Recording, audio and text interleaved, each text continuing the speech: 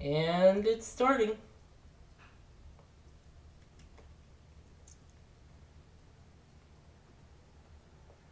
Hi everybody, welcome back for more Rise of the Triad. I'm Mary. I'm James. Oh man, my voice is a bit wrecked today, but like, what isn't? Spent half the day sleeping off a work Christmas party that meant that I was basically doing stuff for almost the entire day from 6 a.m. onwards. And it wasn't even fun. There we are, there's the link.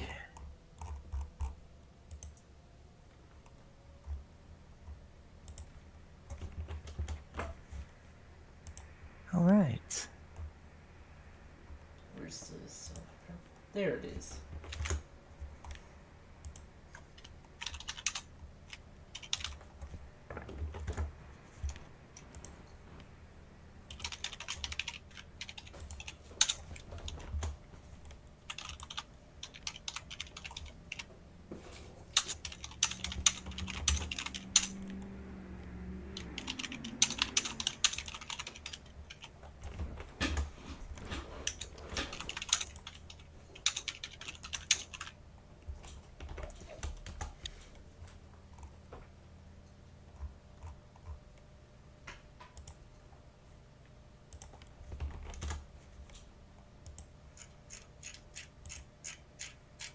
Alright,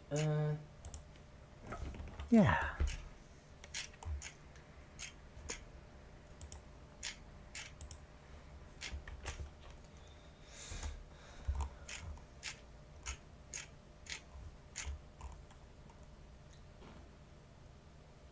Welcome back to another stream of the menu screen from Rise of the Triad.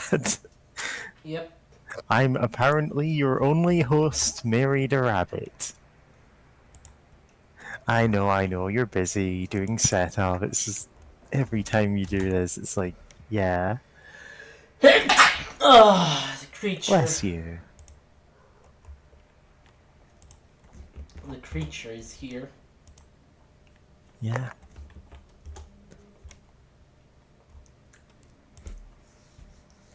You're in hell, and also there's the creature. At least you got eggnog. I don't. But don't you have the creature? Oh god. Oh, right. Yeah, from the original version of the pose. Or the Yeah. original.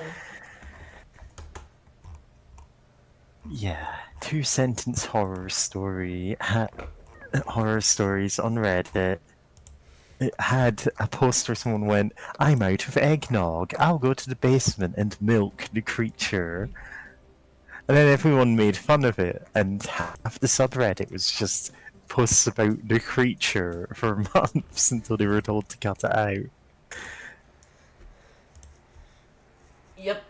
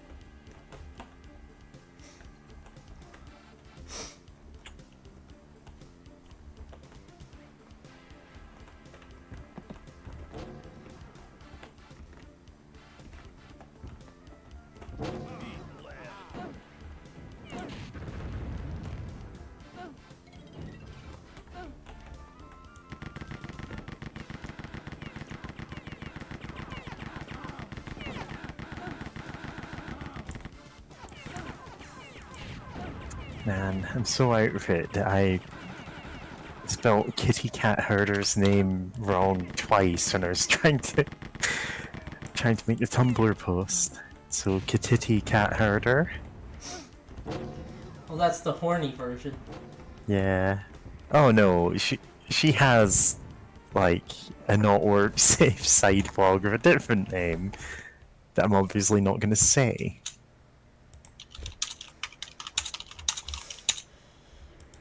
Retro FPS action in Rise of the Triad. Yeah.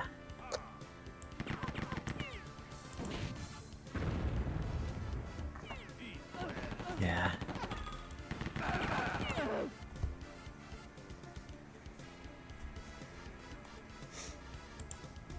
Mm.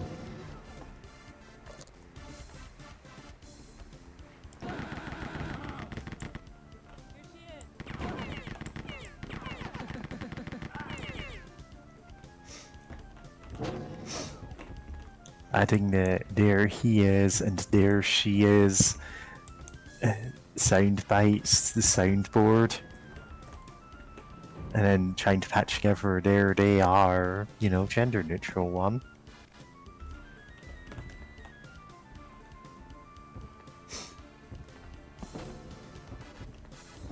Yeah.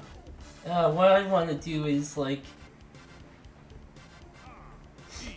have like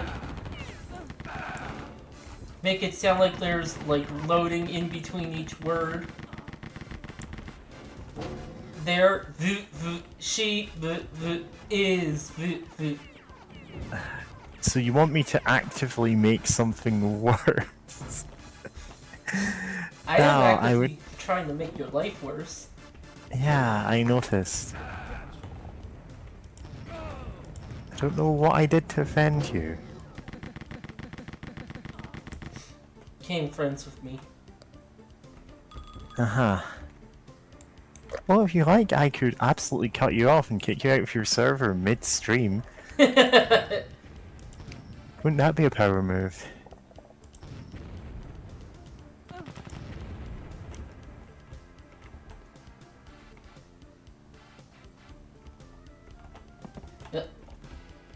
Come on. I'm all-powerful in this realm. I am God. And then it becomes clear that I'm just saying things that have only been said. Oh, saying only things that have been said by the little devil guy from misfortune.gb. And you're like, stop talking about that creepypasta that's from like 10 years ago. Nobody cares. You're also god modding. Yeah. Perhaps you with my paws. Ah, what hurt me there? 10,000 times, no defense is possible. Yeah. Yeah.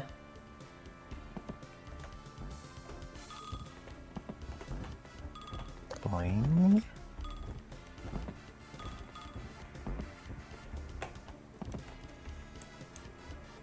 You're one of the people who has to pick up every coin in Mario. They are fun to pick up.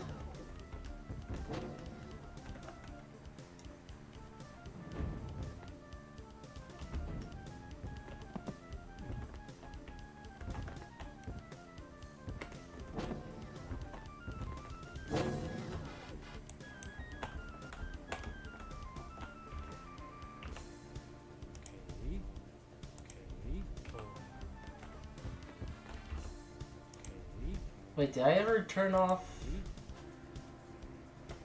No, that's not it. It's in here, isn't it? Yeah. Okay. Yeah.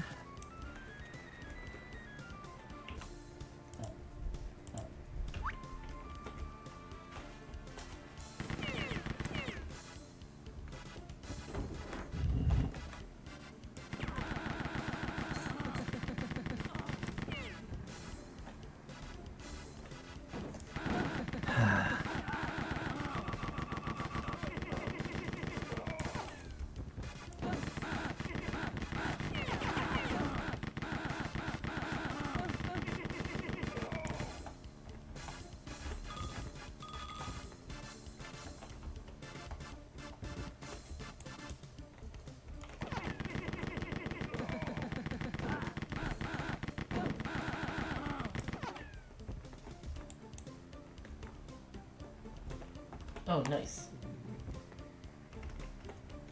Yep. It's raw food that you can eat right off the floor, and you just snorted a line of it. Yeah, I did.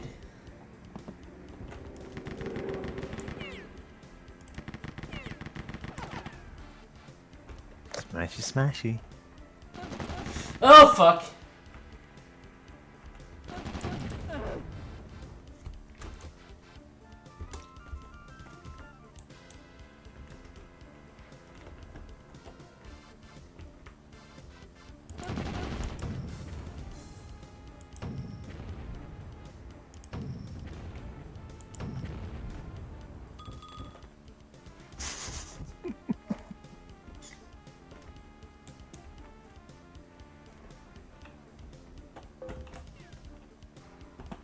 Bulletproof armor.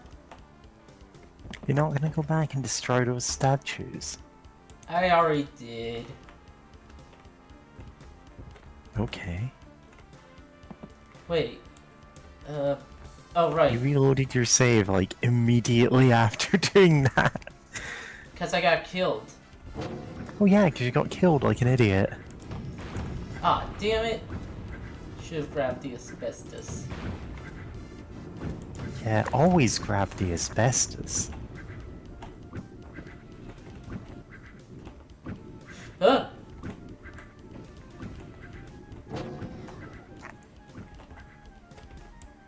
I know I've linked that one image of the Human Torch going, man, I'm so glad Mr. Fantastic made this asbestos room for me to sleep in. And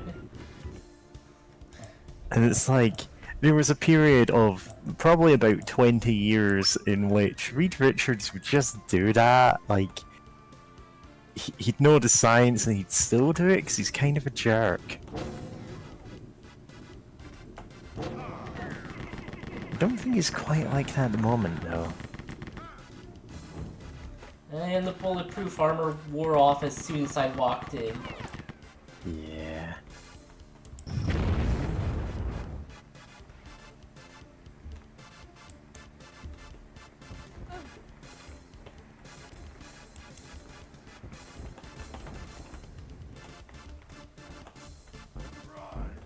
What? Whee!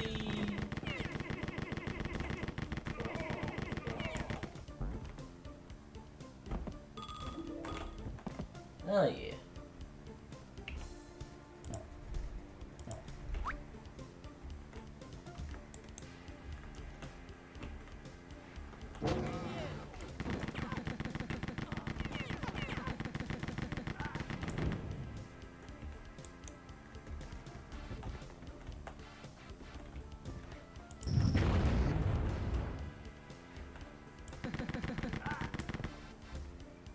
Uh.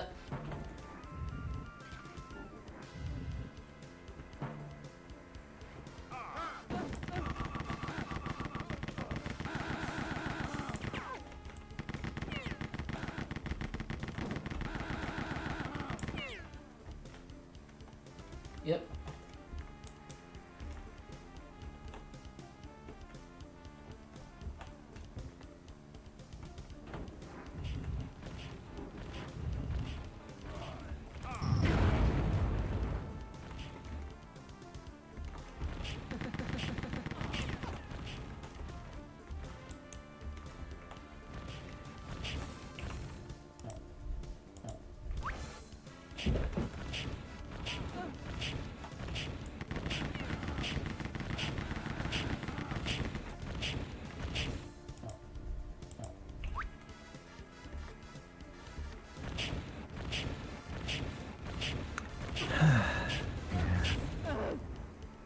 Well, I got owned.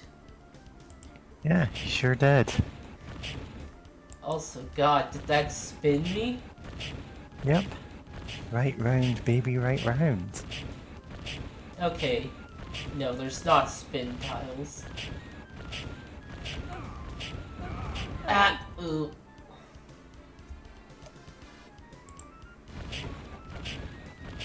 Yeah.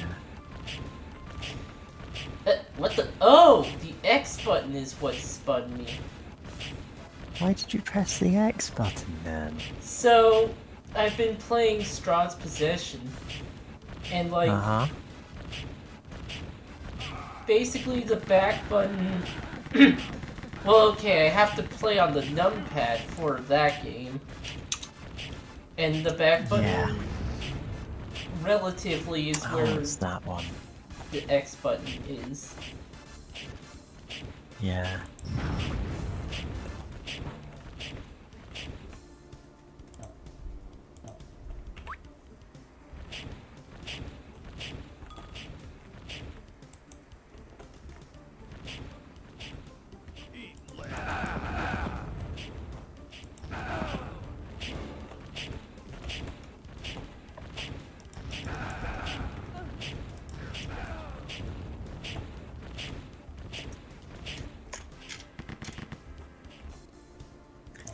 Yeah, surprisingly, it's one of the D&D games I never actually played. So I don't actually know a terrible amount about the Ravenloft setting.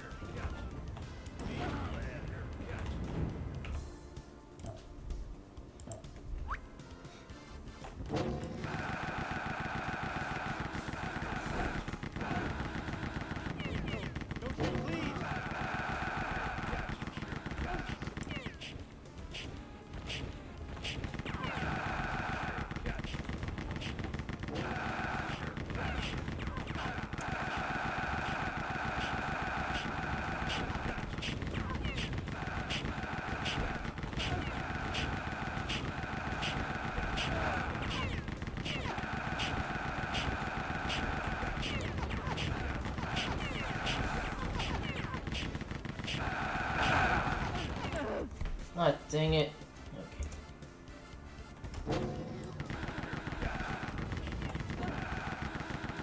Okay. Oh, there's a whole collection of the Ravenloft games on Steam.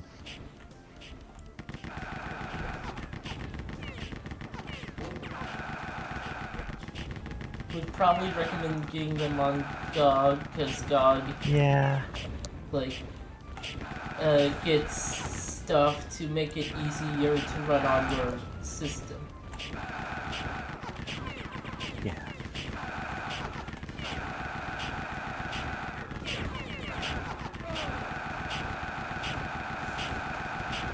Oh, there's a pack of like, classic Forgotten Realms games. It's all free Eye of the Beholder games. It's like, why would you ever want to buy Eye of the Beholder free? It's in the collection. It's in the collection. It's by far the weakest offering in the series.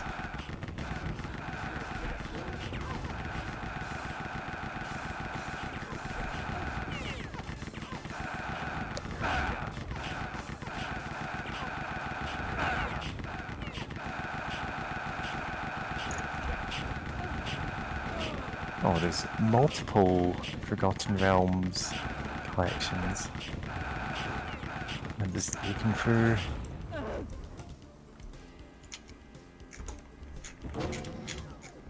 What's in collection 2 then?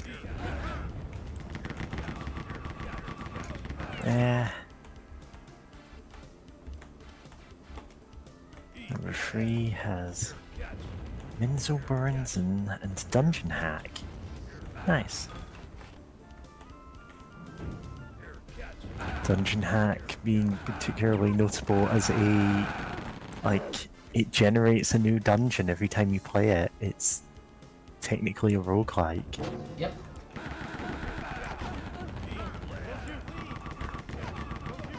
Oh no, it does suffer from its... It suffers from this using the same engine as Eye of the Beholder free, basically. Oh, it's that one different? Yeah. Eye of the Beholder 3 has a different engine to 1 and 2, because there are some parts of it that just wouldn't work in that. However, that engine is a bit slow and clunky in areas. Yeah. Ludicrous. It's not as... Really, this again? James, there's like a solid half hour in one of these streams where I didn't feel like talking, so the only noise aside from the game was you saying ludicrous Gibbs in the same voice every time. And I'm like, who would even watch that?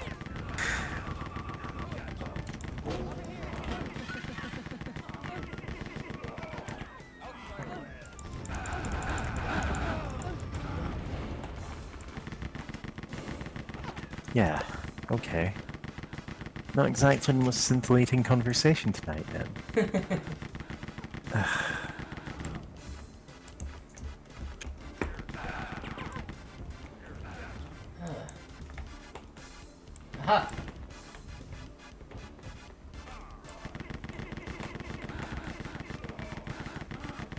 Food, yes, please.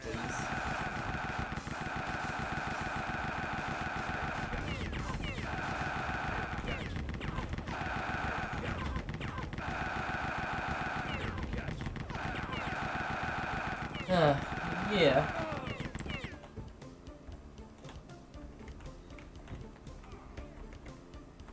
Me.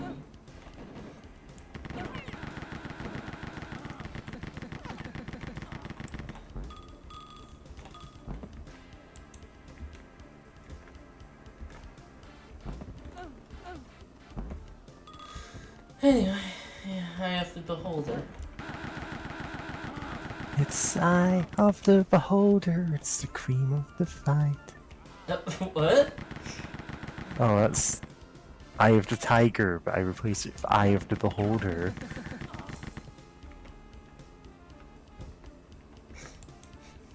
Yeah, I didn't have anything there.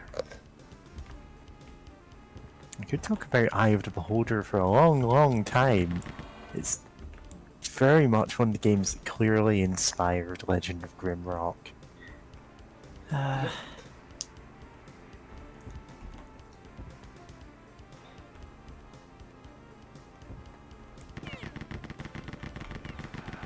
It's one of the games that I grew up with on the Amiga 500.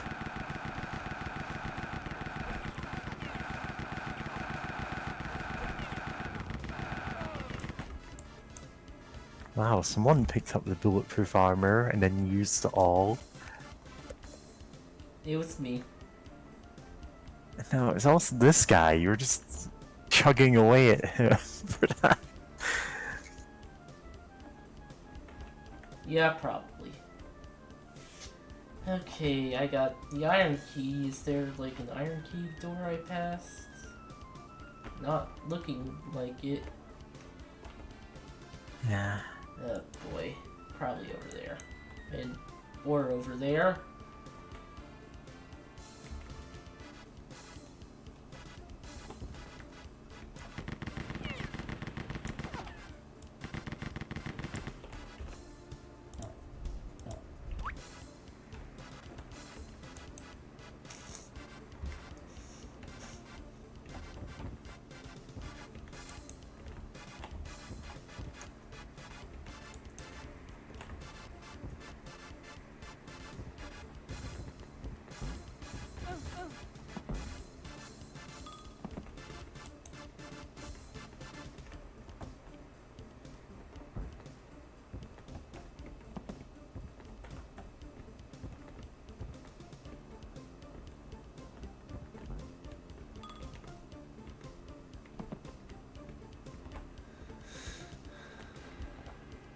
Ah, fucking X button.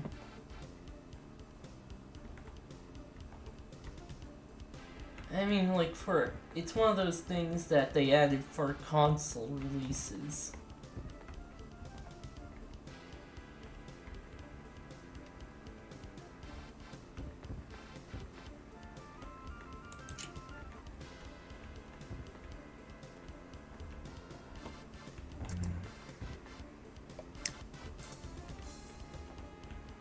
Man, I really do not know anything about the Ravenloft setting, like, aside from the very basics. Just didn't care. I suppose I had the Baldur's Gate games, and Eye of the Beholder and all those other Forgotten Realms games. So quite a few. Yeah. Wish they would do more things besides Forgotten Realms. Yeah, there's interesting stuff in other settings. It's just that was the one that they mostly licensed out at the time.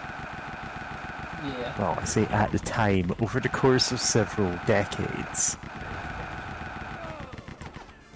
Like, there's only one Planescape game, Planescape Torment.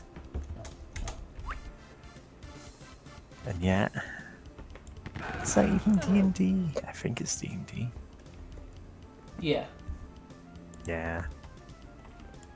So just momentarily thinking, wait, I've not played through that. Is that D&D? And yeah, it is. It's just a different setting.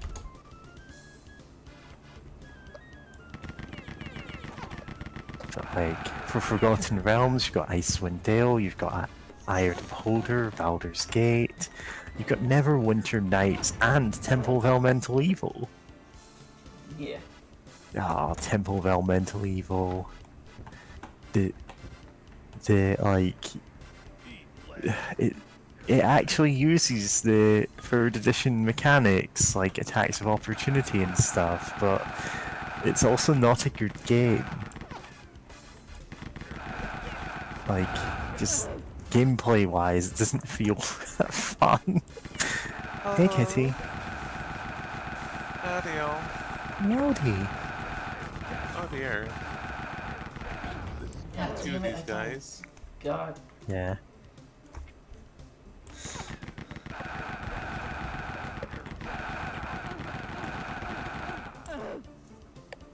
No, it This is... now looking back Go at this game, I kind of realized there isn't that much enemy variety. Then again, I never played Wolfenstein, so I don't know if like that lines up with Oh, that didn't have a those whole lot of enemies either. Okay. Oh, let me see if I can find a list of the...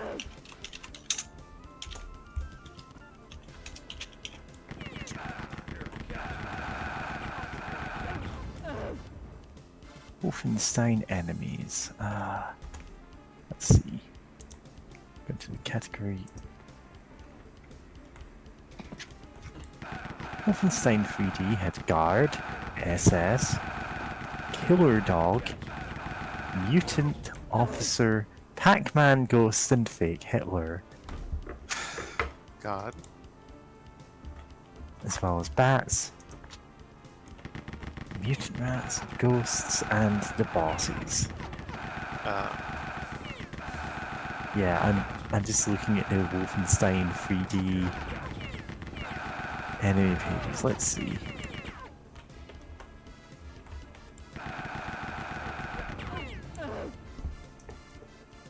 Yeah, so the ones that you see in Doom are specifically the SS ones, hence them saying, like, what that stands for when they appear, and not Yeah. the words "two shovels" or "I love you," as some people have said. I don't know how people got that from there. Oh, But yeah, it was the Pac-Man ghosts.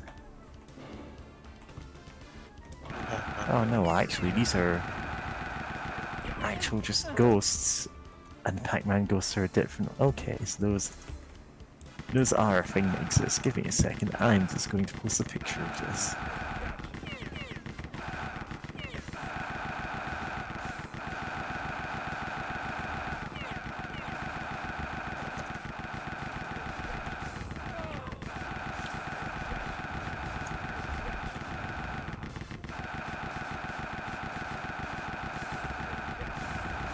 There we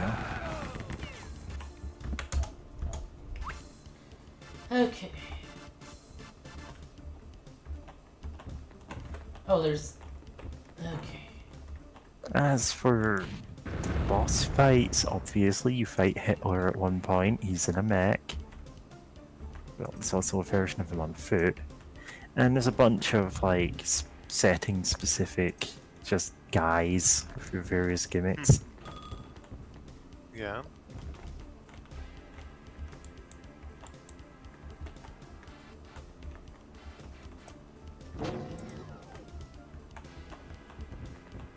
Yeah, so the secret exit, you have to be one tile before the normal exit.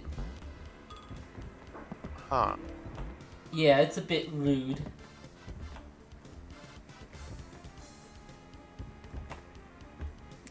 And for censorship reasons, the Hitler sprites in some of the ports are replaced with a character called Statmeister. Because they just didn't, like, they couldn't release games with Hitler in them, even if he was a villain that you were shooting in some places. Huh. Mutant rats.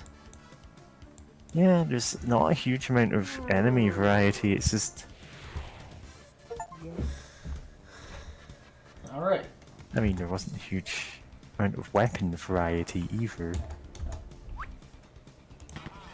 Huh.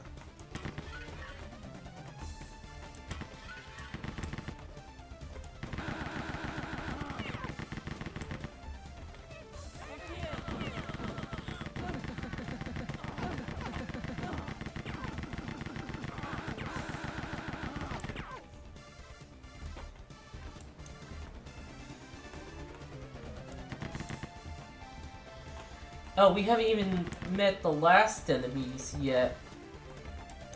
Huh. Those are in episode 4. Guy with 4,000 hit points. I mean, you say that, Oh no. but they actually did nerf the hit points.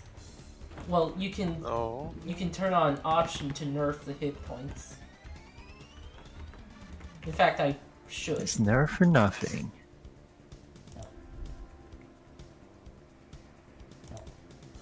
Yeah. You know what? Let's turn that off.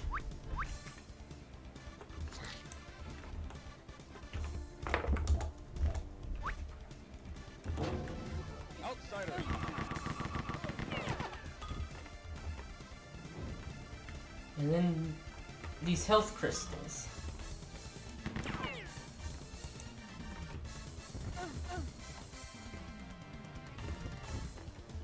The crystals. Oh, and sorry if I'm sounding extra quiet today or anything. Just been kind of sick.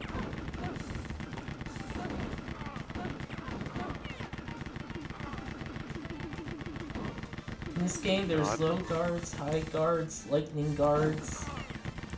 Yeah. What else?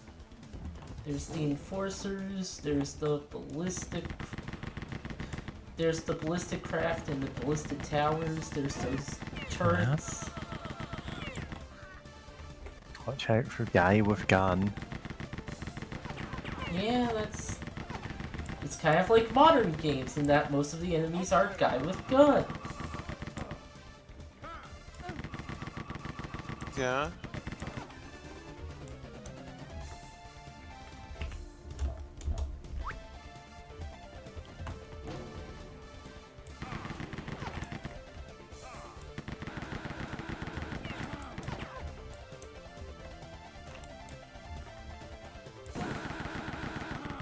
Oh, I should also mention to the audience that I haven't slept today.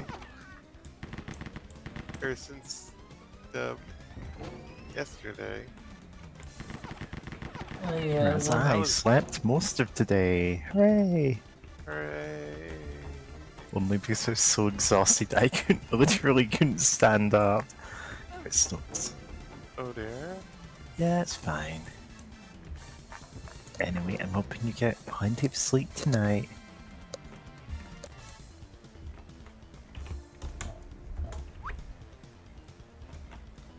Sorry, I was blowing my nose. Did he say that you hope you get plenty of sleep tonight, or hoping that I can also get plenty of said- sleep tonight? I hope you get plenty of sleep tonight. Ah, okay. Thank you. I wasn't just going, well, sucks to be you, anyway. Yeah, no, I was like, Why Mary would I wouldn't do do that. Like, why would she do that? Like, God! 'Cause I'm just like, That'd be I mean, like, you normally deal with a lot of insomnia. It feels like, so yeah. it's like you hoping that you can, you know, No, get more the sleep thing wouldn't be a is, bad I hope thing. I get less sleep than this because I Oh, can't yeah. spend like. Let me work this out. 10 p.m. to 4 p.m. on and off. Man, that's a lot of time sleeping. I did get Yeah. up, post some like semi-incoherent things, then go back to bed. Somehow the mini golf rant is the most coherent thing I've posted in the last 2 days. Yeah. I mean, those designs really did sound absolutely awful. Yeah, so it's an indoor mini golf course that my boss dragged us to as part of a Christmas party. And again, like, I think my boss has horrendous taste in everything. That's like, so as a mini golf course, or crazy golf as it's called in some places, I don't know if Americans still call it crazy golf. It's mini golf. Hmm? Mini golf. Mini golf. See, Dog I've golf. heard it called both. Dog mode, dog mode, dog mode, dog mode. Puppy girl era.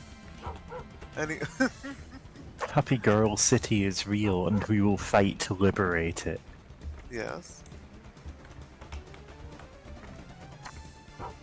Okay, so this cute anime puppy girl, but like her snout is clearly covered in blood and so are her paws, and she's just like smiling and she's ripped someone apart.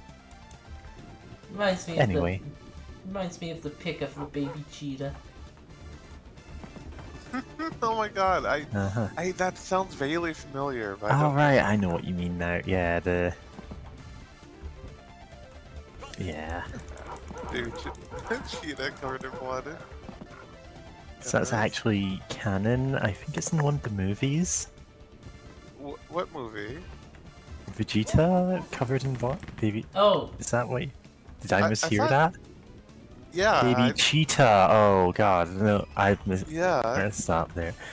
No, I thought you were saying Baby Vegeta, and I was going, huh? What? Oh right, wasn't there that one scene in one of the Dragon Ball movies where it's like, well, Prince Vegeta has already conquered his first planet. God. Oh, what a great place to stand. No, the baby cheetah covered in blood. That makes a lot more sense in context. Anyway, mini golf course. First hole, it's you have to knock the ball up a hill. Fair enough. There's like slopes in all mini golf courses. It's fine. That's yet to the top of the slope. There was a strobe light pointed directly at like.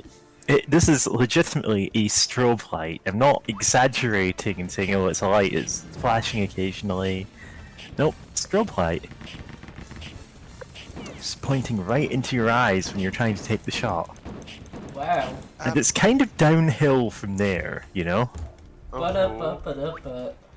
Da-da-da-da-da-da.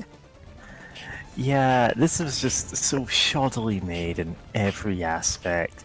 There were course gimmicks like little bridges over the water. It wasn't really water hazards, it was ditch hazards because the water wasn't set up to flow properly. It looked like it had been set up at one point and they just stopped running it. Huh. It's just a fountainhead that's clearly switched off but has a hose coming out of its mouth. Like one of those lion ones, you know? Yeah. But anyway, all of the course gimmicks, like for each hole, didn't actually work. It's things like, oh, here's a bridge that you can get your ball across, and it's like not installed properly, so the end of it is just slightly lower than the bit that it's supposed to connect to, and your ball just gets stuck. It's just not been measured properly. There was a, you know, the classic thing of the like windmill that's spinning round. You got to time your putt right to get the ball to go into the hole under it, otherwise the blades knock it away. I had one of those, but the blades didn't move. Except the thing is, it isn't because of like, oh, we thought this made it too difficult or anything. It's because, by the looks of it, they'd installed the windmill, complete with its like rotating blade thing, and then realized the cable to plug it into the wall didn't stretch far enough to reach a single plug's, like a socket plug on the wall. The closest one was on the opposite side of like a load-bearing basement wall, you know? And you can't just knock a hole through that. Yeah. So instead of getting an extension cord, they just gave up, I guess. Goodness. Let's see, every hole, like the like artificial grass that they had for them wasn't set properly, so it was lumpy in places, and like invariably every hole that, like the edge of it that touched the outside of the area, or in the case of ones in the corner, both edges touch the outside, sloped outwards, as in if you hit the ball and you missed the hole, it would get wedged in an unplayable position, like you couldn't actually get it out there without physically picking up the ball and dropping it back down, as the rules for the course advised you to do. Yep. Anyway, my boss had nothing but praise for it. It's like, oh, it's great, economical use of space. He managed to fit a whole golf course in down here. And then, like, looking at him and trying not to say, hey, this isn't a whole mini golf course. This is 12 holes. And one of them, God damn it. like, literally did not have its gimmick at all because it didn't work. Because that's the windmill one. So, whoops. A golf course is 9 or 18 holes, and it's the same for mini golf. Yeah. But this was like an hour of the entire day event that I had to go to. This is the least infuriating one. This is I can't really talk about the rest of it without getting really angry at my coworkers.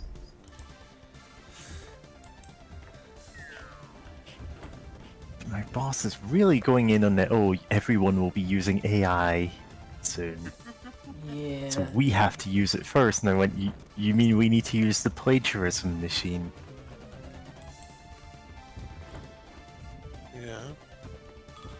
And he doesn't seem to get that, like, it's not good to use something that's probably going to be involved in every court case the next 10 years. Oh yeah. Like, you can be cautiously optimistic, but he's like, no, we're doing this now. It's the future, and I'm like, really? Goodness. Also, I did try to set up recurring events, except it doesn't seem like there's any way to actually do that. Yeah, I don't know. Which I is- tried doing a test event and I couldn't find. It's An option annoying as setting. hell because Discord had a big pop-up I had to specifically dismiss saying you can now easily repeat events. Does it mean after the event is triggered? Like, what's the good in that? Yeah.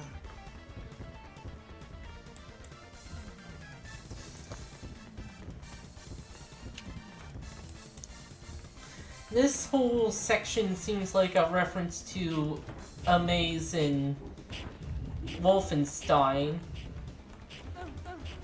Yeah. The push wall maze. Specifically, they had like a contest involved with it, except they had to cut the contest short because people were making level stuff, level making stuff that would have been able to crack open the level and let people see the thing that they were supposed to see and call in about. Yeah. Data mining kind of killed competitions about finding hidden things in games. Yeah.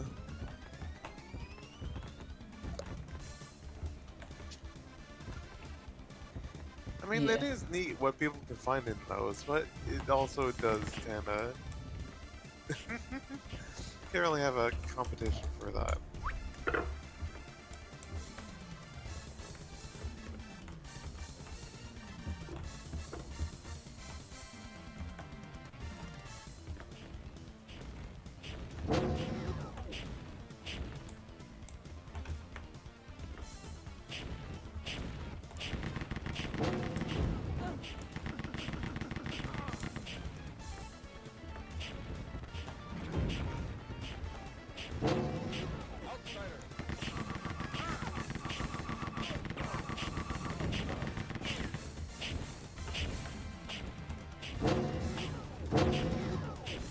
Oh, this looks like pain. Oh. Yep. Oh no. Hopefully there's a switch. A Nintendo Switch, so you can play a better game. Nah. Hopefully there is some way to shut that off and not have to go back for it Well, there's just 3 or asbestos 4 on. times. Huh? Okay. Oh, hey, Oh. neat. Oh. I mean, it's literally the halfway point.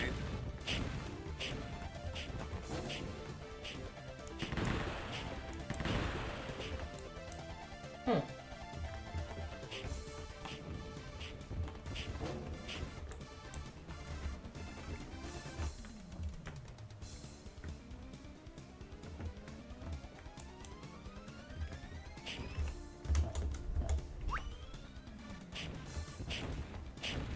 Alright, well. Oh, so itchy.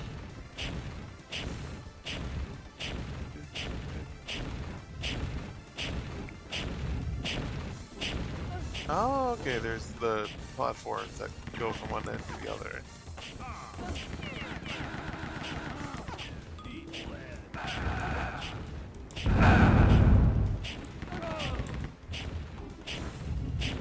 Yep. Oh, nice.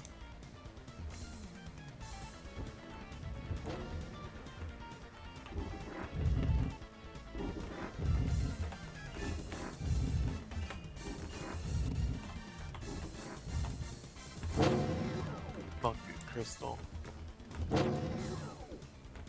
Sorry, something about that phrase sounds funny.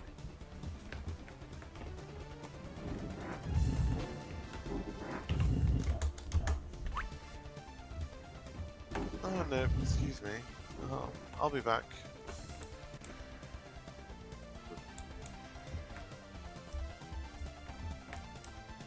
Oh. The fucking.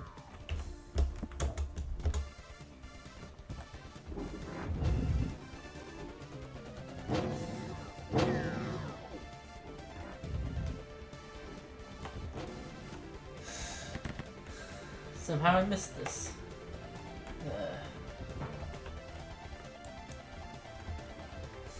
Okay, it's not exactly progress though.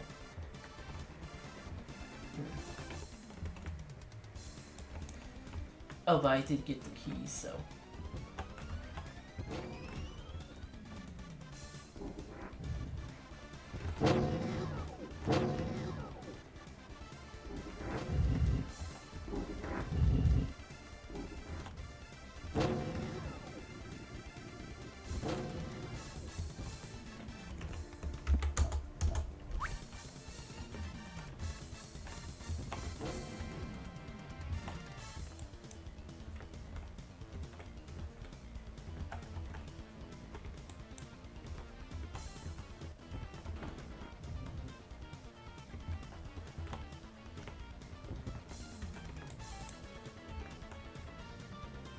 Oh, I thought that was.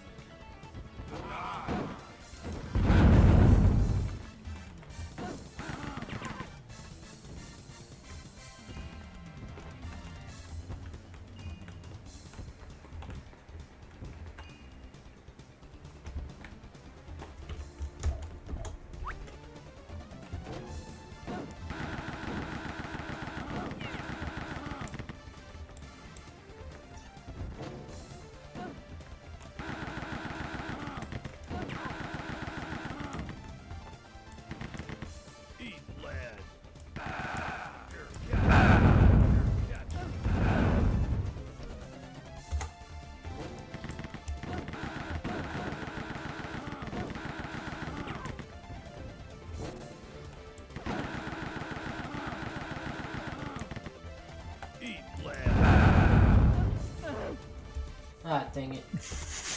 Even with the self-damage reduction, that's still kind of a dangerous weapon to just... Yep.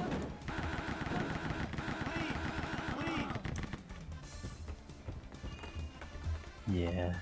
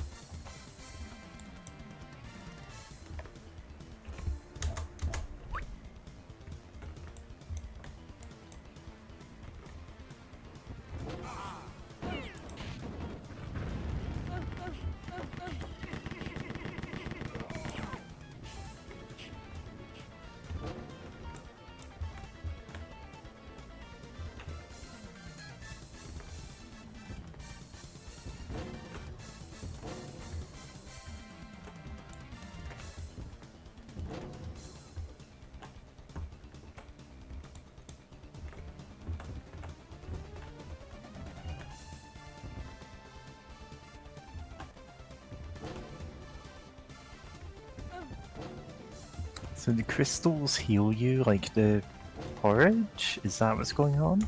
Yeah. Yeah, just shove those crystals in your mouth. Have that crunch.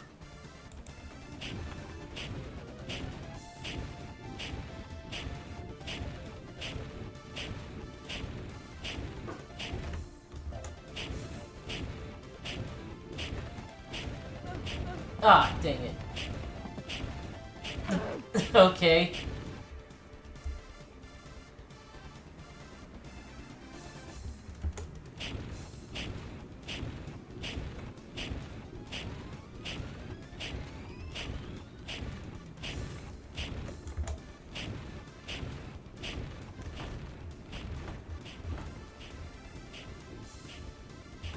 Okay, there's only that middle one now.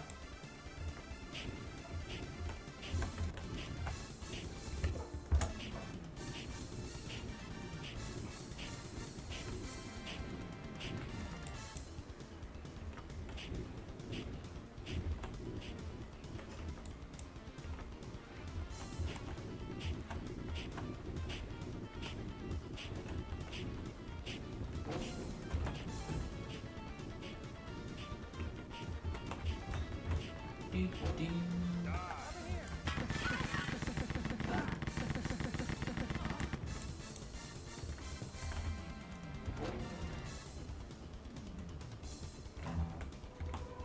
Yeah. Yep. Time to hear John Romero yawning. Yep. Yeah.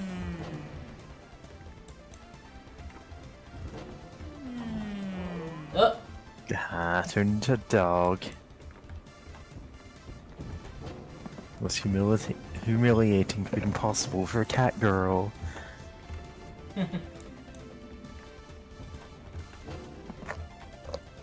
That's right, it's Canon Dog Girl TF for James. Oh.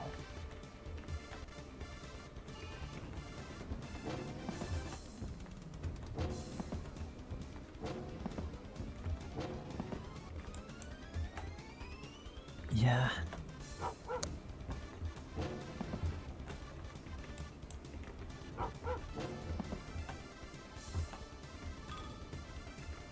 Except I really don't even have the energy to draw you as a dog. Don't, then. Don't? Oh, no fun. I am a god.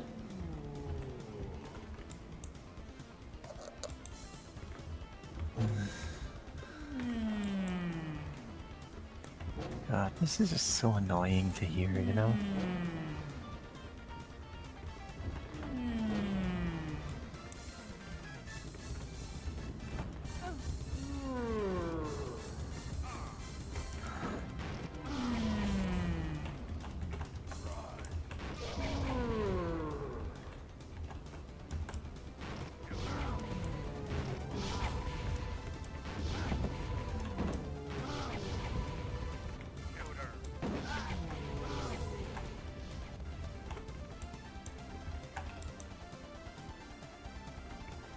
It's like they formed something.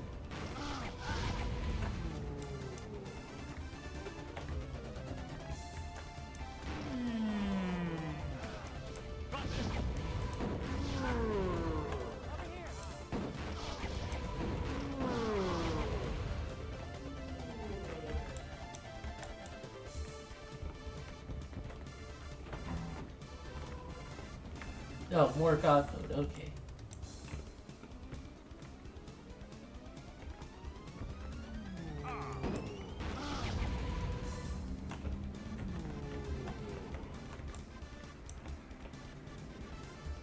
Yeah, that definitely looks like it's code. Mm-hmm. Listen, you're going to need to catch... Oh, what's that? Fish fossil Pokemon? Fit at the front of your party.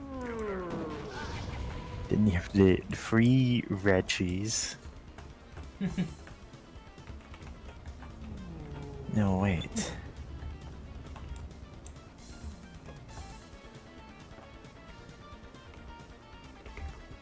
Yeah, you might as well just run down there, I guess. No? Okay.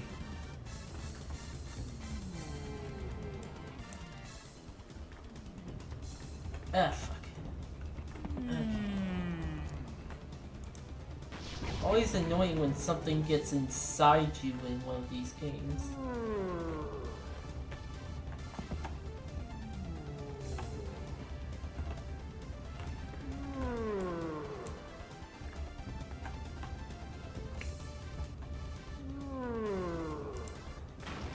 This is one of those wacky secret levels.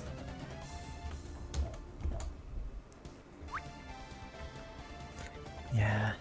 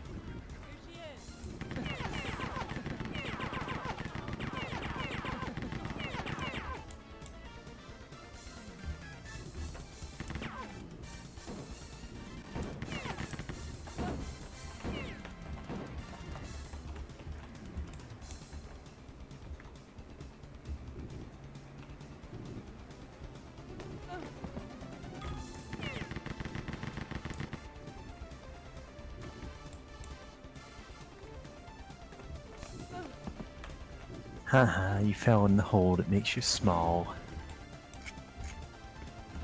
Dude.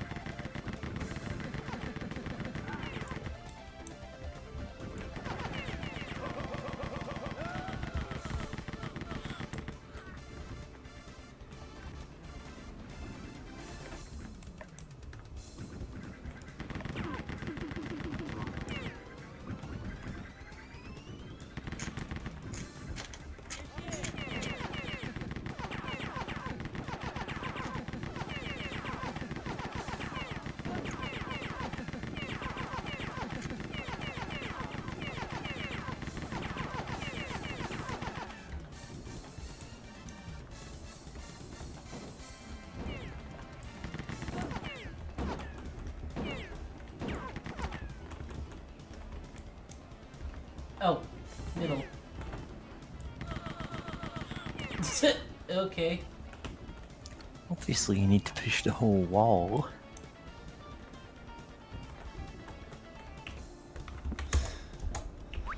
That's why it's called the push wall.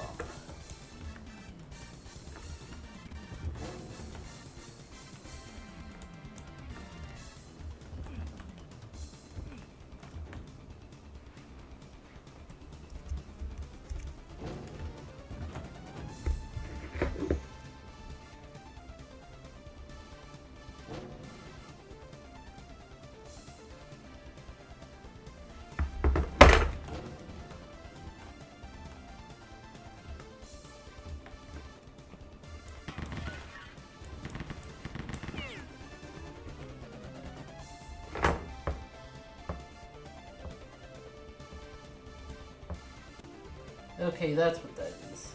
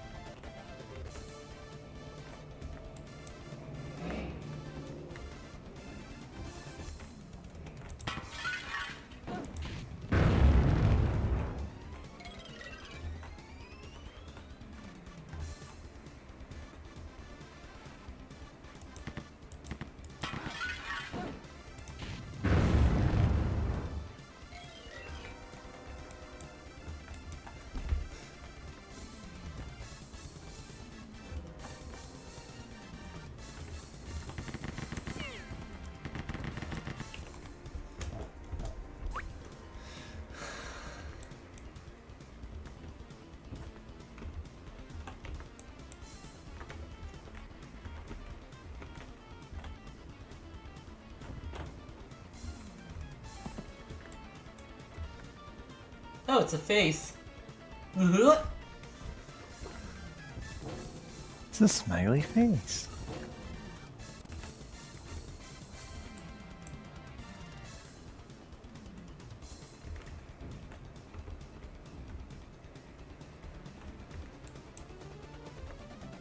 Oh.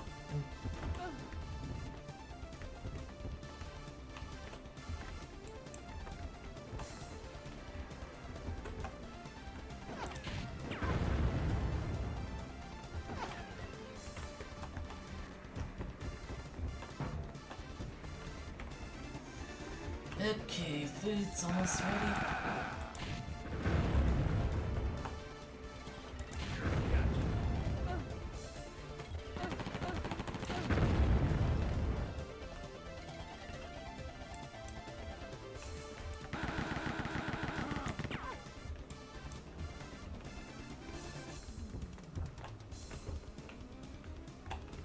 Okay. Humph.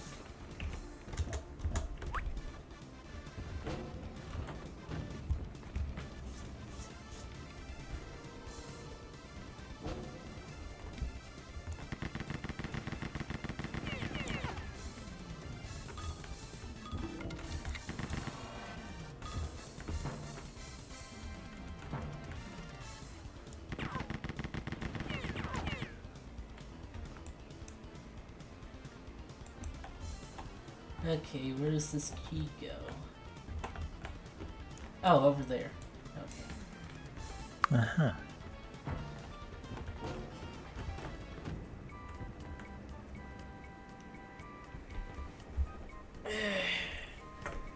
An elevator.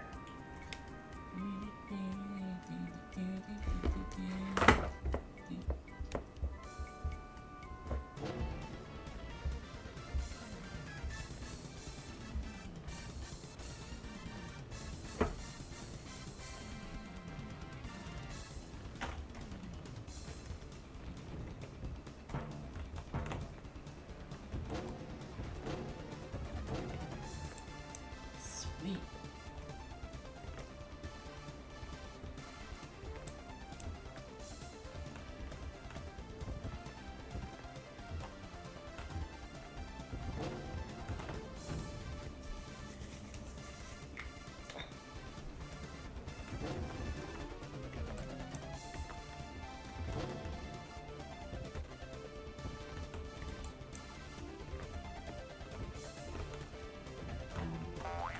Ah, crap.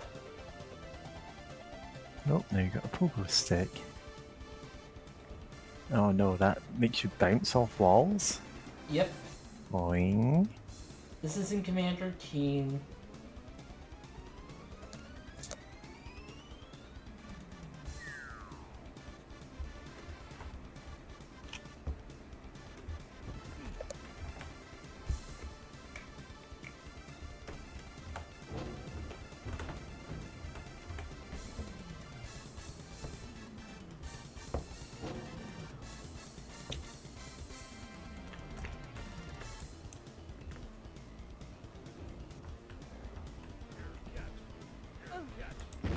Ah, fuck.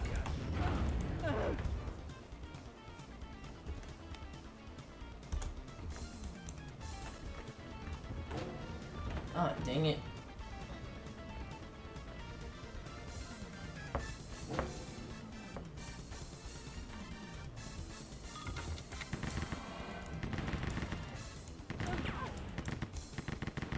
Ah, well.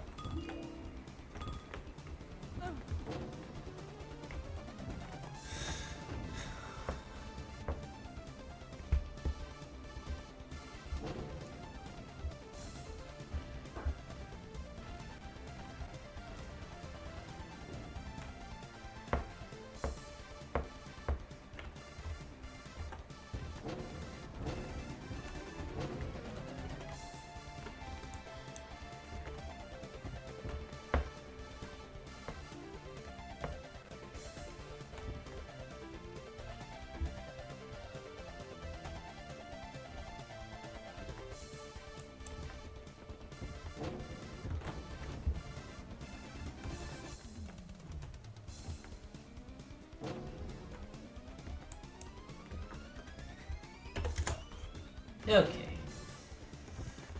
Now, we should be serious. And I'm just gonna look over here so that I don't have to deal with him.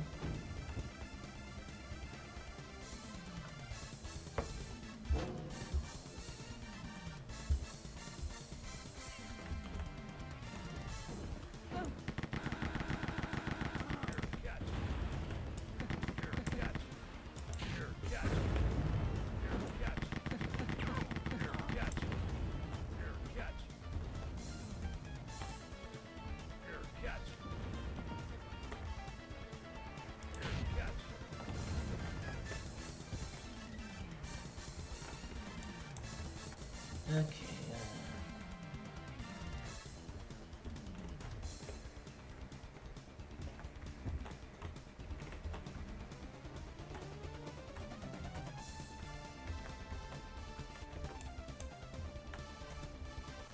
I wonder if those are actual elevators or just doors. That's an elevator. Yep. Daddy, Yowdy. Yowdy. thanks for being gone for a bit. Yeah.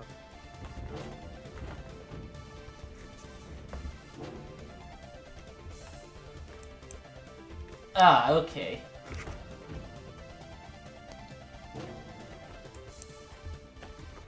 Well, we know it's that directly teleports you.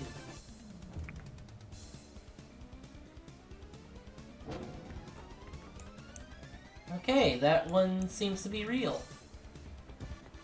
Neat.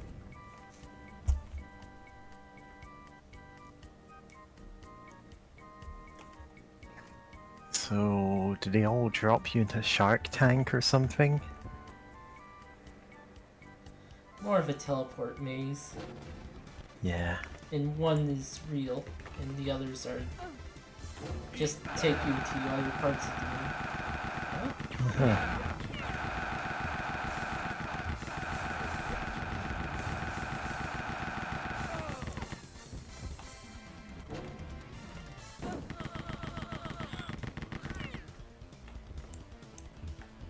Okay, that's room done.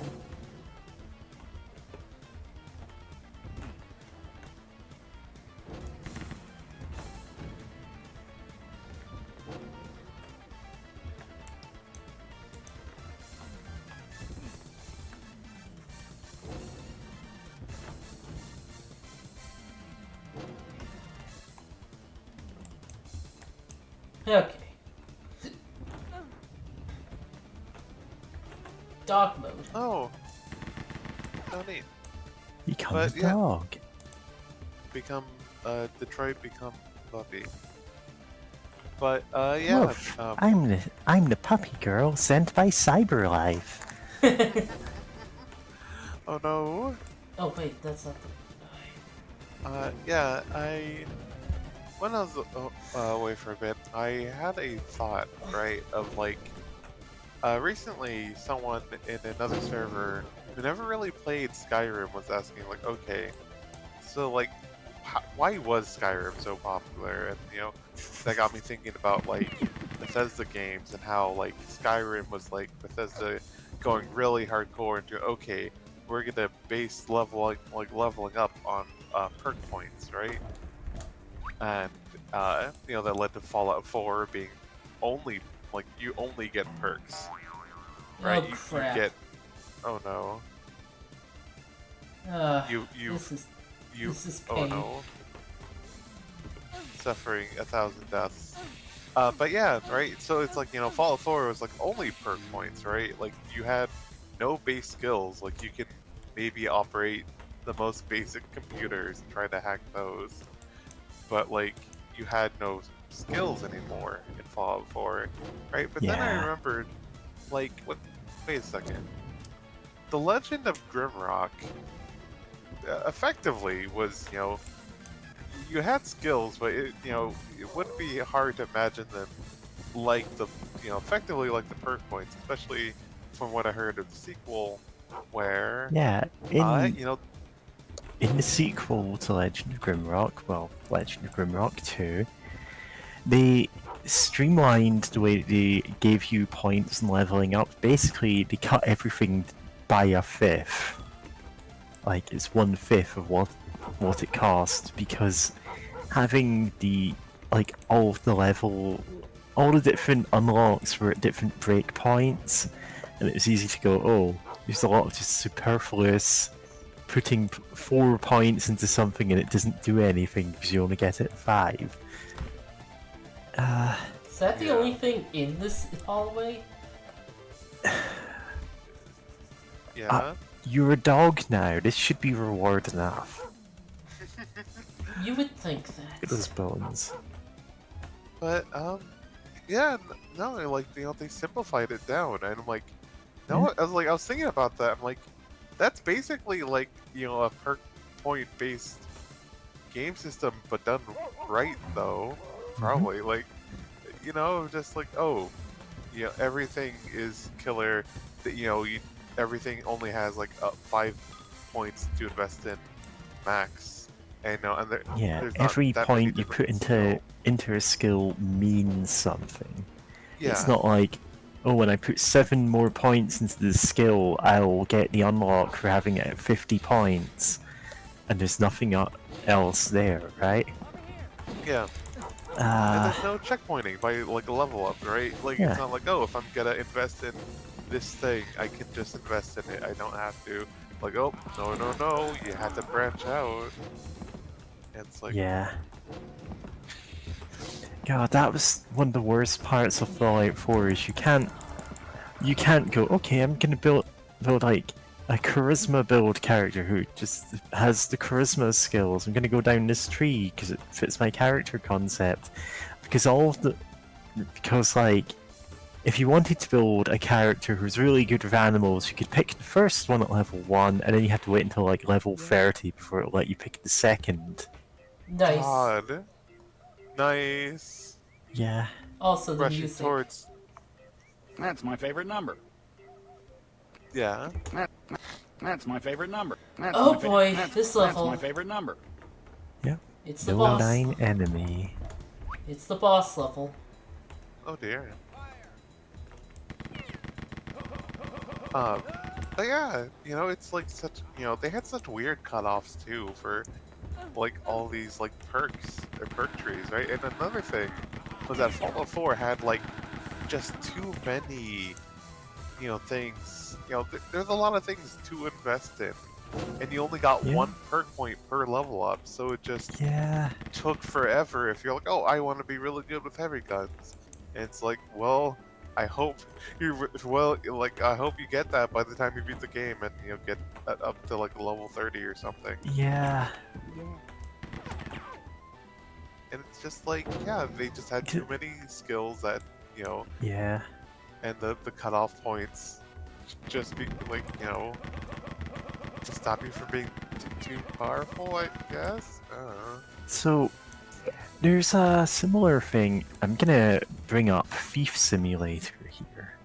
That's a game that also has like a perk tree at every level. You get to put a point into the tree, and you get to decide how your character grows as you progress. Oh, Except the thing is, I have food. okay, what? I have food cooking. I just get better. Alright, yeah, go yeah. check on your food, James. I will keep talking. I'll entertain the audience for you as always. Anyway, Thief Simulator does have a perk tree. Every level you get a point put into it. You decide how your character grows, except you don't decide. Okay, there. God damn it, James. You step away from the mic, you mute the mic. Yeah. Okay, bye. Ah. Oh Alright. dear. Right, I'm gonna try and finish this sentence for the third time. Except the thing about Thief Simulator is, every single perk is locked to a like, you can only put points in it after a certain level. Now, the way that that's arranged is so tight that in fact, the perk tree is linear. You can only put your points in this when you're level 20 or higher, and then there's another one which is you can only put a point in this if you're level 21 or higher, and then it takes away the whole point of having a perk tree in that, despite all illusions to the contrary, your progress is completely linear. Now, Skyrim isn't quite that bad about it. Fallout 4 isn't even that bad about it. But you can see what happens if you gate things to specific levels too tightly or put them at too high. Like, I mean, also there's the whole balancing issue of going, oh, well actually we put this skill that's too strong in the game, you were making so you need to be max level to get it, and then it ends up nobody picks it because nobody cares. Nobody would play it that long. Yeah. Yeah. Even New Vegas was a bit guilty of that with some max level perks that there was just no reason to ever take. Because they clearly decided at some point in development that being able to zero out your karma, like, on a level up was too good, and then they kind of gutted what karma was as a mechanic.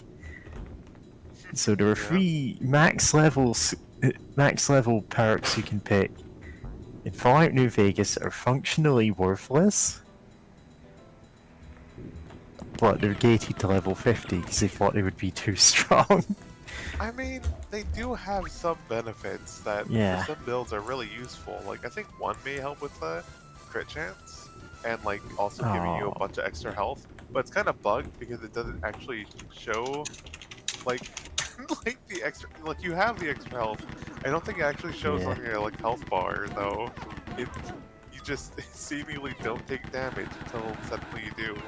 Like a boss encounter where they do actually have extra effects. I completely forgot about that because they're the level 50 perks. Yeah. And they're the only level 50 ones. By the time you get to the point where you could unlock them, you're level 50. You've got everything you would need for your build anyway. Yeah, unless you're playing around or something. Yeah. There are some, like, in any game like this you end up with some skills the devs think are way more powerful than they are and go, oh, we need to put this at level 45 so you can't get it early. And then you just end up with levels where there's, like, nothing new is unlockable, so you don't really have to make that decision.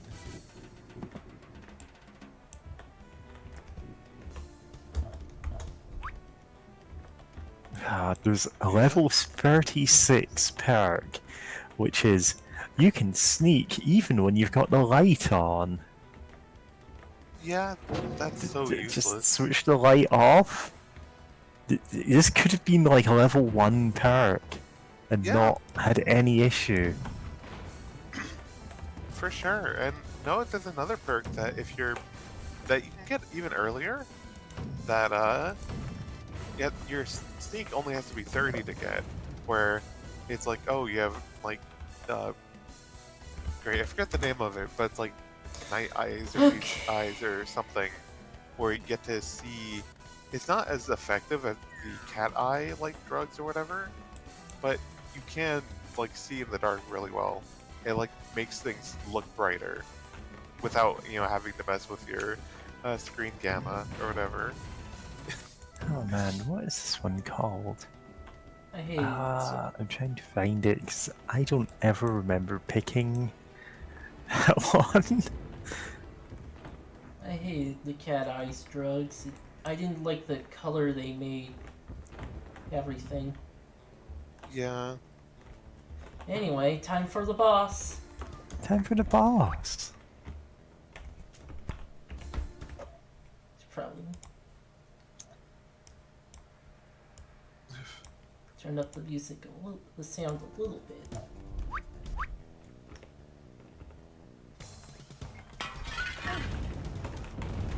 Oh, very rude. Oh yeah, it's the hardest boss in the game. Oh god, oh fuck.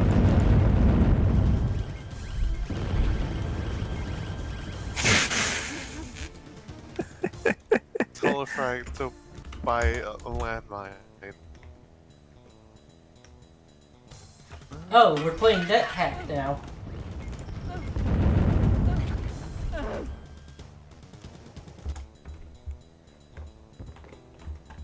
Let's see. Mercury mode. Yeah, there are stuff above us. Ow! Oh god.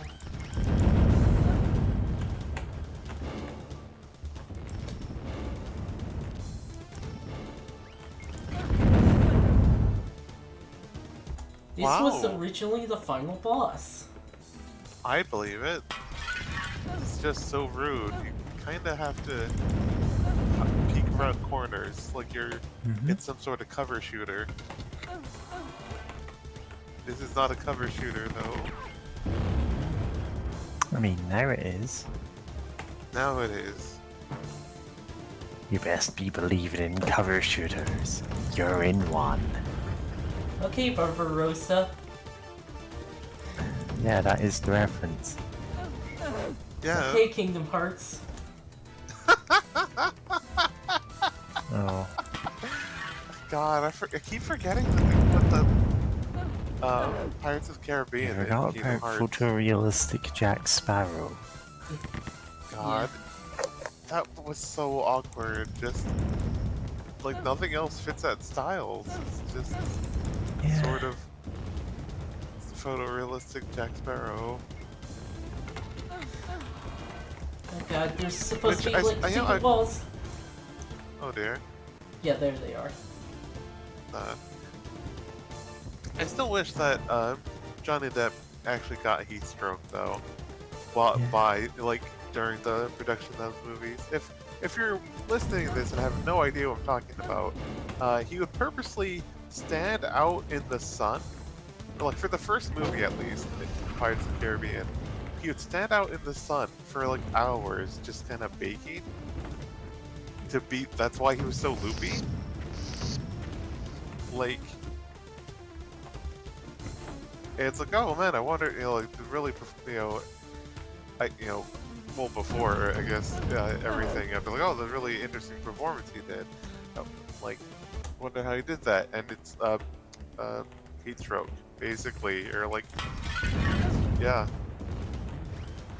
So, but yeah. Anyway, so I keep forgetting that was in Kingdom Hearts for some reason. Also, fuck this boss. Nice shooting there.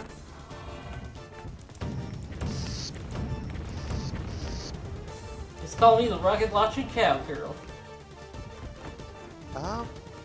Trent, You're is a there a way we can make- cowgirl now? Yeah. Yeah. Nice shooting text and all that. So you're a cat girl who's sometimes a dog who's also a cowgirl. Yeah? I'm a lot of things, including a liar. Yeah, same.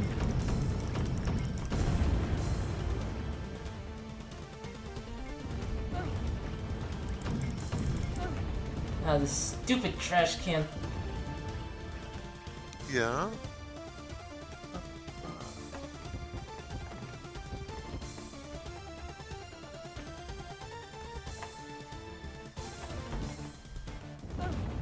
Ah, fuck! There it is, oh god.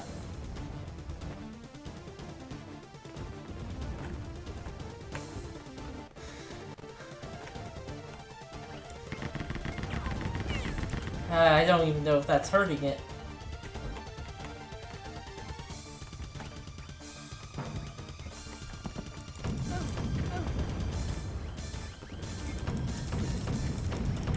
Hey, what level is this perk I was thinking? Sorry, I'm on the Fallout.wiki, the independent Fallout wiki that isn't, you know, fandom or whatever. Oh right, yeah. It's a level Like what? 2 perk. Sneak 30, Perception 6. Friend of the Night.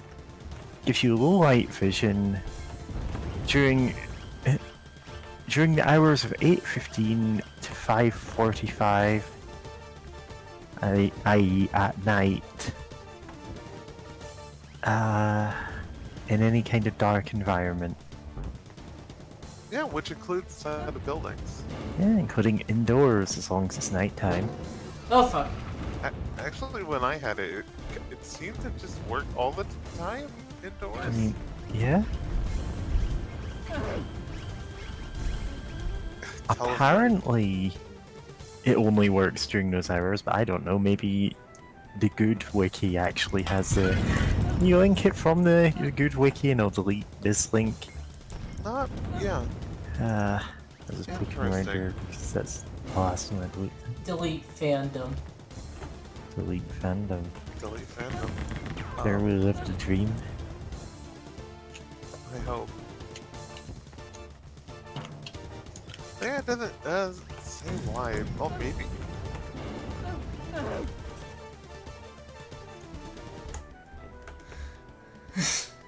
Don't want to be sick for a few Is it seconds. nice?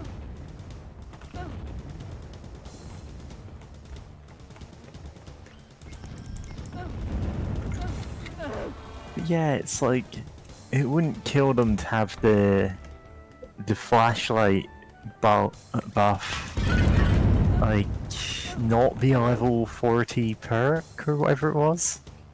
Yeah, It's not It that makes no game sense. breaking. it really isn't. And so you get some like weird arbitrary things. You can only have this ability if you're maximum level. It's like, well, why? Yeah. And weird, Skyrim does that. It's like because you're advancing down a tree, like everything is prerequisites, and it's shown that as a skill tree. You can look it up at any time. Yeah. Yeah, I mean, honestly, I think the reason Skyrim is the one that got so popular is because, well, because it's simple enough to easily port to consoles. Like, there's not quite the depth of control that even Oblivion had. You don't have the dozens of menus for everything. Yeah. I mean, then again, Oblivion was also on consoles. Yeah, Oblivion was on consoles and was decently popular, but like Skyrim kind of eclipsed it. Yeah. So the thing is, I'm not actually sure. Would Oblivion count as a AAA game? I think it might have. Like, it probably took a lot of time and money to make, like, make that, especially at that time.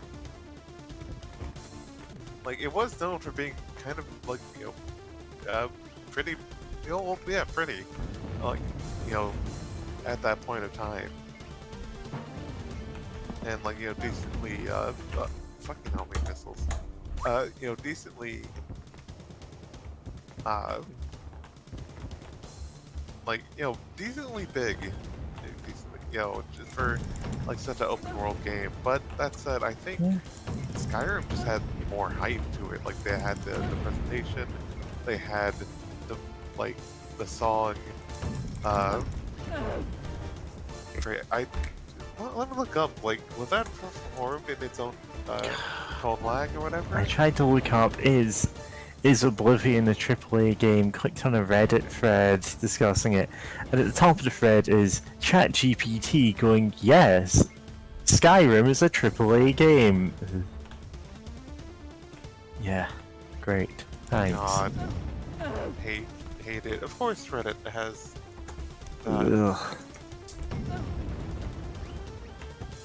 I just But- hate that I'm gonna have to see this stupid thing everywhere every day for literally months until my boss gets sick of it. Yeah. Goodness. Relatively funny news in that category. Elon Musk made like a chatbot, made like a bot to scrape Twitter. Yeah, Grok. We all know Grok. And the thing is, the bot got woke and he's upset about it. Yeah, because the bot is... I'm assuming it's just ChatGPT is the thing. Like, Yeah. Yeah. This is not like an unfounded assumption to make when it comes to this guy who claims he invented everything. And so whatever dataset it's trained on, at least knows enough to say, oh no, this thing is a conspiracy theory, because most of the things he talks about are conspiracy theories. Yep. And to say, actually, there's like medical evidence that the COVID pandemic actually was real, and that people denying it are genuinely misinformed. Like, and it's all stuff like that, and it's like the bot's gone woke, and it's like you've not even built a bot. You've probably just paid money to someone to take one off the shelf, put it on your site, and now it's actually giving people semi-correct answers. You're complaining that it's woke. Yeah. The point is, we need to kill Elon Musk. Oh yeah. But I had to go back to Skyrim for a sec. It had such a huge hype train. It came out on November 11th. Great. Was it 2011? Yeah. So I had the whole 11-11-11 deal. I remember being at a GameStop at like midnight for I Yeah, have the never drop for been that? to a midnight release for anything. Yeah, I was. Ooh. Yeah. I not mean, for- it's not that there's something wrong with that, it's just that I Ah, can't relate. Your life circumstances are very different from mine. That's It's not the biggest deal or fanciest thing ever. It's just a whole bunch of nerds waiting very late at Yeah. night, hopefully with their friends, so that it's not Yeah. as boring. Just kind of like, oh boy, can't wait for the Skyrim or whatever. There is nothing in my entire life that I've been that hyped up for. Fair, but yeah, like my friends at the time were really hyped for it, so I'm like, yeah, sure, I'll come with you, I'll hang out, we'll have some snacks while we wait, so we're not too terribly bored, and just whatever. So it's like, but yeah, no, the hype was very real. Like that's the point I'm trying to get across. Of I remember being in high school that was coming out, and everyone was like, "Oh my god!" Like like the nerds who played Oblivion were like, or maybe even Morrowind, were pretty hyped for it. Like, oh, it's a new one in this grand this big series of big fantasy like epic RPGs. The last like easily in the dozens of hours, right? And Oblivion also had some additional hype to it due to how well Morrowind did. Right, and they tried to make it more appealing to a bigger audience, right? And like Skyrim, you continue that further.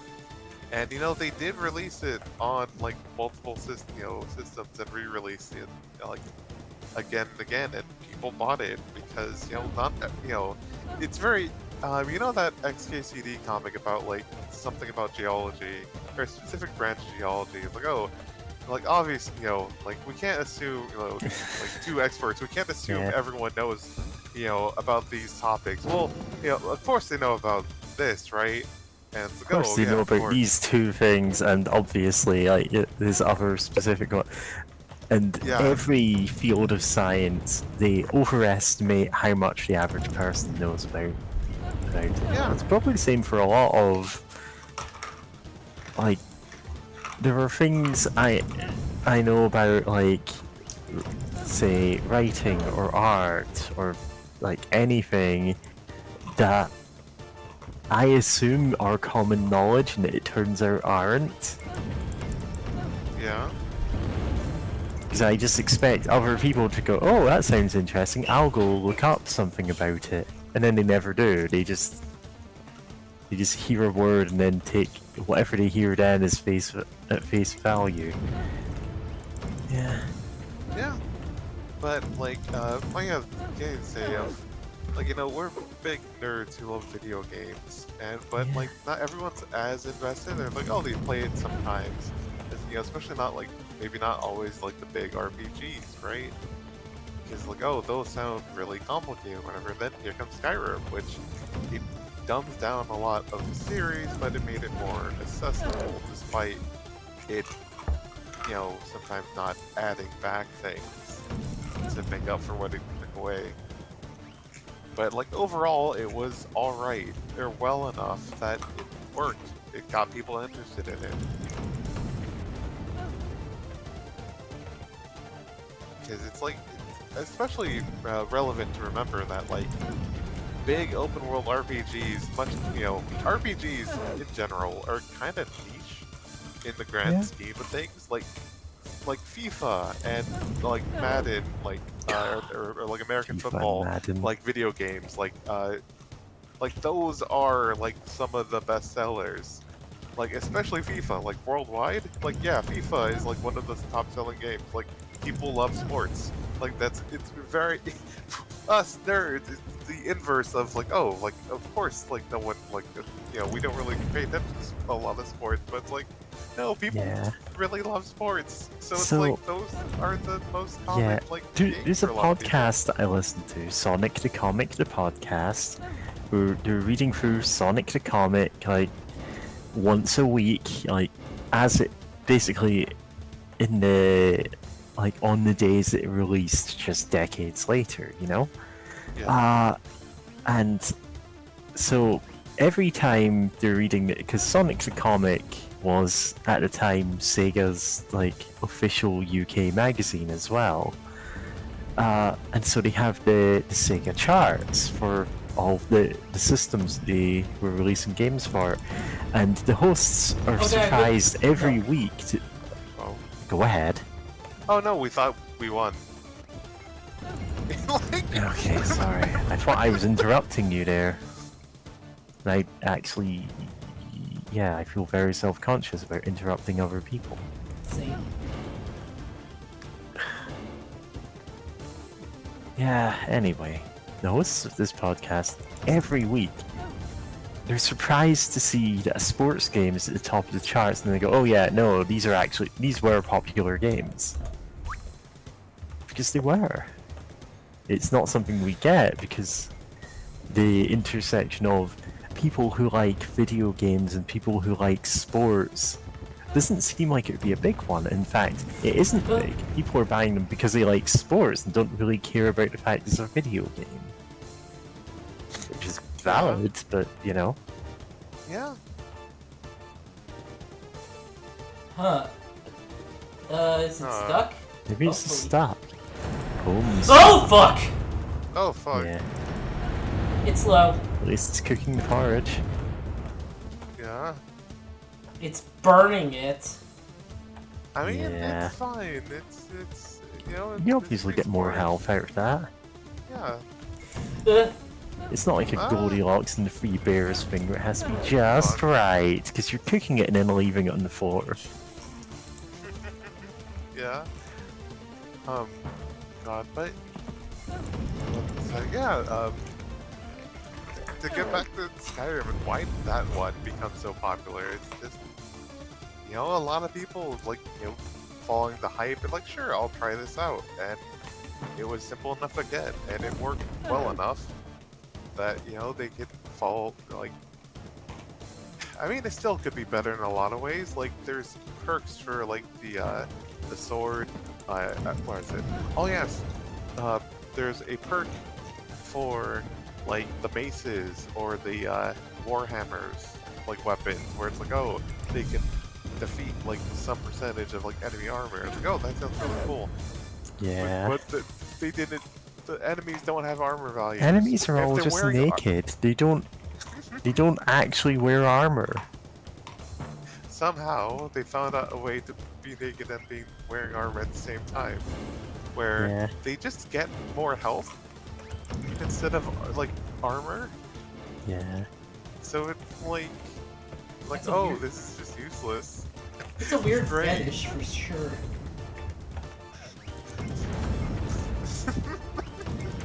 Ah, cool nudity.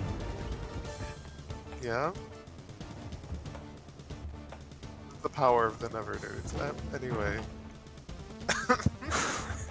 Or what would be the inverse of that, I guess? But yeah.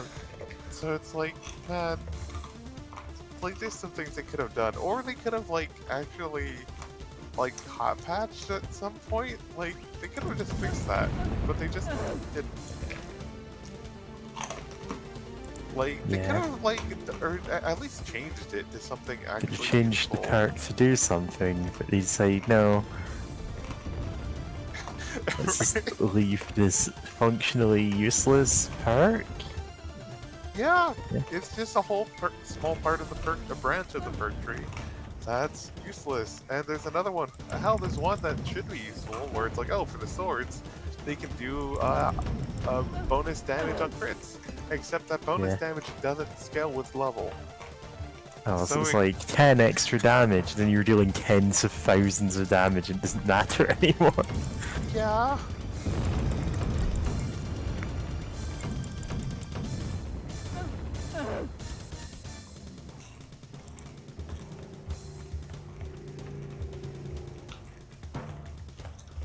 Goodness.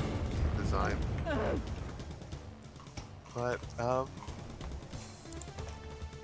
sorry. Yeah, just get, to talk about the game for a second, like, honestly, good job, Dave. I know you're, like, dying a lot, but I'm being serious. Like, this is kind of nuts, and I'm suddenly reminded, like, oh yeah, games were kind of designed around, like, oh, you know, the players have, like, they can just make saves whenever. Yeah, They can make quick saves. yeah, I was thinking about that last night. Games used to just kill you, and were just based around that. Yeah, it's like you're playing on the PC, you have quick saves. It's fine. We can do this. Saying them spitting out the worst like game design like difficulty spikes that they could imagine. Yeah, stuff like it's fine. wizardry Yeah. was based around you dying. Yeah. Goodness. Or like hell, even arcadey games like OG Mario was like, yeah, you're gonna die a lot. They did put in Yeah. shortcuts to get you back to where you were, but like, yeah. Yes! Us. Oh, that's cute. It's called Enemy. NME. Yeah. Just like from isn't that what they're the little monsters of the week from Kirby Right Kirby. Back at You Golf? Yeah, Kirby Right Back at You has an organization called Holy Nightmare in Japanese, but the dub changes it to Nightmare Enterprises and just abbreviates it to NME. How can I help you, King DDD? Enemy stands for Nasty Metal Enforcer. God, of Oh, course well. it does. Yeah. The final Because- boss is not as hard. But it So is good. gimmicky. Oh. But God, love Kirby Right Back at You. Shout out to the time that they have an episode where basically J.K. Rowling was the villain. Like, I think she gets possessed by something, but like, she is still the villain of that episode. Kirby has to fight her. Dark It's so Staff. funny. The Dark Stuff. Dark Galstaff. You are in. Ah, fuck. I forgot the reference.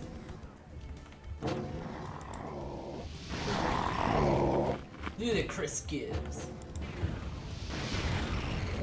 Monks! But is their porridge hot? Well, those are the Death Fire Monks, and those are just Death Monks.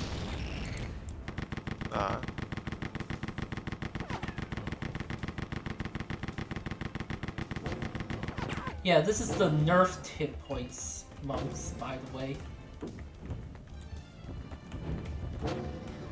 Oh!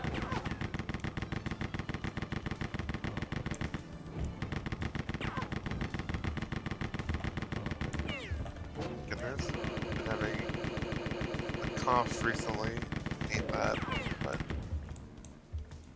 glad these guys aren't shooting bullets at you. Is goodness. It's mostly just fireballs. Yeah, but those are projectiles. They're not hit scan. That said, I'm going to add a spell real quick of hit scan fireballs.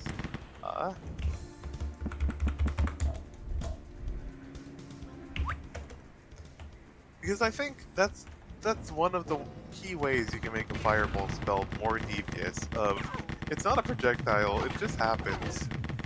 It just happens. Have fun.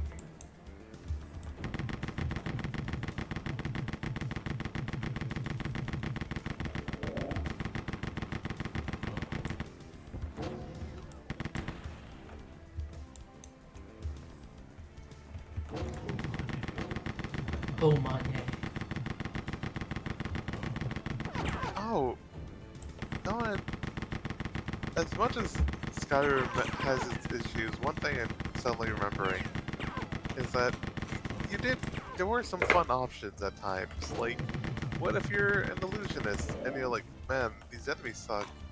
I don't want to fight them, and you're like, what if I just hit them with calm or frenzy? What if I just make them really angry at everything and each other? And the answer is, it's fun. It's fun to do that. Just gonna try a lot of things. And then again, that's a whole Elder Scrolls series, from my understanding. Do the older ones have the illusion spells? I'm not Yes. sure. God.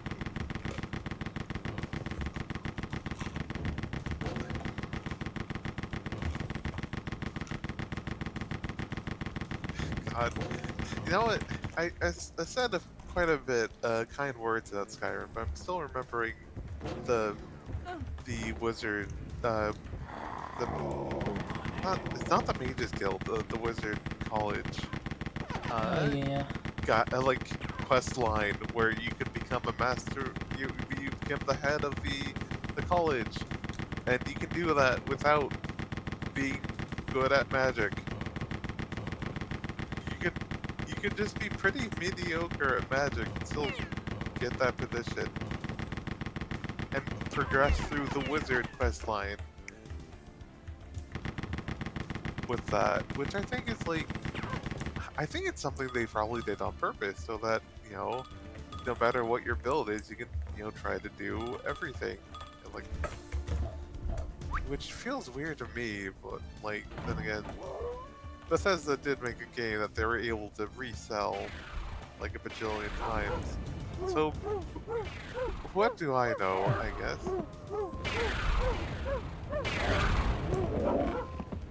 Nice. Love the bark of power.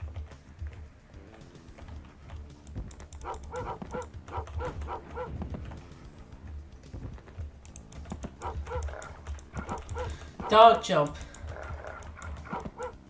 Nice. Did I tell the story of how my sister's dog just slammed my half brother to the wall? Oh my god, no. Okay, so like one day back in the day, it was like time to wake up and like and the dog was like sleeping in my bed. And like my half brother came to wake me up and like he was standing like 30 feet away next to the wall and the dog just like jumped at him and just slammed him into the wall. Oh wow.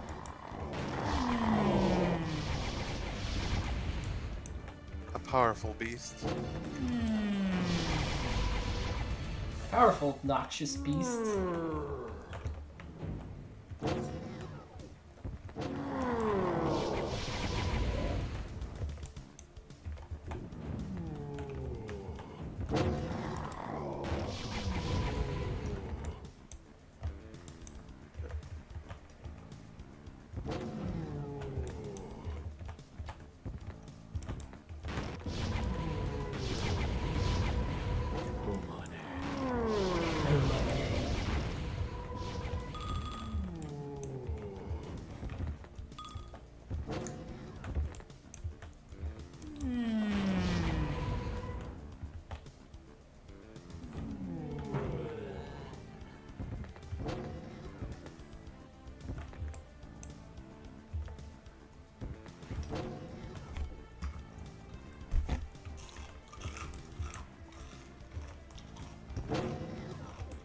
Oh, no, I suddenly remembered, like, Viscera cleanup crew. Yeah, Like, we all have that game. yeah. We should play it Yeah. sometime. I Actually mean, gifted even people off for it. stream, that'd be fun. Yeah. But, you know what? I feel like if there's a game that we can, you know, stream well with, it would be that, because it'd just be us, you know, shooting the breeze while cleaning up, you know, some sort of nonsensical viscera. And it's just, it makes it even funnier, because it sounds like that's just their job. Just like, chatting with their coworker.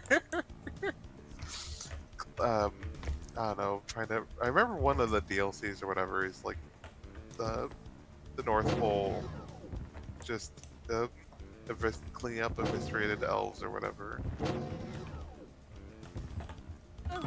Yeah, that's the free DLC, Ah, I think.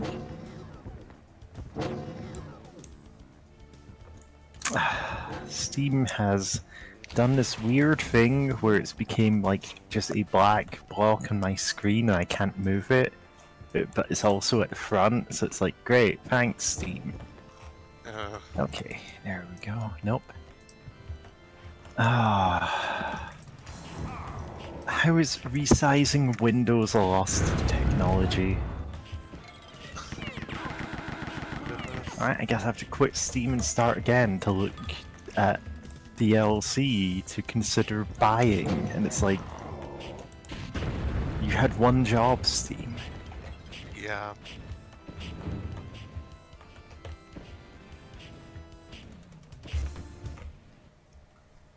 Okay, yeah, there's nothing.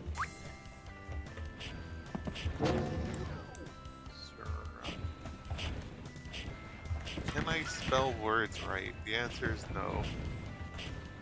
Viscera. Ah. Wait, is Oh, that... apparently. Oh, I have it in my life about the. Oh, the Christmas one was free at some point, probably during Christmas. I remember picking up at some point.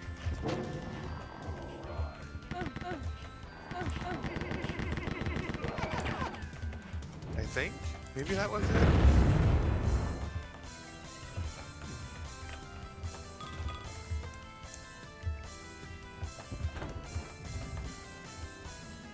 Good one.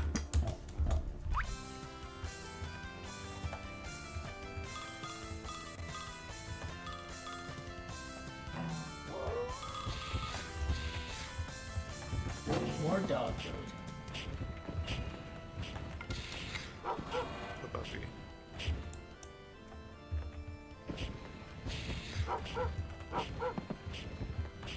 Okay, well.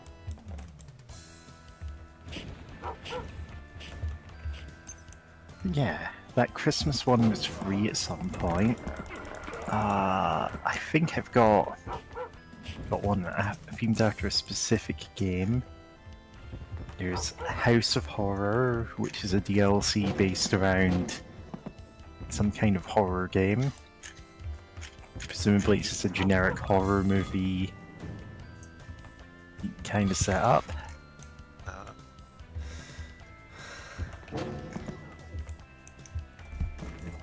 The Vulcan Affair is the... Yeah, that's the kind of... Like, I'm assuming that's kind of a James Bond kind of thing going on there. Oh, that's a lot Sorry, of dog everyone. food power-ups. Yeah, so you're guaranteed to be a dog. And I got one from a random. Yeah. Viscera Cleanup Detail Shadow Warrior and Santa's Rampage. I have the shadow. Shadow Warrior being a specific game that I have never played, and Santa's Rampage being the Christmas one. Yeah. Is it free? Santa's Rampage. Oh, it's £2 now. Yeah. If you really wanted that, I would just buy that for both of you, you know? Yeah. Yeah, I have the Christmas one, so yeah, that was definitely free probably during Christmas last year or something. But yeah, the Shadow Warrior one does sound on brand for the types of games we get streamed here.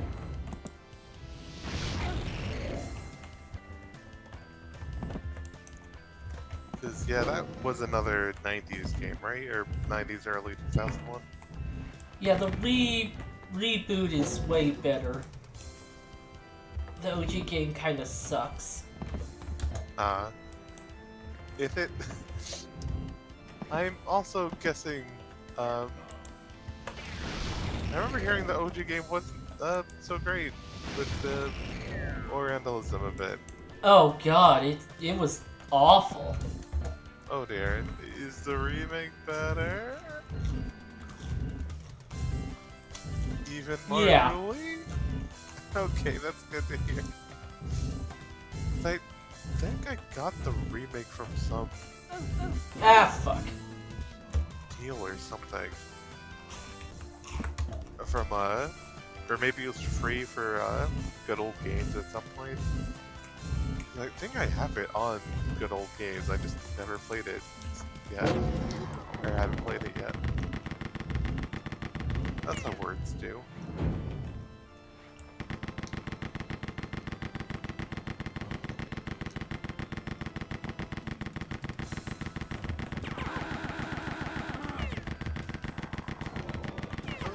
check Good Old Games. Oh yeah. Oh, actually, the one I have from Good Old Games is Shadow Warrior Classic Complete. Yeah, the original game was given for free on Steam after like a certain point, because like it was meant to be like a contest, but they kind of messed up with the contest, and now they just give the original for free.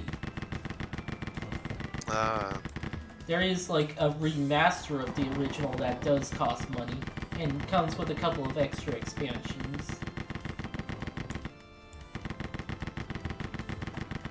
Oh, yeah. Also, I'm looking at the description of the Shadow Warrior Classic Complete, and oh boy.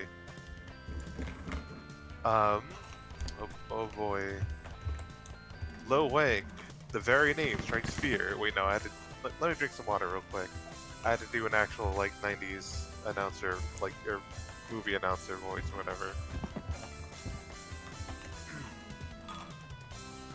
Lo Wang. The very name strikes fear in the fortune-cooking, eating mafia men and small children everywhere. He's the reason most ninja wannabes have sold off their combat sandals to the local pawn shop. Lo Wang is Shadow Warrior, #1 assassin, #1 Yakuza abuser, #1 freak fragger, #1 mutilator. #1 reason to be scared of the dark. Enter the land of the rising sun and spread ninja charisma like napalm. For there are undead sumos to be Uzi'd, samurai to be shuriken, and bulldozers to be boarded. Don't forget to goose the geishas. Okay, I had to drop it there. Make sure your dinghy isn't hanging out. Original release, 1997. Yep. Yeah. Also, I only by proofreading this a little bit did I not stop get out a character for the line about napalm, because oh my god. Like, thankfully we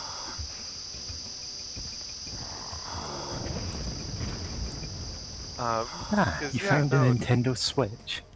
We found a Nintendo Switch.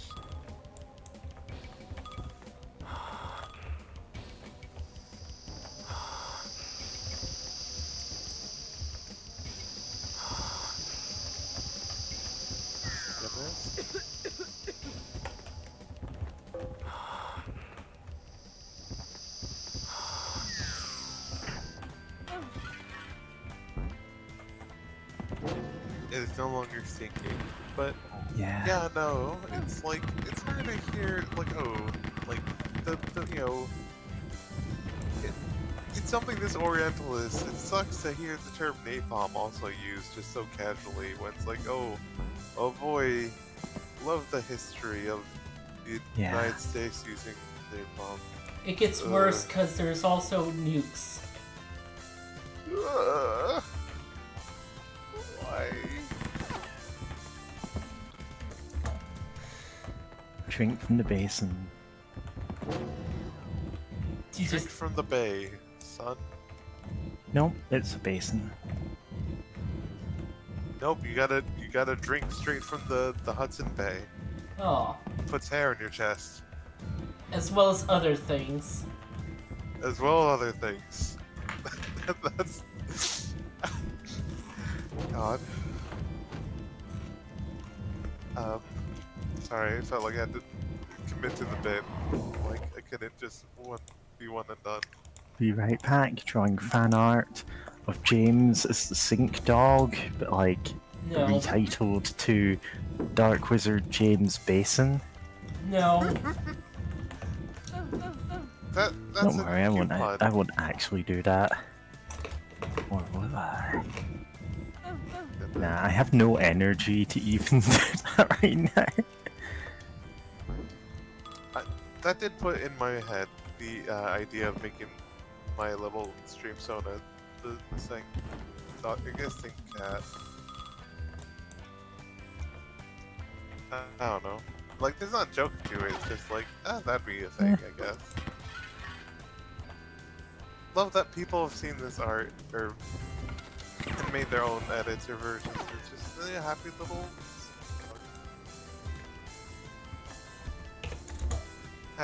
critter.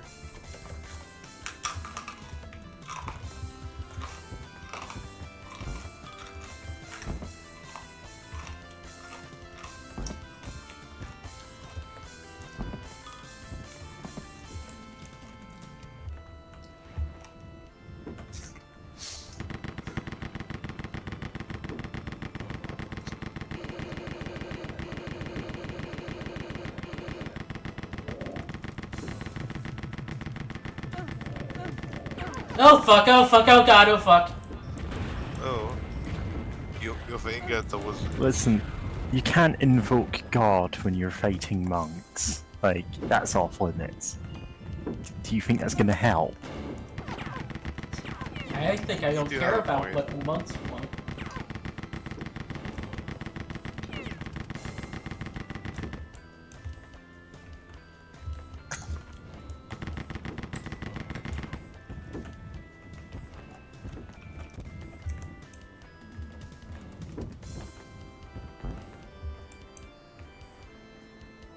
Huh.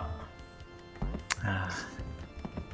Remember that one Tumblr thing of the person who'd asked for a monstery take on one of the members of Gorillaz? And the reply is art of him with like a hole shaved in his, like a circle shaved in his hair, and what would you even call them? Like a monk outfit anyway, and it's like, oh, I think I misread this ask. Yeah, that was so good. Just making. Great. I forget the character's name. I know what you're talking 2D? about. Yeah, 2D. Yeah, that sounds right. Yeah. Just making sure it is 2D.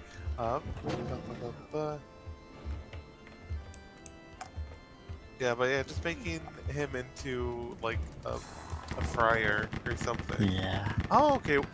Yeah, I think it might have been 2D or the other one. It's 2D. Okay, yeah. Hey, just making sure. I still love the fact that once upon a time, because of story reasons, like okay, the green guy who's rude. Oh, actually, I remember specifically why he wasn't there, but the writers were like, "Hey, we want 2D to do more stuff, but like 2D, like, but we've made like, another character who kind of does a lot to fully 2D. It's like, how do we get him to like actually do stuff?" And then Yes, they there it wrote is. him out and wrote in a villain from the Powerpuff Girls instead. Yep. Yes, it's so good. And this is a thing you can do with your band now, I guess. Yeah, they knew the creative Powerpuff Girls, so it's like, hey, can we do this? They're like, yeah. Yeah, just go for it.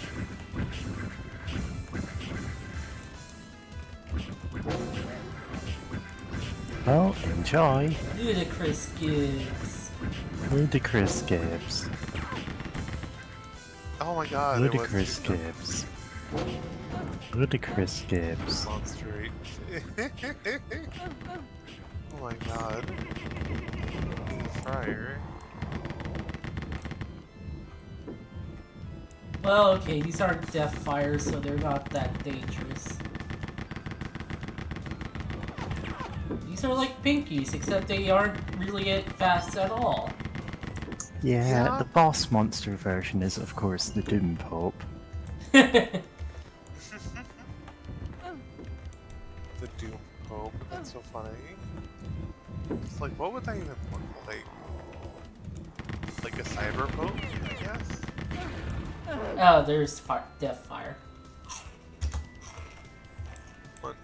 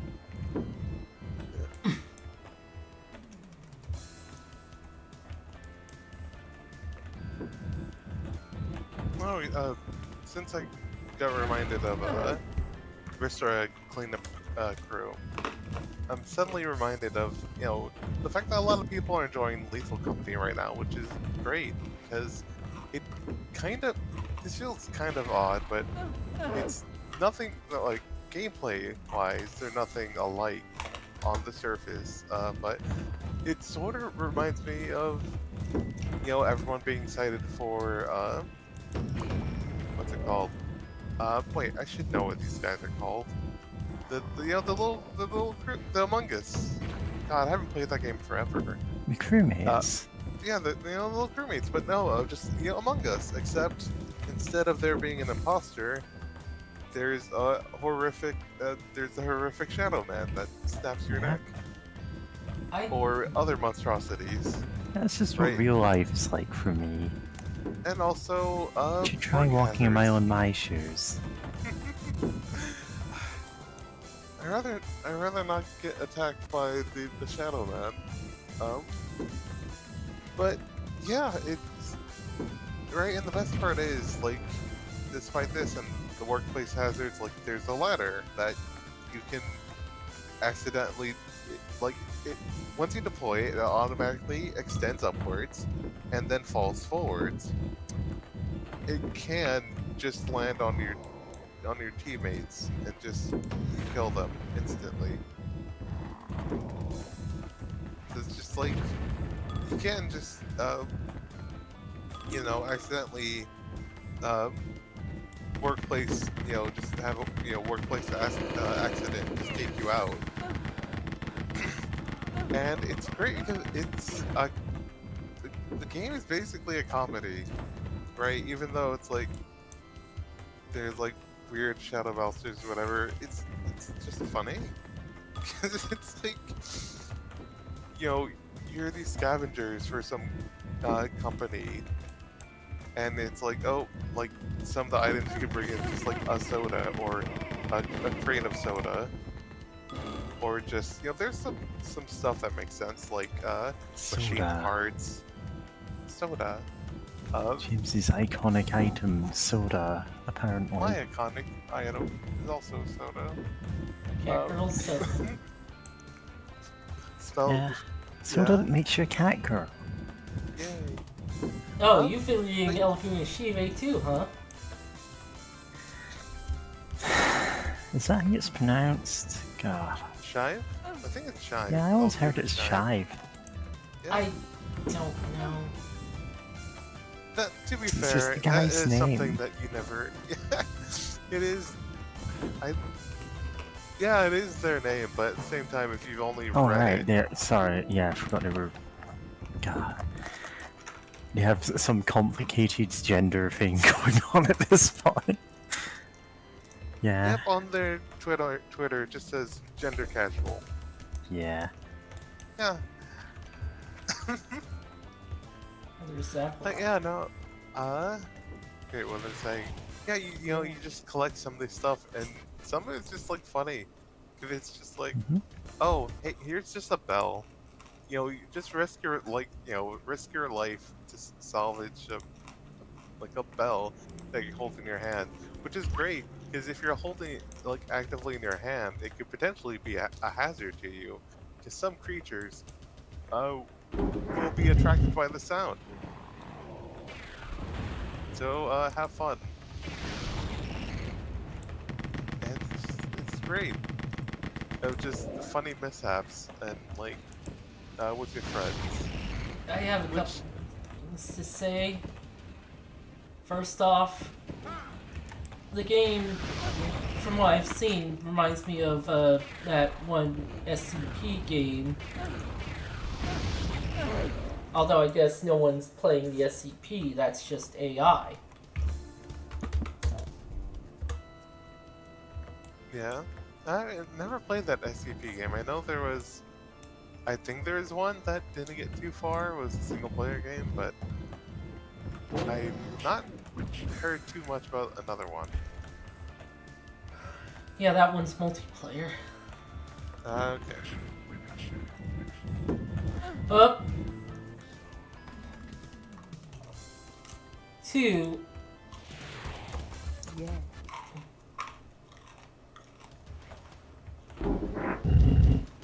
I watched a thing about a horny DN that's just like, yo, this thing has fucked up politics. Oh, VN. I thought you said DN at first. I was deeply confused. I'd have no Yeah, idea how I same. misheard that. No, I also have- heard it as DM, and I'm like, I who's had messaging you? I had food in my mouth. Okay. Yeah. Okay. Got to enunciate. But yeah, it's just like, oh god, bell test. Oh god. Wait, the bell. The bell. Oh. You Oh, see, like we the- place a bell over your head, and we ring it until the ringing drives you mad. It's the bell. Oh, Thing- probably not that bell then. Yeah, it's like Yeah. one of the most messed up politics things from that end. It's already Yeah. incredibly messed up. Yeah, I know what you're talking about. The psychologist, who, the unfortunate reason why it's called I think he named it the bell curve. Who was like, obviously we can gauge the intelligence of humanity by by cool curve. Oh, it has something to And- do with that. Oh, Although it wouldn't be too far off from any ABA thing. oh wait.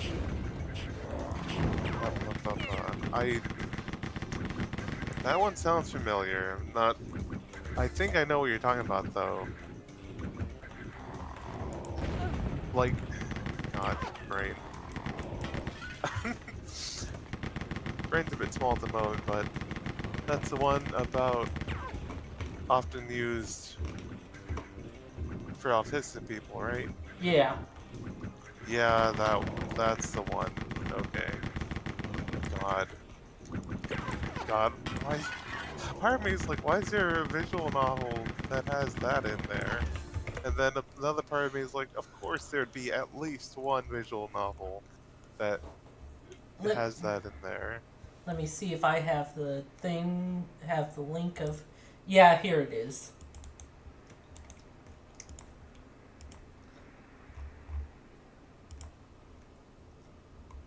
Oh god, the Pac-Man ghosts. Yeah.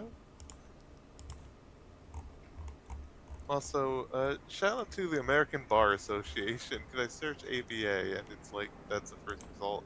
Actually, the first one I'm getting is the American Bankers Association, which, I mean, I guess that makes sense. If you're watching the stream, you have to get baked. That's the rule. Oh, man.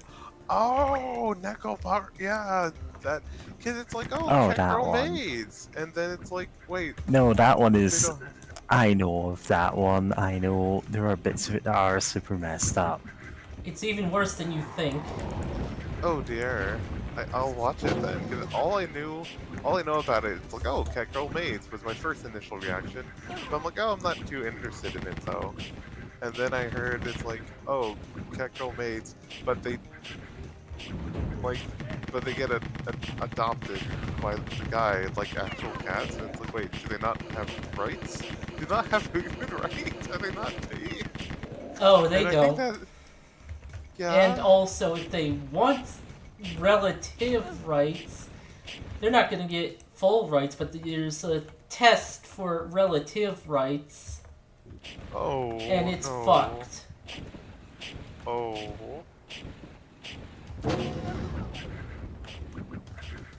Of course this is the one that is anything related to the ABA. Of course. God. Ugh.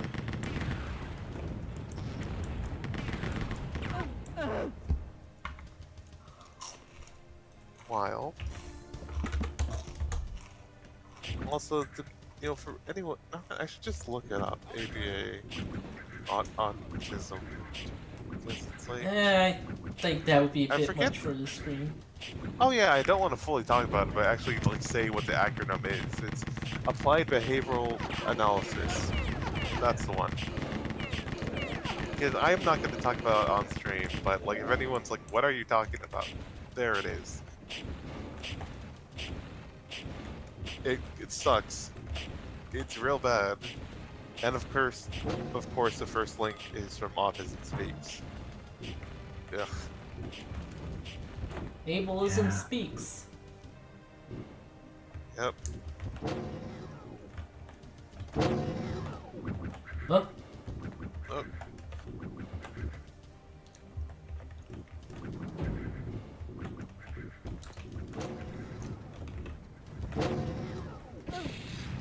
Of course. Obliterated.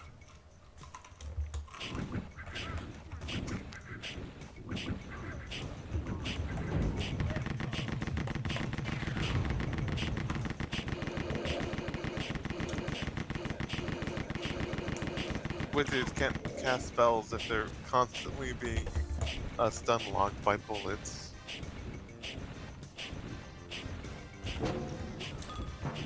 It sounds like advice from Shadowrun, to be honest. I mean, that's why you get like a high constitution on your wizards. Yeah.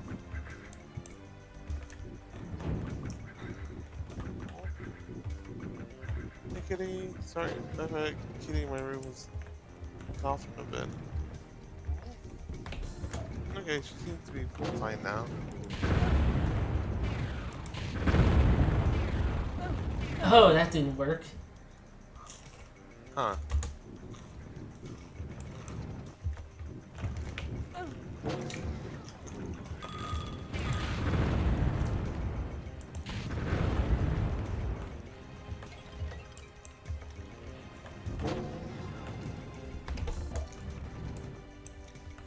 But, yeah, shout out to the Shadowrun phrase, Geek the Mage. Which is, one of the best advice in the entire setting for any of the, you know, when you're up against, corporate goons or enemy Shadowrunners. Or, you know, in the video games, if you're not playing tabletop, it's just, you Geek the Mage. Just, wizards can do weird stuff. Just make sure that they don't do weird stuff. Yeah, violence. usually in RPGs, the target priorities take out either mages or healers, like depending on the setting really, and depending on if you can drop them in one hit. Yeah. If you can't drop anyone in one hit, usually it's a better idea to just kill all the healers. Oh yeah. Yeah. Like if you're playing Baldur's Gate, I don't know if it's like this in 3, but in 1 and 2, that's 2nd edition rules, and mages are just hellish to fight if you don't drop them immediately, but have like no hit points. Can't believe one of the first objectives is to go to the inn, to a specific inn, and like they have a mage right out in front of it. Yeah. And he tends to cast fear. Today I will go to the Friendly Arm Inn. Clueless. Clueless. Yeah. See, if you know he's there, he's easy to deal with. A Wand of Magic Missile will have like such a short casting time, you can just blast him with it the second he starts chanting his fear spell, and that takes away the whole risk of the fight. He's nothing without that. Except if you're new to the game, you won't know any of the mechanics. You won't know like spell casting time. You won't know that the Wand of Magic Missile is instant. You won't know this guy only has one copy of his best spell memorized for some reason. Weird. Yeah. Wait, but I haven't found any keys yet. Oh, wait. No, that's not a key. Huh. I...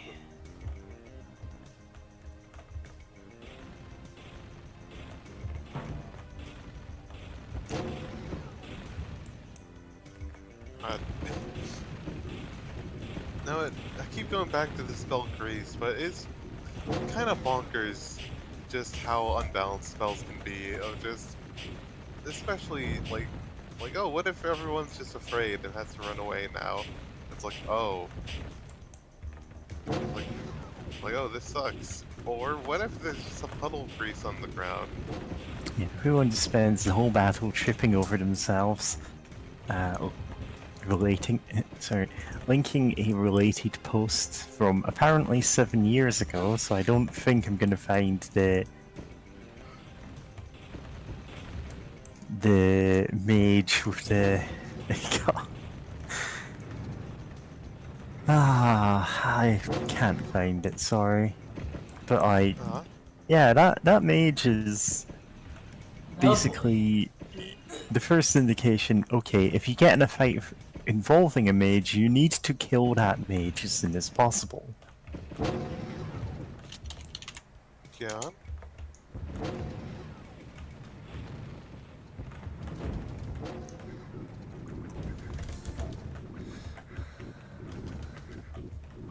Because at that point, it's possible to have just your main character and Imoen in the party. Zarin Montaran? God, I can never remember how to pronounce that. I never actually have them in my party, so...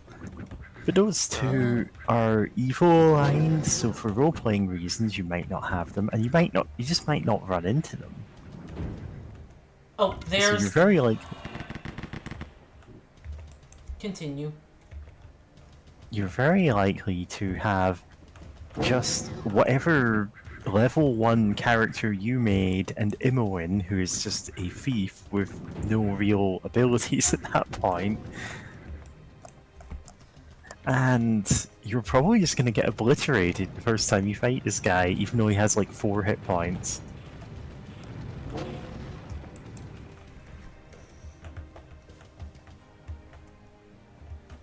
Yeah, Oh, he has 12 hit points. He is hideously powerful for an early game encounter. He's level 5.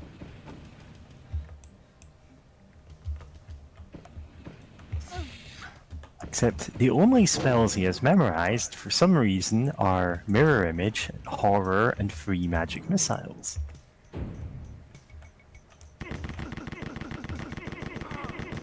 Oh boy, time for the healing suppositories.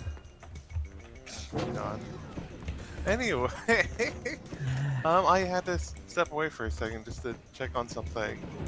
But I saw on the tags for that post, like, you get so many, scrolls of grease in that series that they may as well be the de facto currency of the Sword Coast. And there's pretty much no reason to cast the spell ever. Are you talking like in the general case for like most people in the Magic Coast that like can trip over scrolls of grease or just in game? If you can even remember, because again, that's like 7 years ago.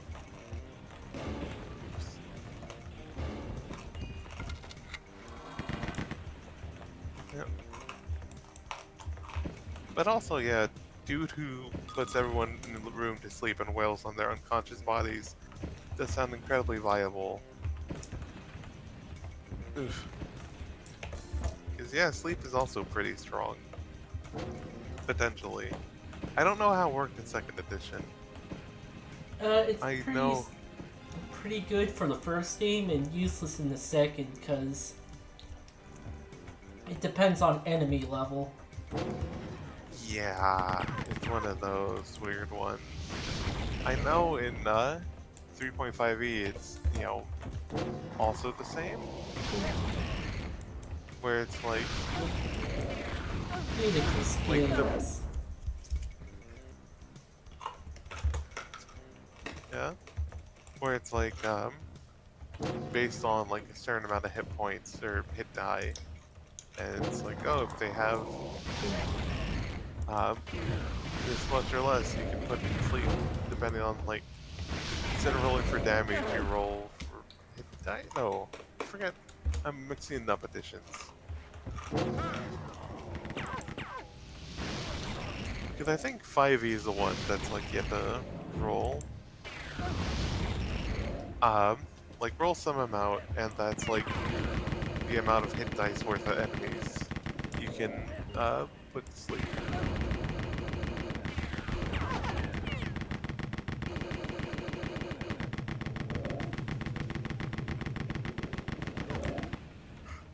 Oh yeah, the 5e1. It's roll 5d8. Total how many hit points?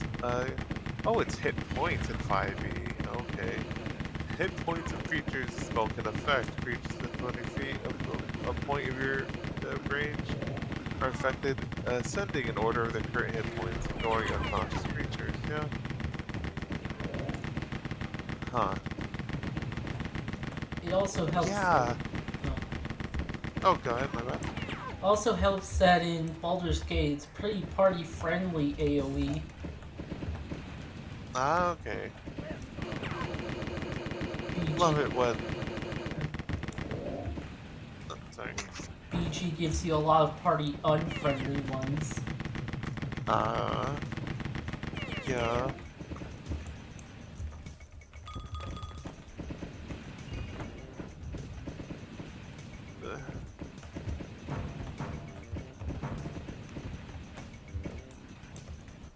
Yeah, I'll look up the three.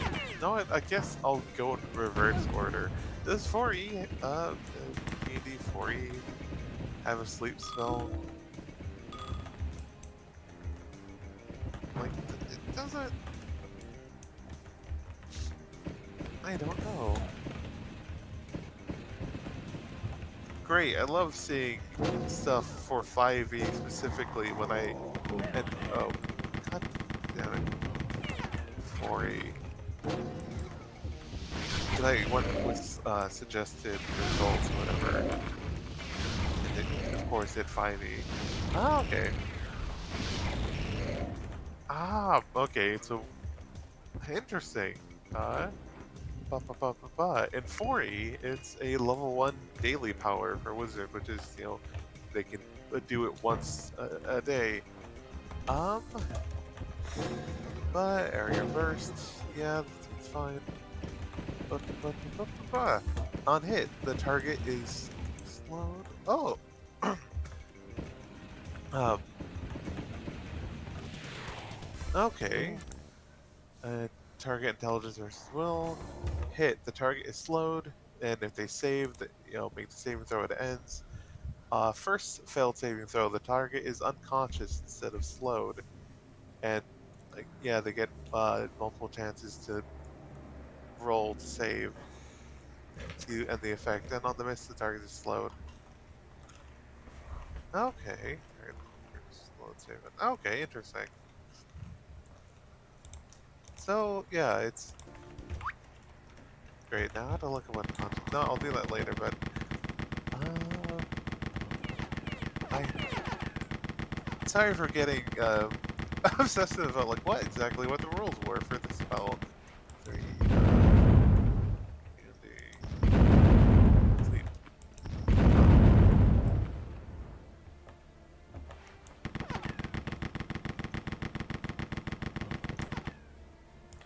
Oh wow, yeah.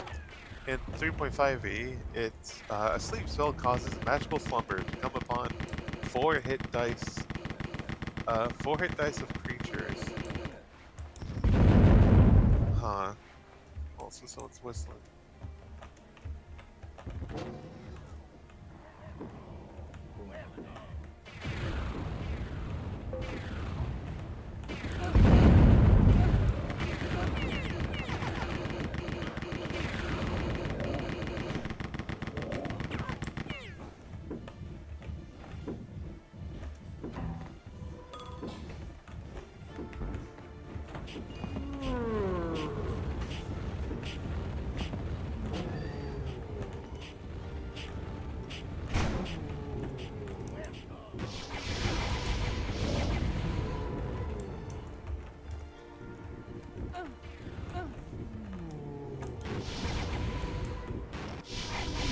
Oh, whoa.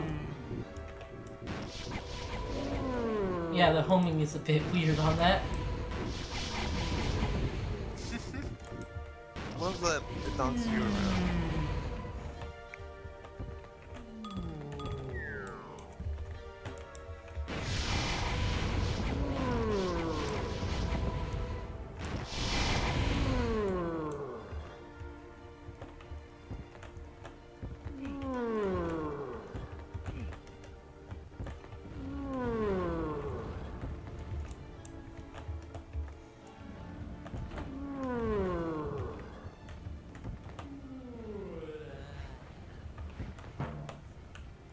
Flame ball.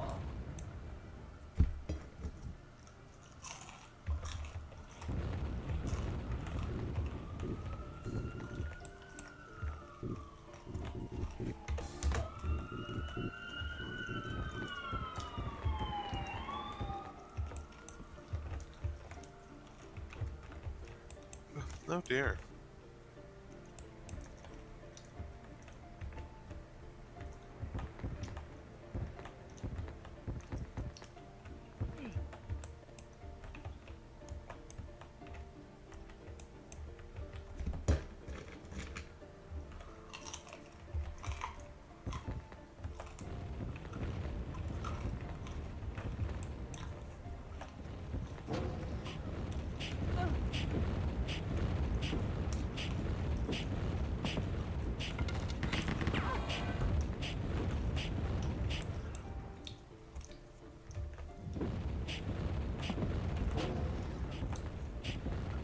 Oh.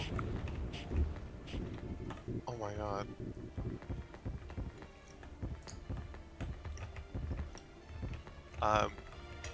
Stopping the stopping the presses for a moment. Cause I just saw from the person, original poster that of that Baldur's Gate post on Tumblr of what was no power to shooting a huge barricade grease everywhere. Also comes this. That's not showing the image, but give me a sec.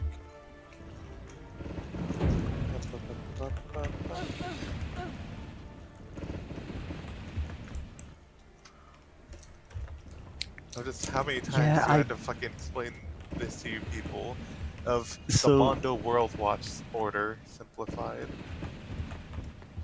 So the reason that blog doesn't actually show previews, if you link it, is years ago, some random post was auto-flagged by Tumblr as having mature content, and they thought it was so funny they have never disputed it. But it means that their icon is, like, their avatar is permanently blurred out. It isn't ever shown. Yeah. And that's all Tumblr automatically doing this over some random post. God.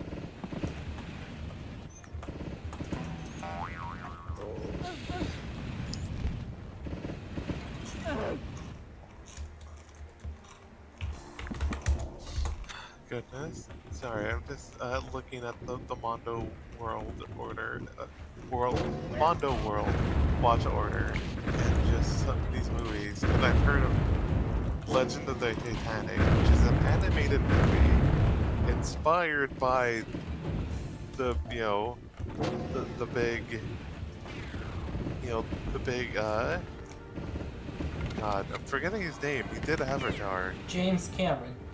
James Cameron, yeah, James Cameron movie for, based on the Titanic, the actual event, and then there's two animated movies that were inspired by the James Cameron movie. I partially think that the Italian director, I think one of them was Italian based. I think he may not know of the Titanic as a real thing, because I'm just gonna tell you, in one of these movies, everyone gets saved at the end.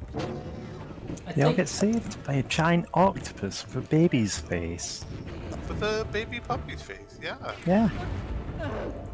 It's One of them has a rapping dog in it. I don't think it's the same as the octopus one. correct. It's the other one. No, the rapping dog That's- is the octopus one. No, it's not. I can guarantee you it's not.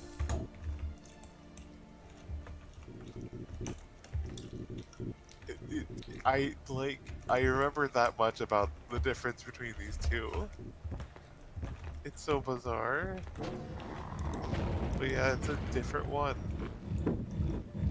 For some reason. But yeah, just seeing a whole route to watch the Mondo World Watch Order is amazing. 'Cause Route 1 has Simba, the King Lion, which is obviously based off of Simba the Lion and also Lion King. But then again, Lion King was based on, Simba the Lion. Am I getting that name right? No, not Simba the Lion, Kimba. Kimba. Kimba! Remember your name, Kimba. I mean, Simba. Yeah. God, that was a whole thing back in the day. Because at one point, I remember seeing a video or a clip where like someone at Disney was like, "Oh yeah, this is inspired by Kimba," but then after, Lion King got so popular, they were basically like, "Oh, what's Kimba? We've never heard of Kimba the Lion. Get out!" like, never happened. You have no idea what you're talking about. But anyway, yeah, just Simba the King Lion. Then Simba Jr. goes to New York and the World Cup, where they're Anthro Lions now, I guess. Then Route 2, The Legend of Sleeping Beauty, TV, 26 episodes, which leads to Winner and the Golden Child, which ends up at Christmas in New York, movie. Then Route 3, that doesn't connect to the other routes or anything. Legend of the Titanic, In Search of the Titanic, that's the one with the giant octopus that saves the day. And then Fantasy Island, where the characters look like, they're like, not really scene kids, but like, sort of like, I don't know what to call it other than early 2000s young teen fashion or something.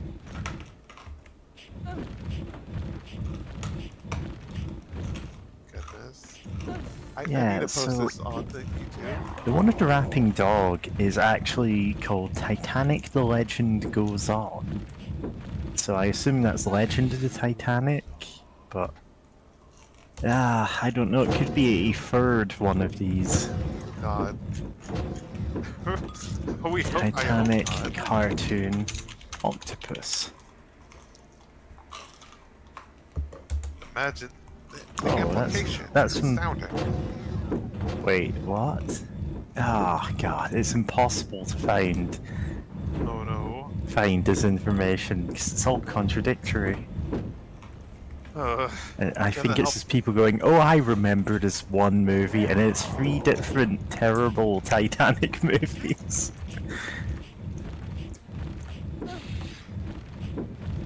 They made a sequel to the Mondo one called Tentacolino. What? Okay. What? God, I love, I'm searching up on DuckDuckGo, Rapping Dog Titanic movie. 4th result, it's party time. Know your meme. Yeah, that was a Legend Goes On. I'll try, Titanic.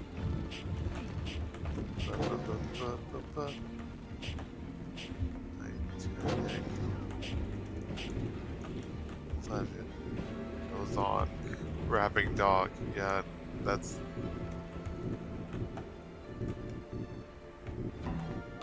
Wait, Dog mode. oh my god, yeah, no, that is a separate... Oh my god, Legends of Titanic Search... Oh my god, it is a separate third one! Ah! How? Okay. So there's 3 cartoons about the Titanic. The rapping dog and the octopus are not in the same one. Same ones, I suppose. If Tentacolino or whatever that is the sequel to the one with the octopus. Technically, still makes me... it makes me laugh. Oh,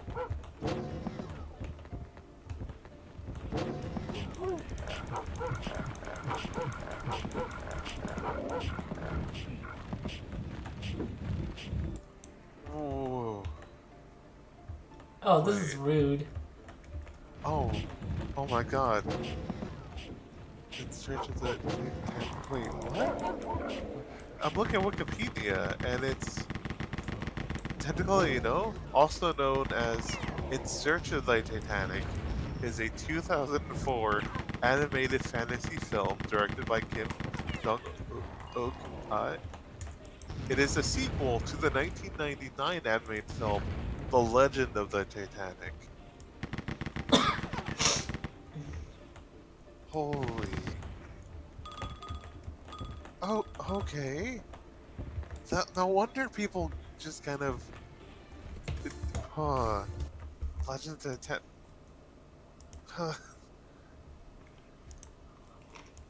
Oh my god, no wonder they get put together. It's time for my 4-hour video essay in search of Legend of the Titanic. In search, in search, or the search for, for in search of the Titanic. God. Also, I'm impressed by I've only seen 2 H Bomber Guy videos, and I'm impressed as great editing and pacing for his videos.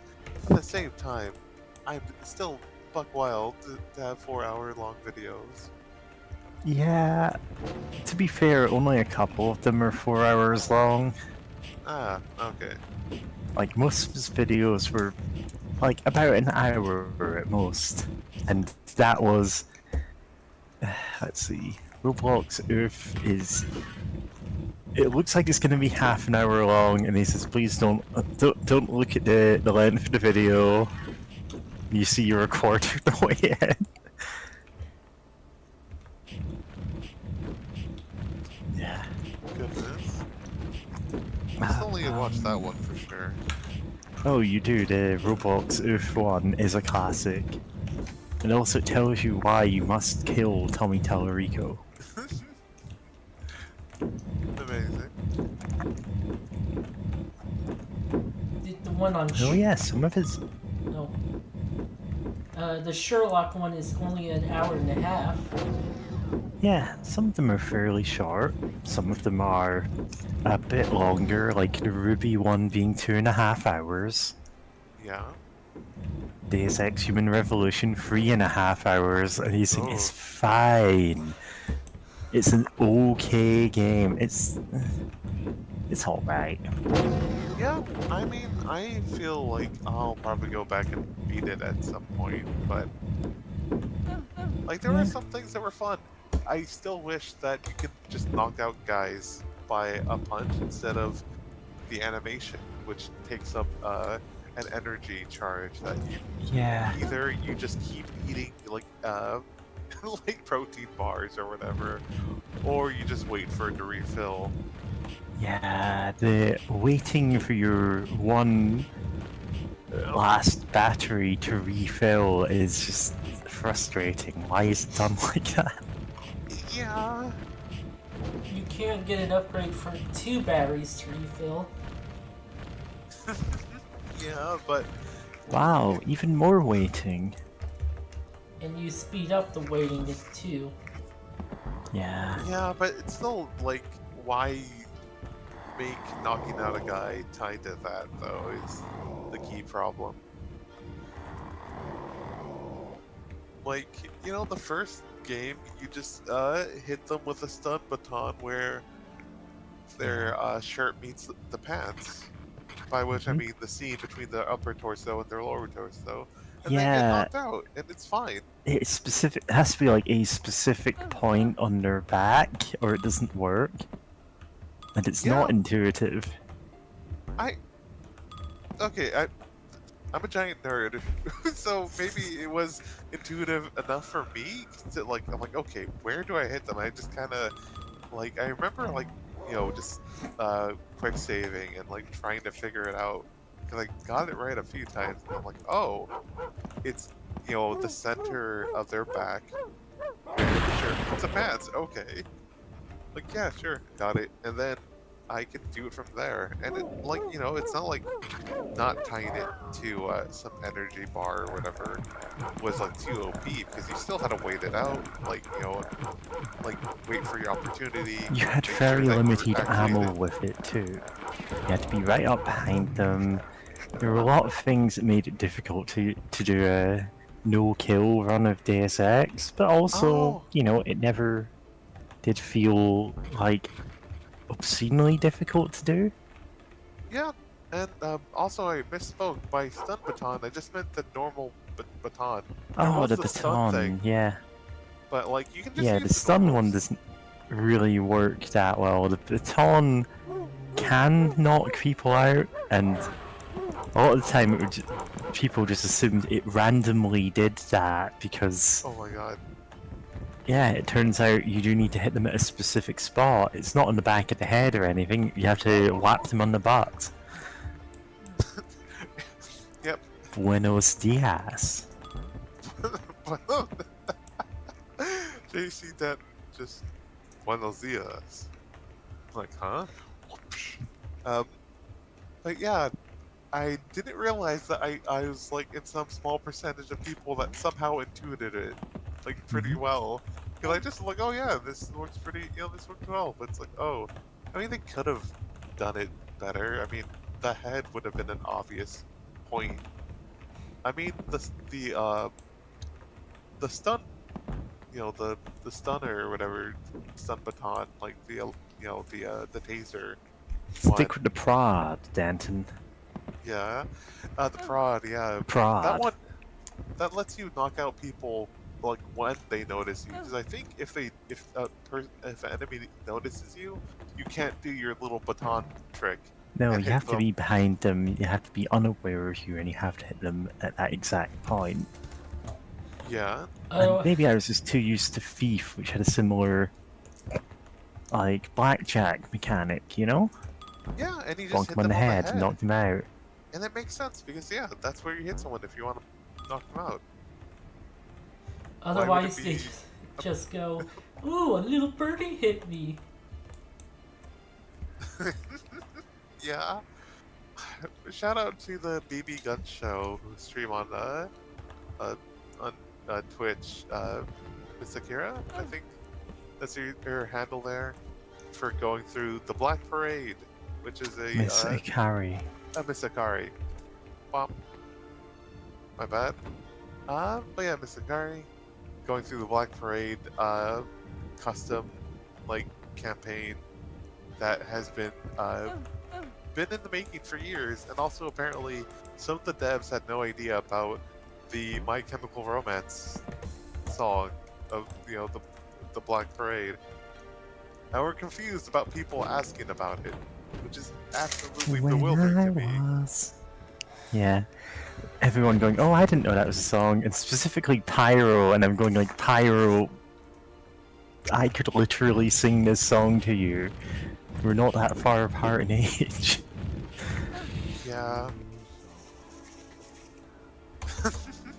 That's it. It makes sense. Somehow it makes sense for Pyro to not understand it. Yeah, Pyro, he's joked he's surrounded by theatre kids, and he's not far wrong. I was in theater in high school. Oh my god. Yeah, but you're not here, James. You're at the inn. Cool. I drink some beer. Or no, what was it? God, I Not can't there, remember. you're getting drunk. Cool, I get drunk. Ogres? Yeah. I got an ogre slaying knife. It gets +9 It's against plus ogres. 12 against plus 9. God, I can't even remember half of this. But yeah, like, I mean, actually, like, people Pyro knows in real life. Like, half of our branch, the Socialist Party, are, like, theatre kids, actually, people who are doing theatre-related stuff in college. Oh, that's great.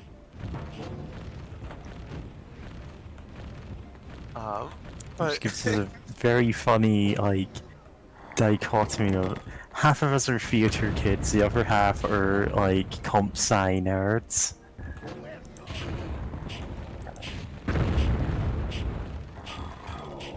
Oh, that's really funny. Yeah.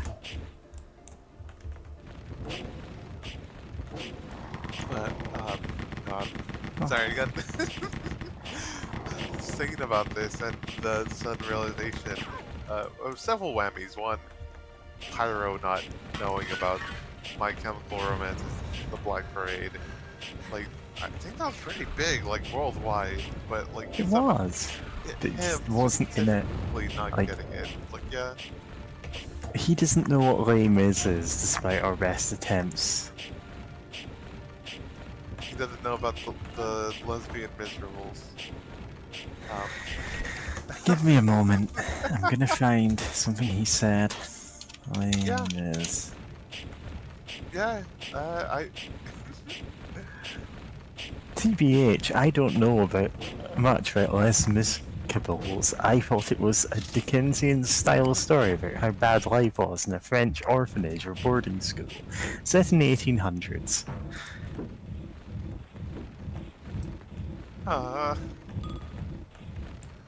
Just gonna put that here. Got And French. the thing is, yeah. Then again, I suppose French isn't a mandatory subject in England, so you might not actually even know any French. So I was gonna say, oh yeah, because it's got lay at the start, so obviously. But of course, I lived in Scotland for half my life. A bit more than that, but I went to school there, and learning French was mandatory. Huh. Interesting. Yeah, because Scotland and France have what's called the Old Alliance. They're basically united in their hatred of England, Ah. and so there is some cultural crossover between them. Oh, that's neat. And of course, part of that is the mandatory foreign language for at least the first 4 years of high school is French. Okay, I see what. Very it's neat. moved. Yeah. It was the first 3 years. I forget exactly when you get the option to switch it to Italian, and then later on you can just drop it entirely. Also, Yeah. sorry. Go ahead. I was just gonna comment that I love seeing Em replying to this conversation about Limes and like, you know, just Pyro only knows of one song from YouTube Poop, and just and then Em just saying like God, Pyro watching movies and subsequently forgetting he has watched movies after Zootopia. Getting some real Zootopia vibes from this. Oh yeah, Yeah. it's Zootropolis, It's- right? It's Over there? Zootropolis in... Actually, I don't know if it's Zootropolis over here. Like, we just Huh. call it Zootopia. Even though I suppose it would have been Zootropolis. Yeah. But I guess, you know, Eh. seeing it called Zootopia a lot online. Yeah, probably. it's just... That's what... Everyone knows what you're talking about when you say that. So... He says, oh, I haven't seen any movies since Zootopia in 2014, and I'm like, Pyro, we literally watched a movie together at movie night 2 weeks ago. Yeah? I mean, he meant, like, actually gone out to a cinema to watch a movie, but like, Yeah. okay, that's more And fair. that timer has reset again, because we watched Sorry to Bother You, like, just a few days ago. Which is a really good movie, like, it... it's one of those movies where after seeing it I went, oh, I wonder what else this director has made, and they've not made any other movies because they're a new director. Oh wow. Yeah. But but they have apparently made a TV show, and I'm like, okay, I'll watch that sometime. Nice. But, It's shot in a really like absurdist way. If you saw it, you'd understand exactly what I mean. Oh god, I'm high and wearing asbestos. that's the only way to live in these great United Yeah, States of America. you've become a Fantastic Four villain, like one of the ones from the '60s. They'll retcon as being deathly ill a couple of years later. I'm owned. Haha, get owned, idiot. Yeah. But I think I'm fucked. yeah. Nope. I. Oh no. I was about to say everything is coming out Millhouse, but unfortunately everything was coming out Millhouse. Thrill ho. So yeah. Also, I Oh, have God damn it. wanting vets right now. Right, thinking about Zootopia. Ugh. I wish that movie was good. I mean, it's cute and it has some fun world building ideas, but also, you know, to kind of quote a video, I forget the whole title of it at the moment, but a criticism of it is that it doesn't really it doesn't have faith in, you know, the visual metaphor of representing people as animals. So it has to, you know, use a whole lot of world building as scaffolding to get the idea across, and even then it's still a bit confusing. Like, who's supposed to be the oppressed class? The predators or the prey animals? I'm not... Yeah? The answer is yeah. There's no definitive answer here. Like, it's weird. And it's... yeah. That said, they did give Shakira an official persona, though. That's something, I guess. Any celebrity could have an official persona if they weren't a coward. No, it's so true. Wow. Imagine how life-changing it would be for an artist to commission them, to just throw money at them and say, hey, I'm a celebrity, you know, draw me a ton of persona art. Yeah. But none of them do it, because they're all cowards. Yeah.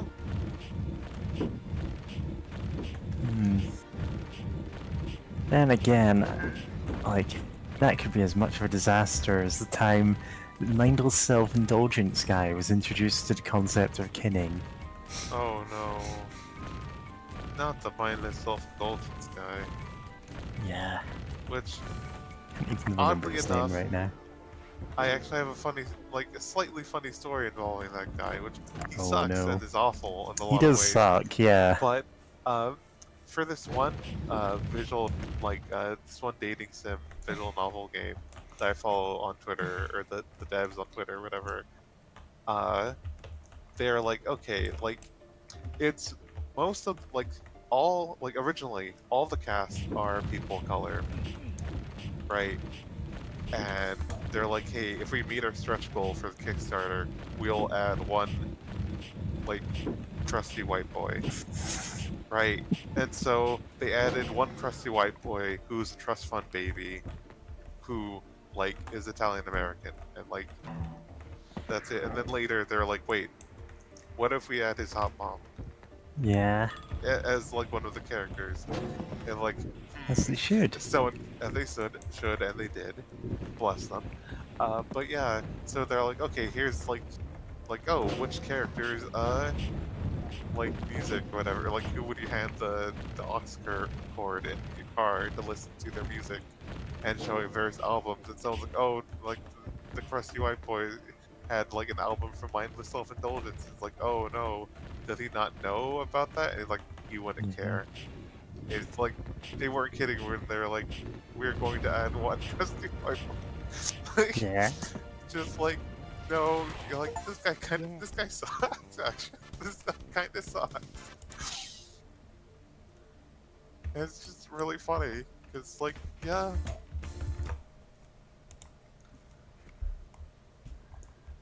Okay, does this have...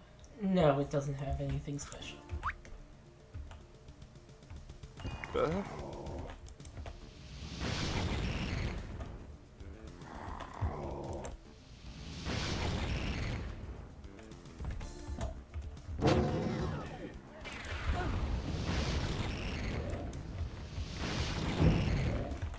Ludicrous gigs. God. I'm just still thinking just how hilarious the idea is of like, hey, we're making a game that's, you know, people of color focus, but then just the one stretch goal of just a white guy.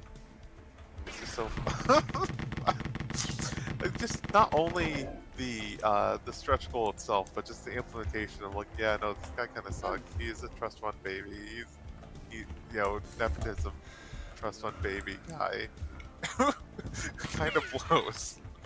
It's like, no, like, this is the guy. This is the guy that, you know, y'all wanted so badly. Of just the trusty white guy.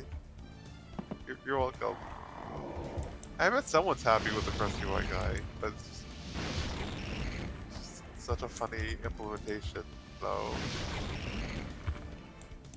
Which I appreciate, because I feel like it'd be really easy for a fandom to. Oh, then again, we've seen it in like other things. Like I wasn't a part of that fandom or anything, but when the Black Panther, Marvel's boss, you know, the MCU Marvel Black Panther came out.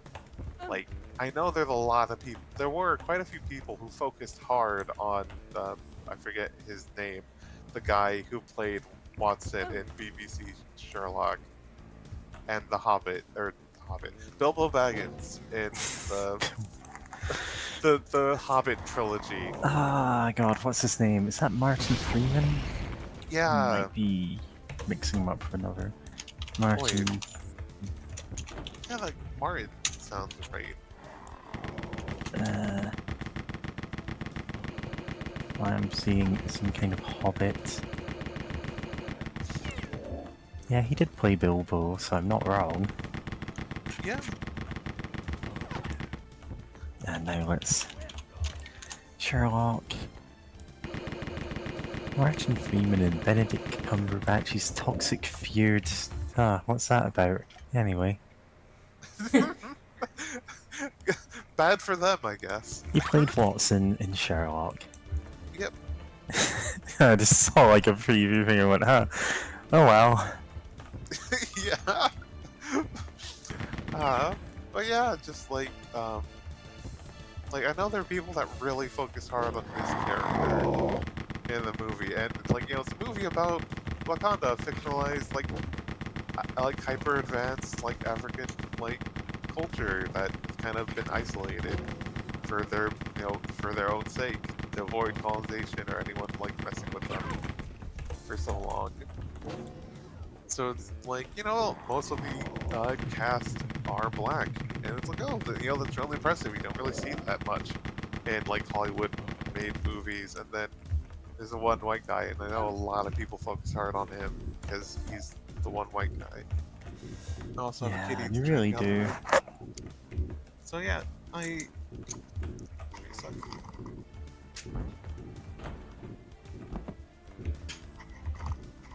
Oh, there was a cat wandering out of the room, trying to stretch the headset cable like safely to see if I can reach it while still having it on my head. Anyway, yeah. So it's like, it's very easy to just like, oh, you know, really people color focused, you know, cast. But you know, what if we had just a white guy, right? Like nothing wrong can go. That's fine. Like, we've got a diverse cast. Like, you can have one, and then everyone only makes things about him. Kind of reminds... It's like, oh. Yeah. Kind of reminds me about what happened with Once God, yeah, Onceler and Matt from Death Note. In fairness, the Onceler was the only like named human character in that had any significant screen time. I don't know if there are any other human characters. I never watched that movie. I I never saw intend a to. There are, and they suck. Yeah, I Yeah. saw a review of it, and it's like there are. I was like, I saw a watch a review years ago, partially because like, are there other human characters? There are, but the Onceler thing is a big framing, not framing thing. It comes up in the middle of like the main like meat of the movie, I think. But yeah, like I think the original promotional material just had the Onceler and the Lorax, and people just went bonkers with it because they saw this one um, petite white guy, and like we have to ship him. Obviously, you know, if there's no one else to ship him with, it has to be with himself And and what, all the the different Lorax? AUs. Yeah, they're cowards for not shipping him with the Lorax, honestly. Some Yeah. of them did, just somehow not as many as people that shipped him with himself. Yeah. Still funny though, because you had some truly off the wall choices for AUs and the blogs, the roleplay blogs. Like I was there, but my memory's pretty bad, and also there's only one coming up, you know, to the forefront of my mind. But I'm absolutely not saying it out loud. And like, Yeah, of all it's the things best to I've said out forget them. loud, yeah, yeah, it's just kind of a gonzo of how that works. But it was, I know there's at the time people were like, this is a really good, you know, like,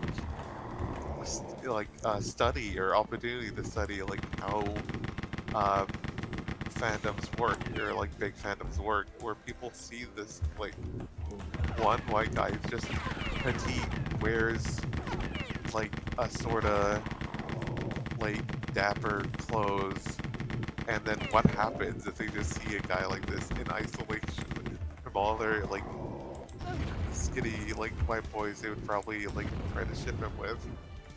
And yeah, they just like, no, we have to ship him. And it's like, why are you shipping anyone? It's a Lorax movie. It's a Lorax movie.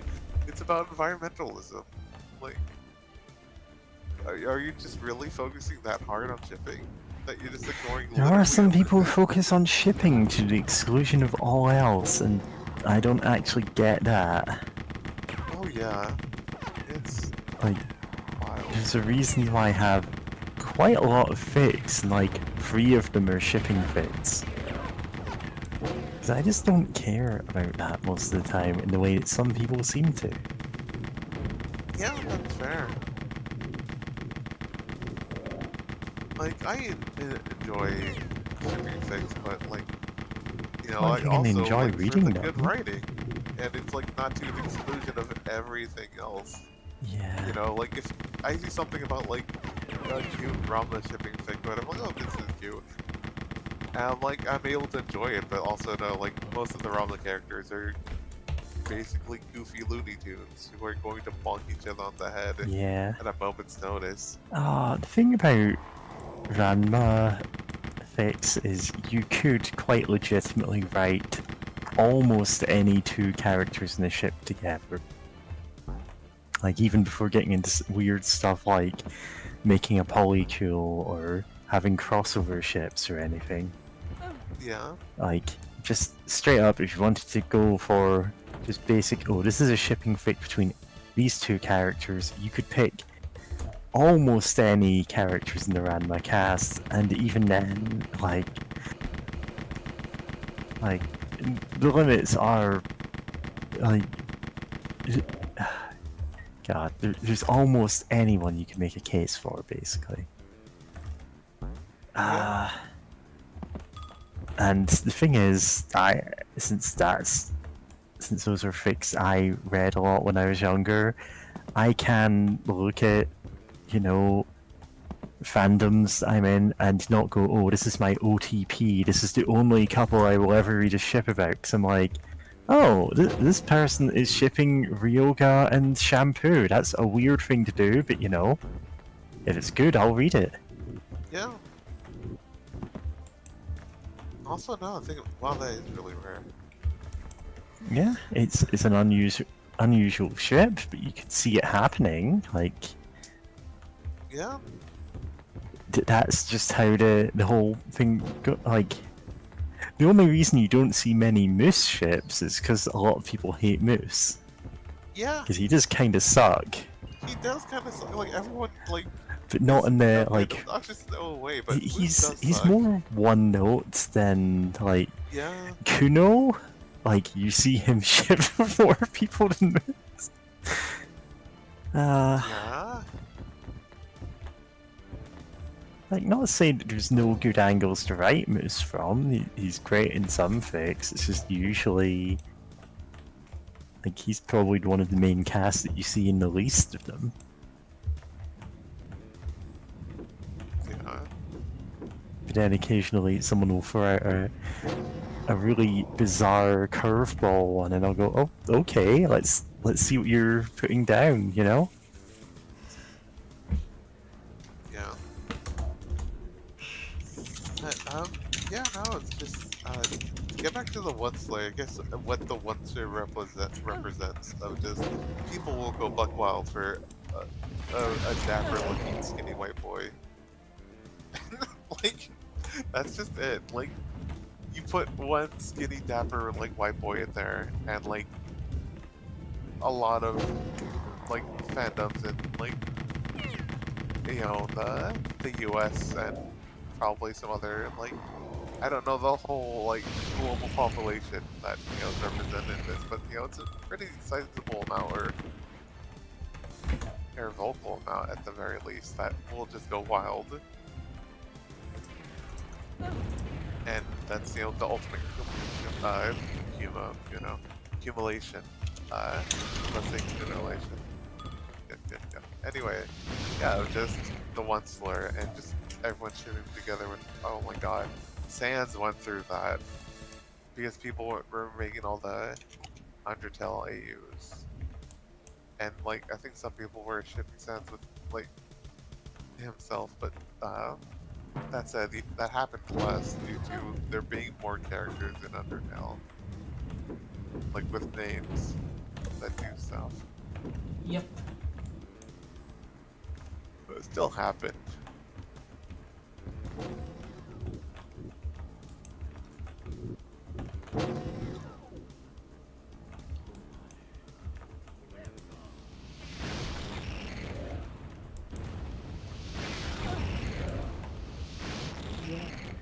Who the Chris Gibbs?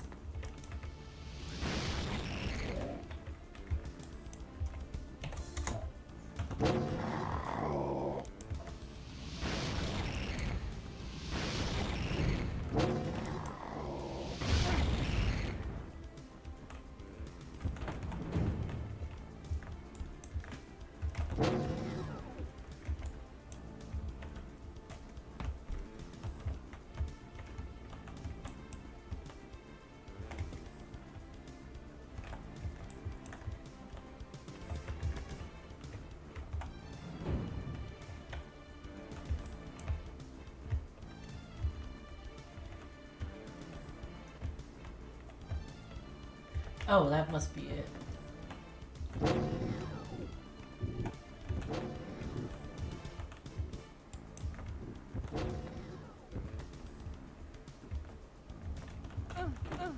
Oh.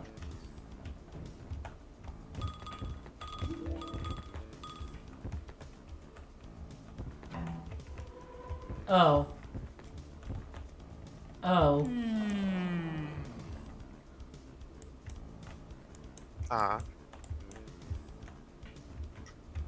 Where?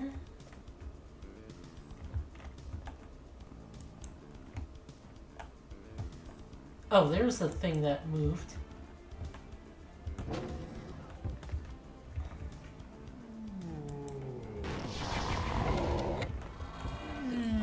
Nice.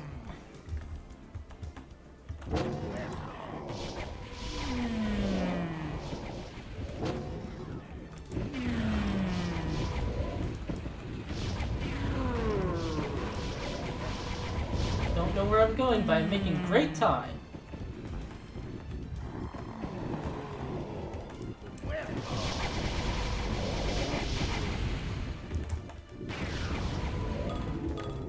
It's incredibly fun to just annihilate enemies. Yeah.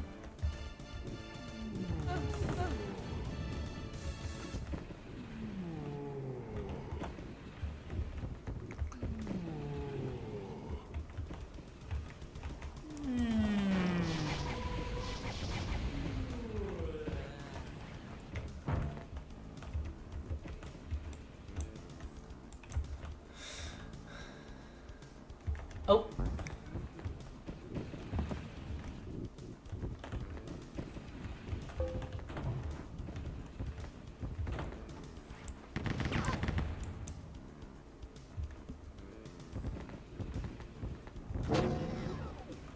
Oh, wait.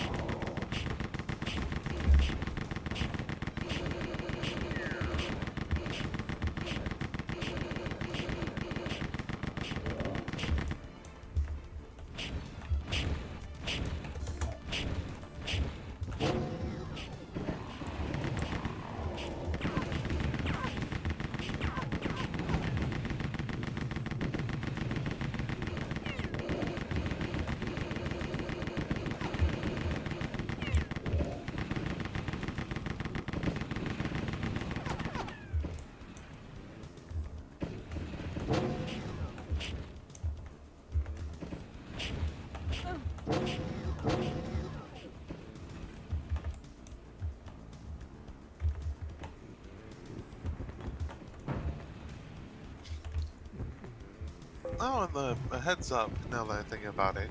Don't know if you'll talk about earlier, but Discord has a weird thing for the mobile app, where Discord has so many weird things for the mobile app, but you're talking about the one where if you post an image, sometimes just post it somewhere else at random. Actually no, but that's also worth talking about, because oh boy, that Oh, can go God. terrifically wrong. Why are there so many of these things? What could possibly be worse than that? Oh, not worse, but, well, potentially. Where, right, by default now, the Discord app will try to, like, enable a setting that's like, Well, it tries to hey. invite your contacts yep, to friend you on Discord. And it's like, my contacts are mostly people like from my work, and I don't want them knowing about my yeah. Discord. Why would anyone want that without having it intentionally enabled? Oh yeah. Like, thankfully though, if you set the app's permission to not be able to access your contacts, you're fine. But it was kind of like, and when it was first spread around online, it was kind of scary because they would go to the setting to Oh, and if you turn that tick it, off. if you untick it, it just takes itself back again. Yeah.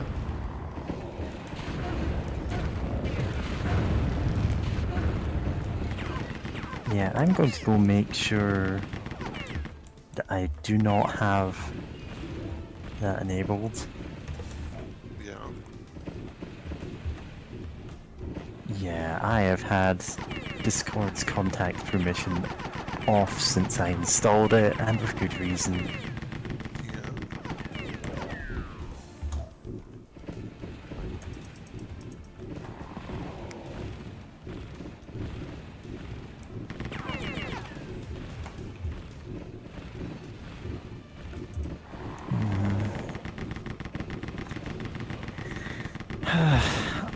I'd really like to know how to set up a second WhatsApp, but all the guides that I can find are it's easy to install 2 instances of the app. Now all you need is a second phone number, and I'm like, I don't have a second phone number. How do I not have that? It's easy to install a second instance of the app. Yeah. Yeah. I don't care about that. It's just I can't have another WhatsApp account without a second phone number. It's like, do you want me to buy a burner phone? Yeah. Because I'm not using my work WhatsApp with, you know, people that I actually want to talk to in real life. Yeah. Because, for one thing, they'd have different names on them. Yeah. Because I am not out to anyone at my work. Understand? And honestly, I don't think they'd take it well if I was. Yeah. How you describe your boss and such, yeah. Yeah, he's kind of an idiot.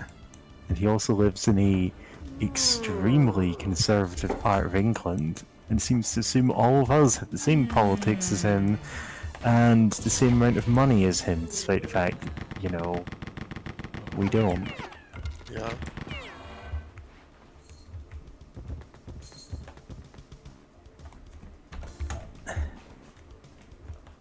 And honestly, I don't really care about having to pretend to be a guy 4 days a year. It just sucks. I actually can't trust that that would be okay to tell anyone, you know? Yeah.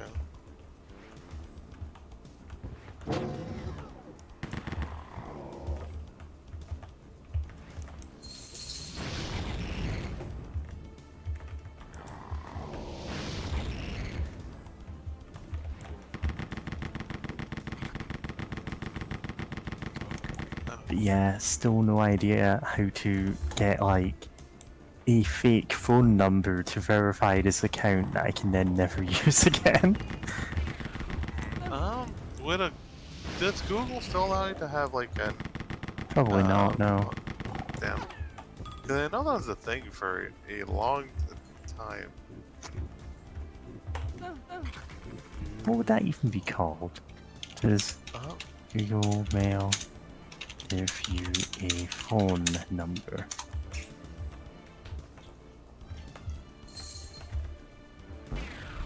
Sign up to Google Voice. Is that even a thing that...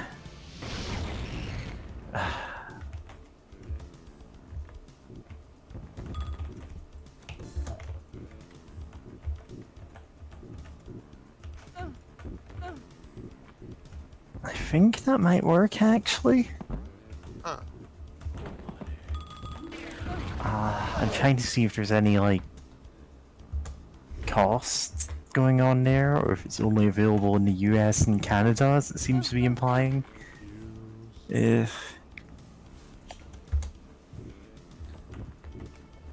God, I just navigated to this page and already I've got the pop-up saying, how satisfied are you with your help experience? It's got the, like, 5 faces from the frowny face to the smiling face. It's like, listen, stop having these pop-ups everywhere I go. I don't know why people think that's useful to them. Very dissatisfied.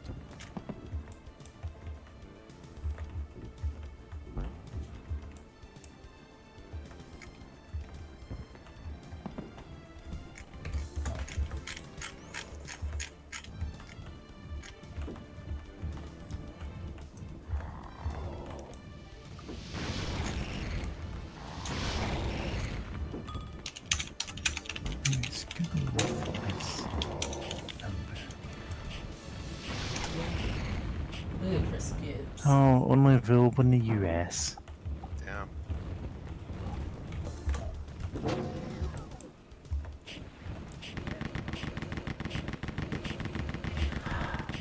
That's annoying, that could have been useful. Yeah.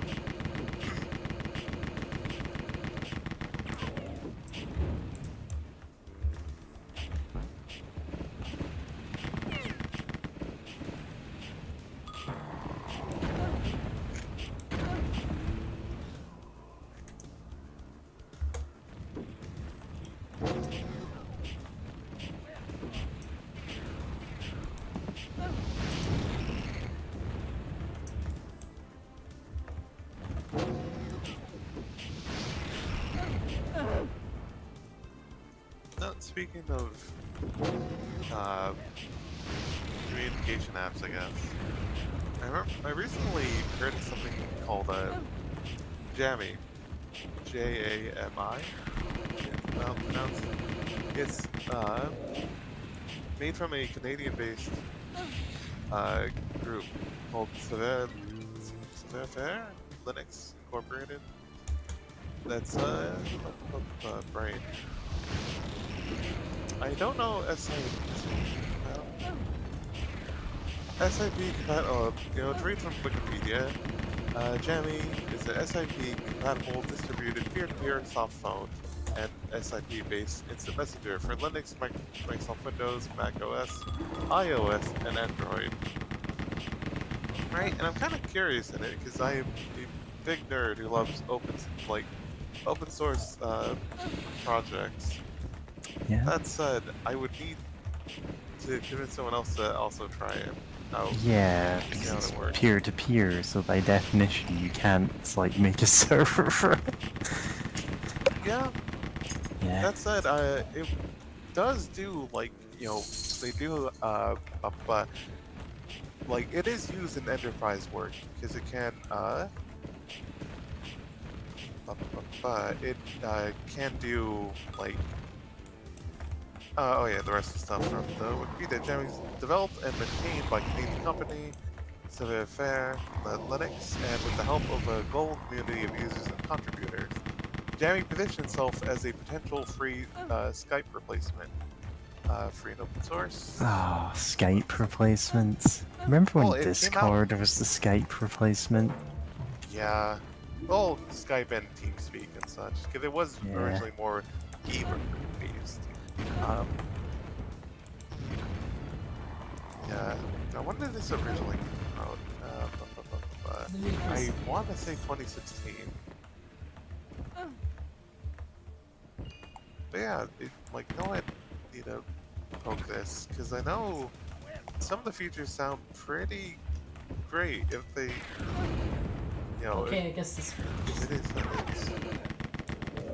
I guess this wall just doesn't exist. Huh. It's an illusory war. Well, yeah, God. I am speaking so badly today. It's an illusory wall.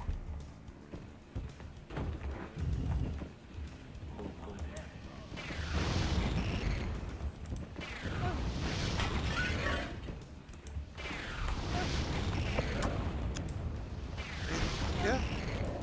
Makes sense they have illusionary walls. There's so many wizards. So many monks. They're monks, not wizards. They're casting fireball. You're Deathfire monks. Deathfire monks. Okay, Haven't you that's ever fair. played Heroes of Might and Magic? Monks Probably are Dark just a Messiah. ranged unit. Yeah. I mean, in Heroes of Might and Magic 3 and I think 4, I don't think there are any of the other ones.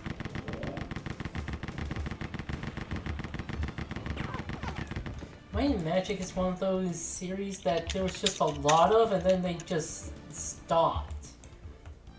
Yeah. Like, I think, like, one of the last ones was Dark something of Might and Magic. Dark Messiah, yeah.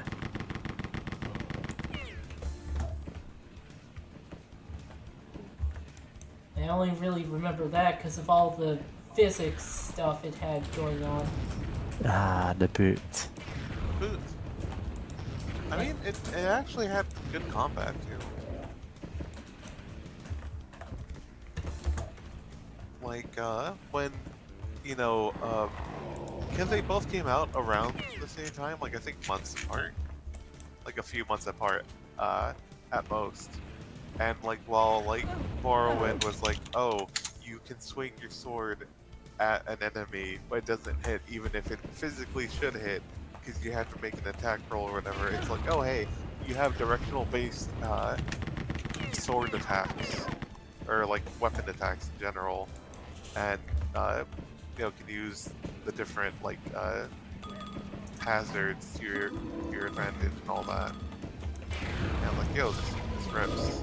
Like playing a like melee based character in that game is very viable because melee combat feels good, and also kicking people. Okay, come on. There was also like the goofiness with the ice spell. Yeah, especially on the level with all the orcs, because there's so many cliff sides, and you just feel like do some real Looney Tunes nonsense.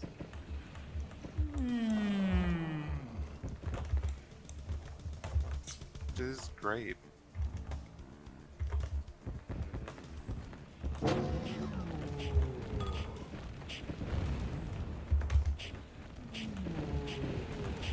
Also, you get a cute succubus girl who'd like to accompany you, being your companion. I'm giving you a verbal cat that looks at gay people.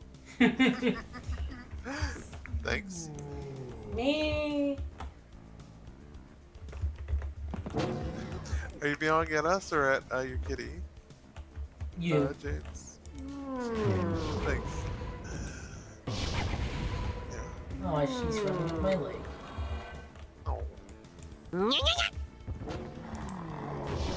God, I need to look through the rest of the Neko like sound, like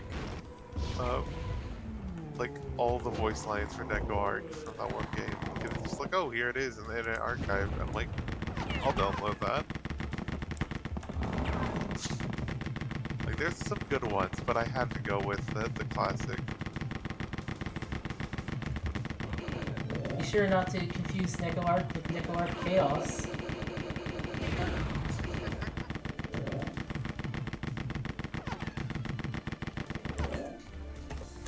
Who is based off a character who didn't really do much in the original game, but was just like a threat to Heavy.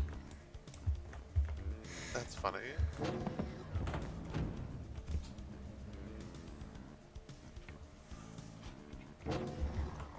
The only thing I know about Neko Arc Chaos is that they look tired and they smoke a lot, and they wear a black shirt and have gray hair.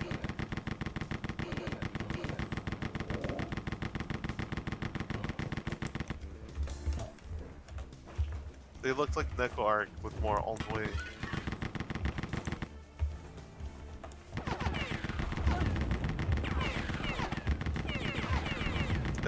Quick tangent.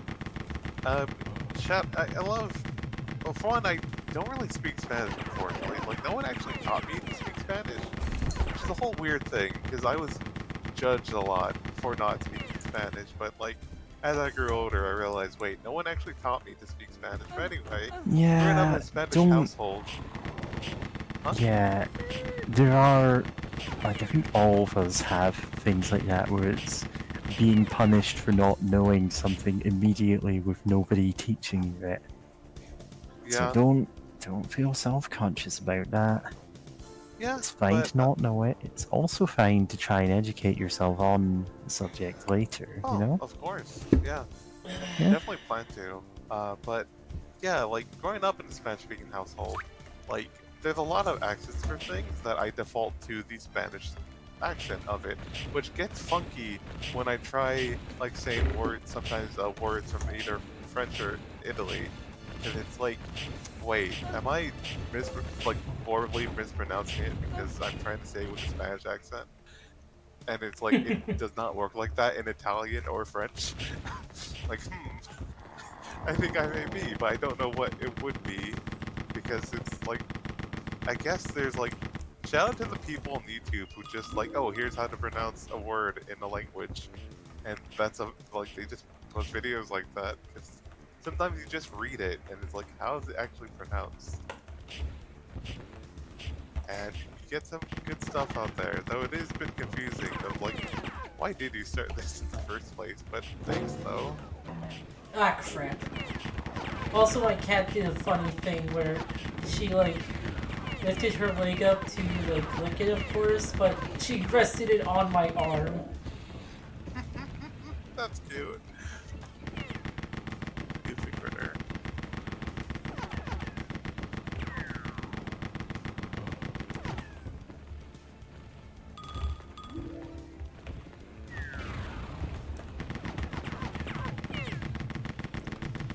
But oh yeah, no, I just want to talk about the Spanish thing again, because man, that was weird. Because I had like some family members like call me a gringo or whatever, which usually refers to like like Americans, specifically like white Americans. And it's like like oh kind of saying like, oh, you're not really like Latino or like Latino or like Hispanic or whatever, and it's like. Don't bite. Like, wait a second, why y'all being jerks about this? Like, I was literally like a kid or whatever. Like, what's wrong with these nerds?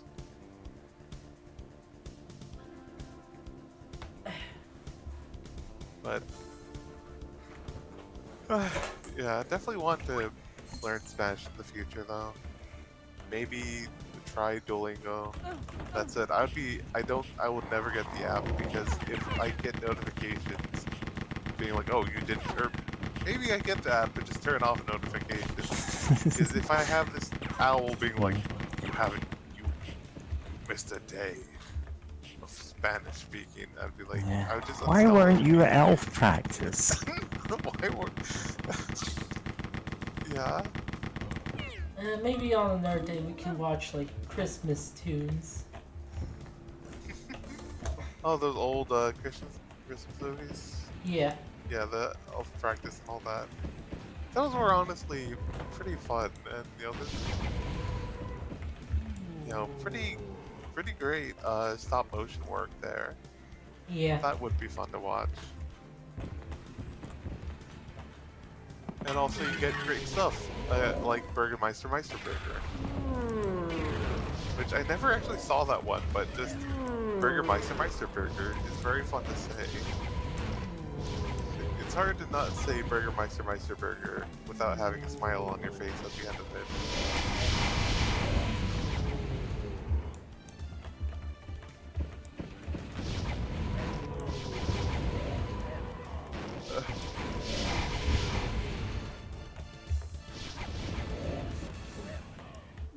That said, it is funny to think about how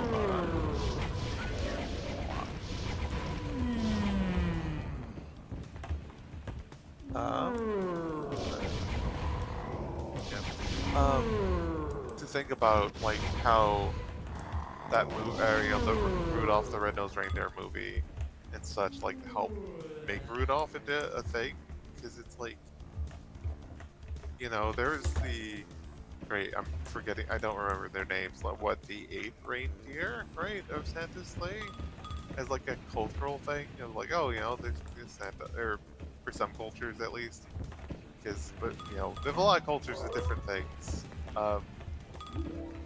Shout out, I forget the name of it, but shout out to the horse, or like, the horse thing that it's like has to sing outside your house. Lute. Yeah.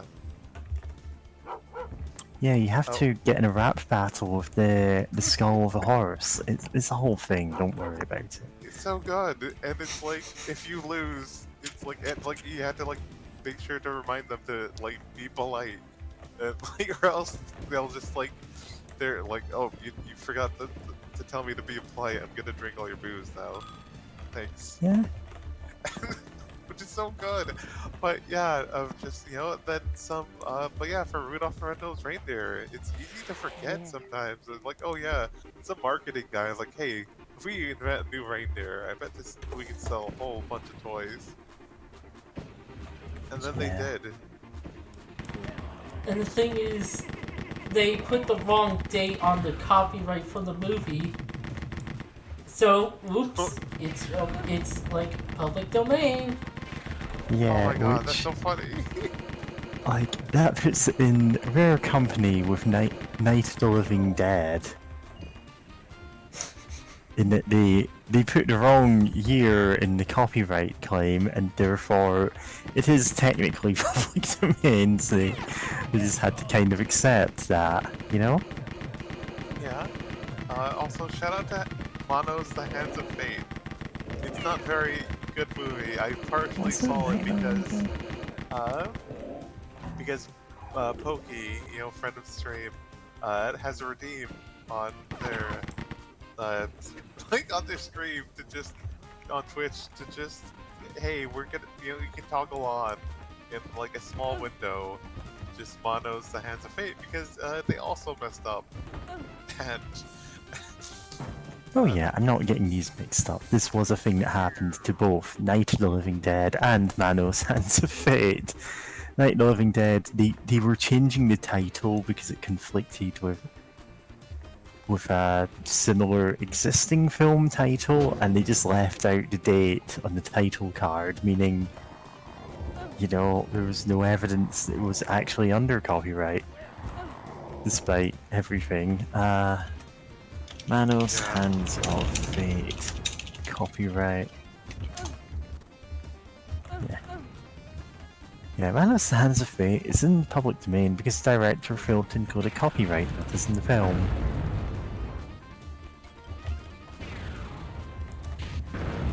Which is, Yeah. it's a hell of a triple bill, movies that are all in the public domain because of that same error. So good, but yeah. Very oddly, on the total whiplash of trying to watch all of them would be hilarious.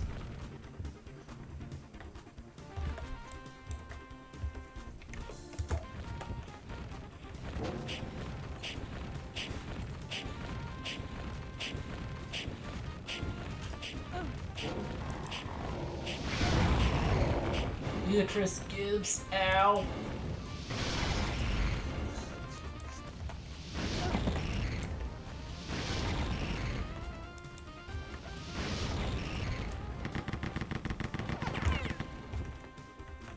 Outsider. Oh, of course. A bullet from his gun. How do you know my one weakness?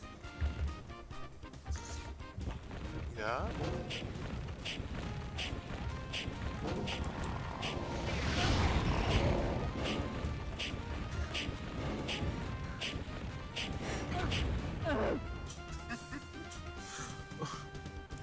Okay, for that first one, I should probably just... Huh. Interesting. Apparently, by looking at Wikipedia's public domain film listing in Japan, due to its copyright, all works of directors who died in 1953 have entered the public domain. This includes many pre-1954 Japanese films that now pass into the public domain in Japan. But furthermore, works originally published or created in 1952 saw their copyright expire at the start of 2023.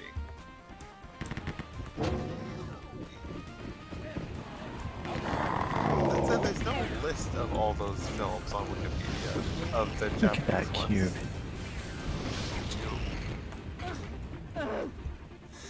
Oh, face cube. Uh-huh. Yeah?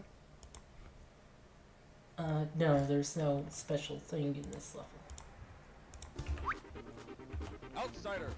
Yeah, some secret finding cat girl you are when you're just bringing up a game FAQ of it. Outsider. I'm kidding, it's fine to do that. Yeah? Okay.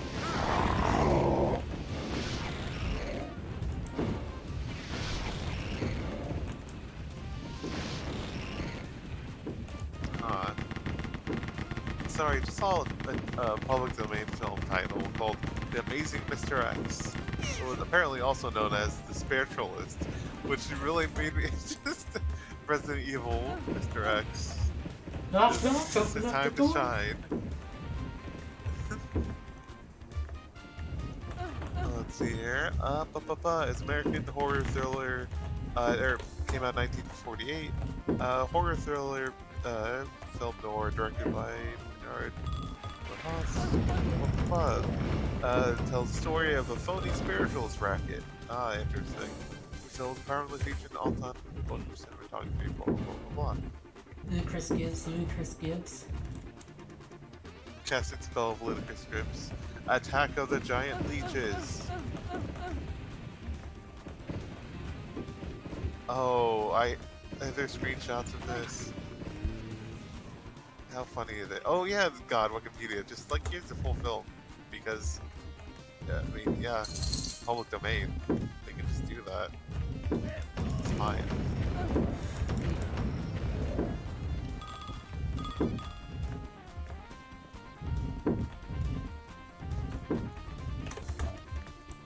Hey, it's Dark Corner's review of that.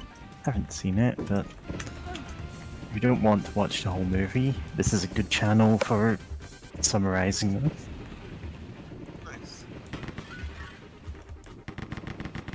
Come on, I want to see the giant leeches. I'm just skipping through it, trying to see the giant leeches to get a screenshot of them. Where's the giant leeches? Show me the leeches. Maybe I did see part 1. Didn't really notice due to how grainy this is. Yeah. Okay, I'll look at that later. I'm just thinking of the Killer Bunny ones or whatever. Ah, Night of Just the really Lapis. silly. Yeah, Night of the Lapis. Yeah, is so I know funny. I've posted both the original poster and just screen caps of the movie. They and did such also- good work on the poster. Yeah. The poster's like, okay, what's this movie about? And then you see the movie and it's just bunnies. Not like monster bunnies, just completely normal rabbits they have in scaled down sets. Yeah. Yeah. I did also, I believe, post a page of a very recent Spider-Man comic in which, in fact, I think it's this month's one, yeah, this month's Amazing Spider-Man, in which White Rabbit does directly reference Night of the Lepus. In Of the course. middle of a conversation, which he's like, "Ah, my umbrella gun's jammed," and when asked why she doesn't use a real gun, goes, "That's for peasants." Then just threatens to she goes, "You know what, I'm just gonna fist fight them." And it's like, what, a crowd of people with guns. Yeah. Yeah. She is awful and I love her. Ludicrous I know I- Gibbs. Thanks for that contribution, James. I'm sure the Gibbs are ludicrous. As they were the last 50 times you said that. Yeah. God. Oh fuck.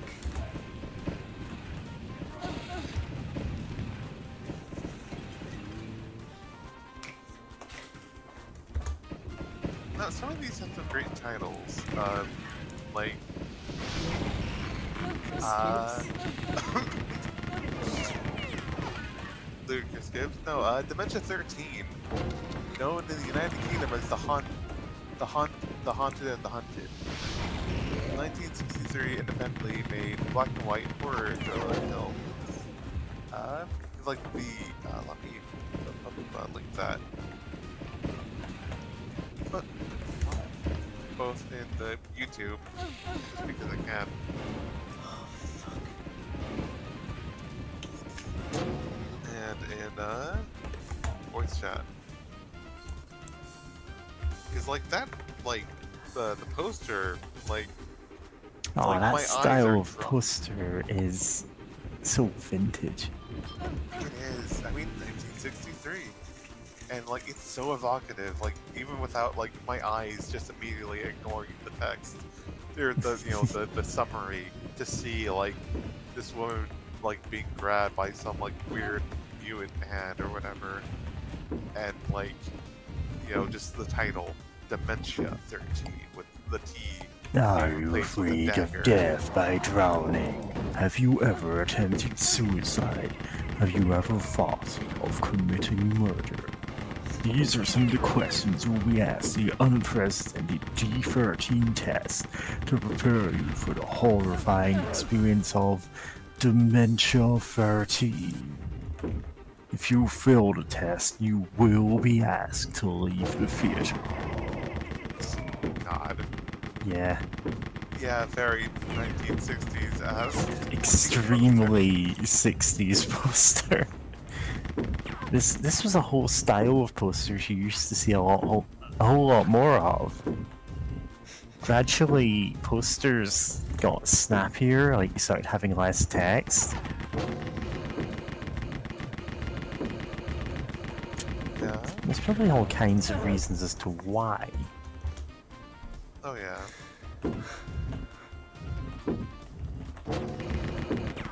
Yeah, so I linked that page again. It's good. And I know you've pinned She-Hulk's arms when I linked that. Of When I course. posted that. Of course.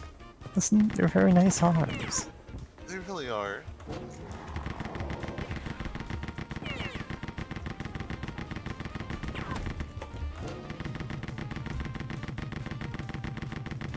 I haven't really read any She-Hulk. There's like a lot of comics that I just never bothered reading.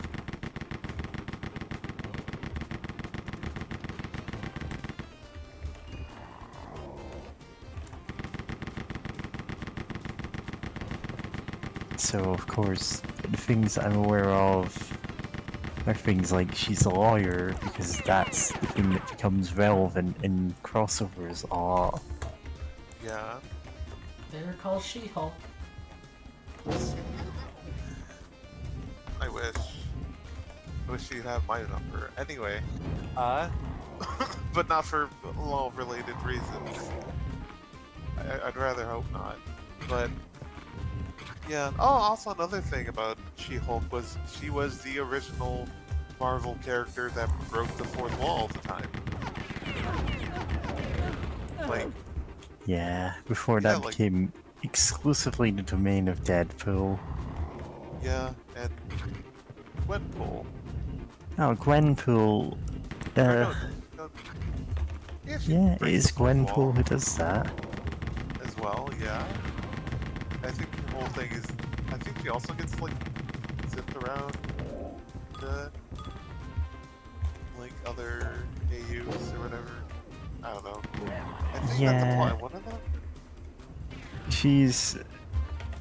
She's a character who kind of exists in a weird meta sense. That she can step outside of the panels and do stuff there. It's a whole thing. Unfortunately, I have zero idea how to actually like get a reading order of like where to start with her. Like there's no good starting point as far as I can see. It's all in the middle of other people's crossovers. Goodness. And I'm like, great, thanks. How am I gonna like? You can at least have some comic that is a good jumping on point, you know? Because back in the day, the policy was every comic is somebody's first comic. So even if there's like continuity stuff going on, you can pick up any comic and theoretically read it and mostly know what's going on. That's not really the case nowadays. Yeah.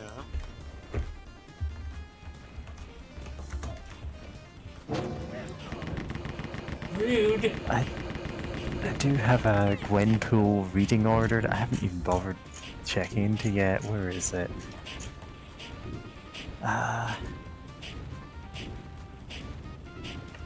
It's gonna link Twitter post about this. God, I'm saying Twitter post instead of tweet now, and it's like, oh, No, no. I mean, you could be saying that just because Tumblr also uses posts. yeah.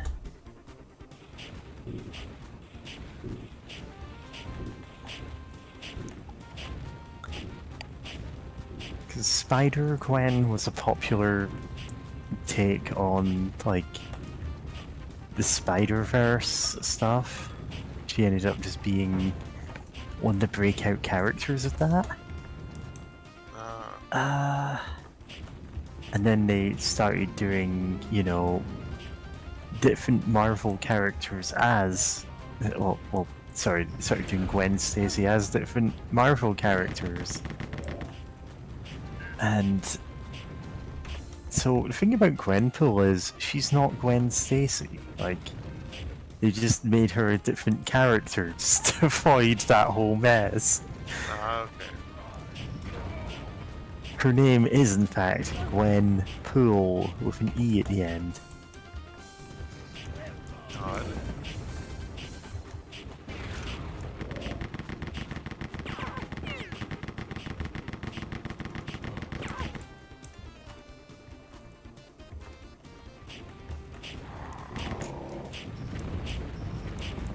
Oh, real quick, I just had to say, you know, still like pop looking, glancing at the public domain films for the U.S. And there's one just called The Gorilla. Came out in 1939. The Gorilla. Like, back in the day, you could just do whatever. Also, that Gwenpool cover looks nice.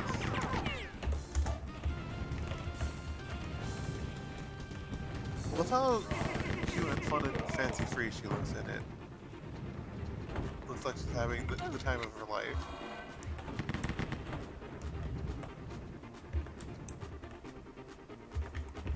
Yeah, she's...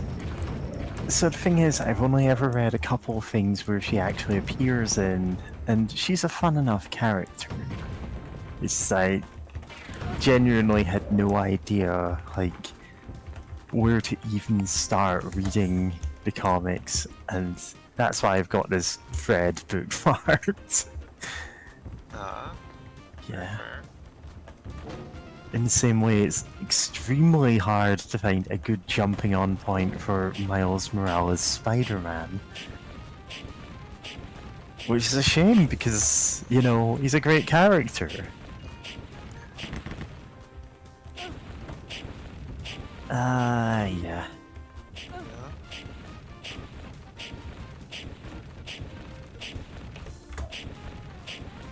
Yeah, I know I've read, like, a Superior Spider-Man tie-in to some kind of big crossover event, and part of the team that he put the Superior Spider-Man as a Doc Ock and a clone of Spider-Man's body at that point.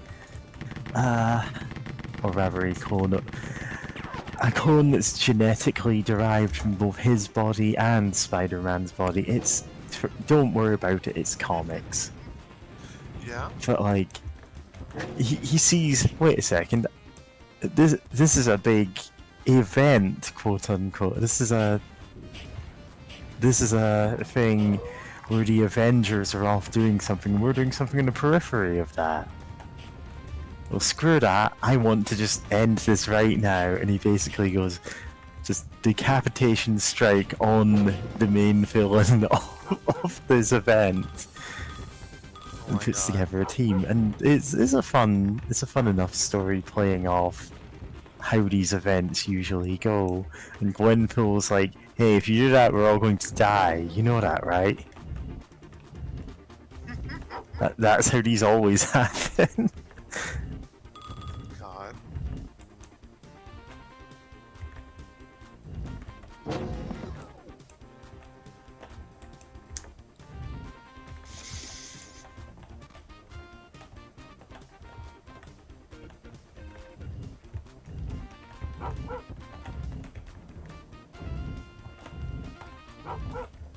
Ah. Always annoying when something gets inside you in a first-person game. Catloads of gay people.png. Yeah, when he said that, my mind immediately went to Payday 2. Whenever the cops AI just has them like rush up to you, then put their gun in your hitbox, and then, or like they get so up close to you, just inside it, that you can't easily point your gun at them because the bullets. I think in that game, yeah, the bullets come out of the exit of the gun, which makes sense. But if they're that close to you, your cursor can be right on top of them, and your barrel won't be pointed directly at them because they're just too close. Especially if you have a long enough gun. But yeah, that was kind of a problem I was having with Curse of Strahd. Because it's not like normal 90-degree game. It's like you can move around. Yeah, it's not tile-based. Yeah. But that, like, very occasionally some enemies could, like, get inside you, especially if you entered a room and they were just there inside you. The monster inside you. And also, And not in the fun way. yeah, it was extra bad there too, because there would be enemies that have level drain. Oh no.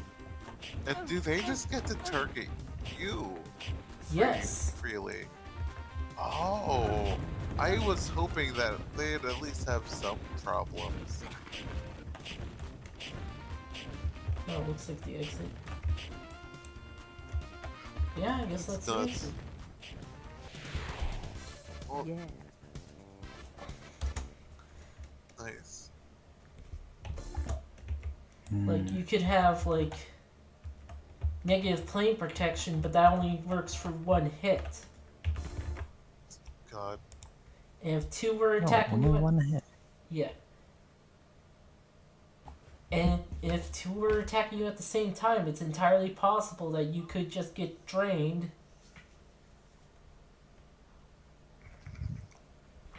Whack. Oh, and a quick tangent. Santa Claus Conquers the Martians is in the public domain.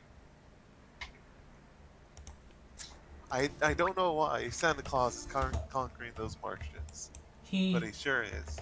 He doesn't actually. It's a weird Yeah. one. Oh, you've actually seen it, or I'm guessing it was on Mystery Science, you know, you know the one. MST3K. Yeah, Yeah, it's on there. yeah, that makes sense.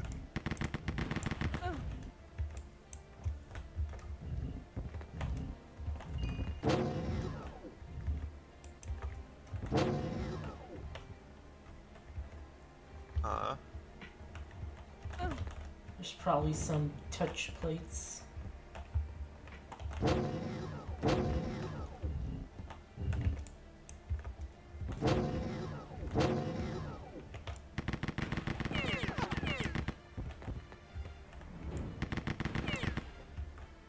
Got it.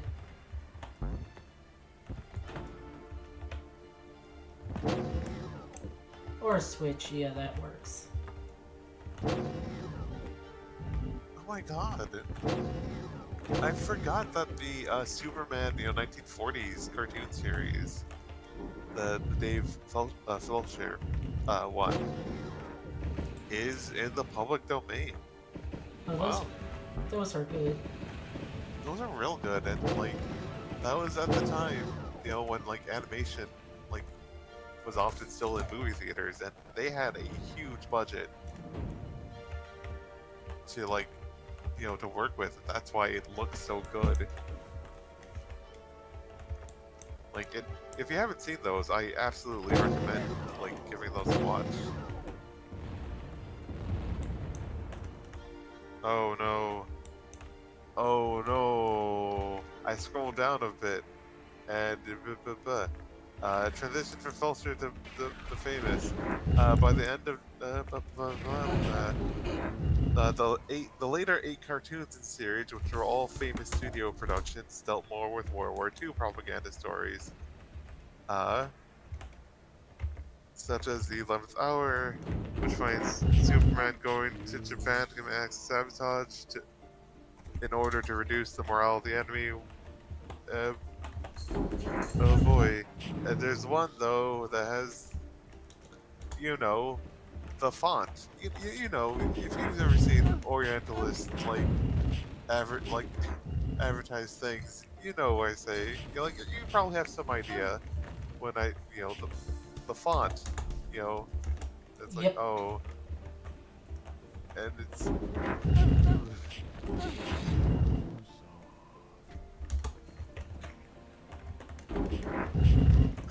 Now, I'm not even gonna say the title of this one because it's like, Yeah. it's theoretically It's it's not war the worst thing. propaganda. It's Yeah, probably a bit racist. yeah, because I feel like that's absolutely the intention. Yeah. Because it's saboteurs, but the first 3 letters are not what you think they would be. Put that way. Yeah. So it's like, that sucks. Other than that, the ones that are more Superman doing Superman things are real cool. Like, they're really amazingly well animated, which is fantastic. Um,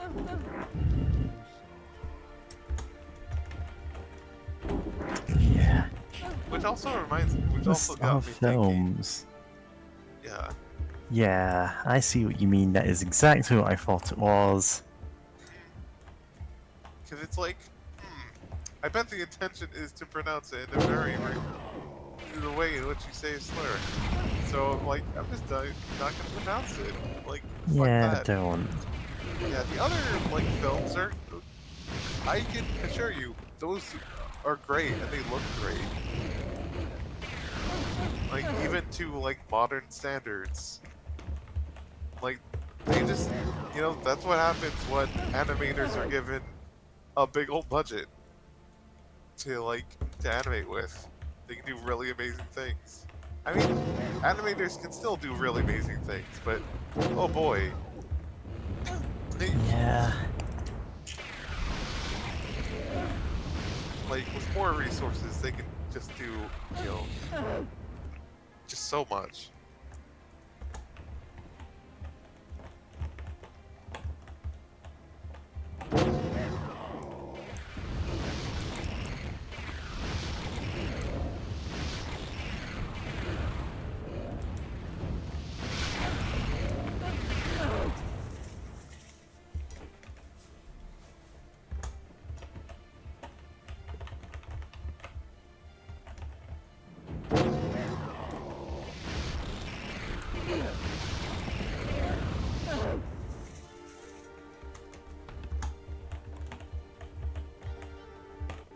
Wonder if.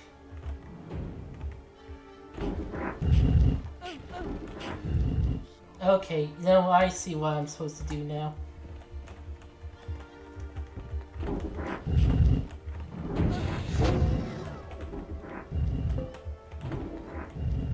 Sorry, there's one final U.S. public domain film worth mentioning by title alone: White Zombie. just, Like just the band? I mean, not Rob Zombie, but White Zombie. Yeah. Is there a band That that's was called Rob White Zombie? Zombie's band. Oh, then yeah, then the band's probably is named after this. This came out in 1932, which, from what little I know of Rob Zombie, yeah, of course he would name his band after a public domain horror film. Like, yeah, Yeah. that tracks. God, I had to double check because I'm like, wait, am I getting this mixed up? But no, White Zombie band and Rob Zombie is in that lineup.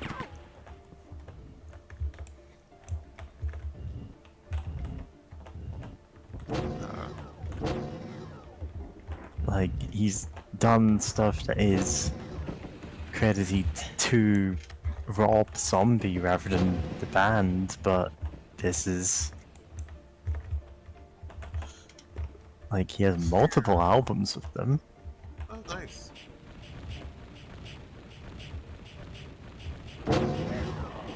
Oh dear. In fact, he was in the band for 13 years, so of course. Yeah. Yeah. Oh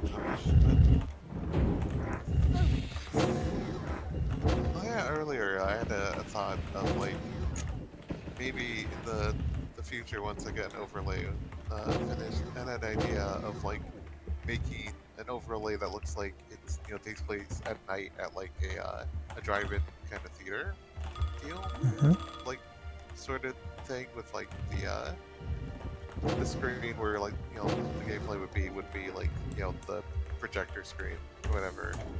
And now looking at all this giant list of public domain films, I mean, what if like for a pre-stream thing, or if I'm like, oh, like BRB, I just have like a public domain film going, like you're watching Superman. Yeah. I have to go like, hey, I have to go for a few minutes. Here's Superman. Yeah. Oh. So there's this one really good video called Ranking the Danganronpa Characters by a person I follow on Twitter. I think they're mutuals with me. I genuinely cannot remember at this point. But like, it's a very funny video, and I would absolutely recommend watching it if you have any familiarity with Danganronpa. Specifically, if you have familiarity with it and know exactly why the game being skipped is Ultra Despair Girls, because no. Yeah. Huh. But the video is over an hour long, and partway through it, the gag is, okay, it's an intermission now. We're gonna watch Popeye. This is a public domain Popeye cartoon in its entirety, and that's like 20 minutes of the video. No commentary, nothing else. And it was originally meant to be that the video itself was 5 minutes long, and the Popeye cartoon would be the remainder, like, of the entire thing. It would be most of the video. Except then it turned out there was just a lot to say about the characters, you know? Yeah. Ranking the Danganronpa characters. I'm gonna link this here.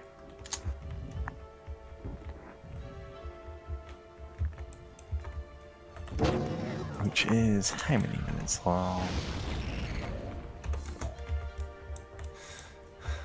Oh, it's over 2 hours long. But there is a bit that's in the middle of this intermission, and then it's like 20 minutes of Popeye cartoons. Hell yeah. I grew up. Then watching later on, Wolverine. there's a fake out where it's like, alright, time for another intermission. And then it just goes right back. Yeah. That's great.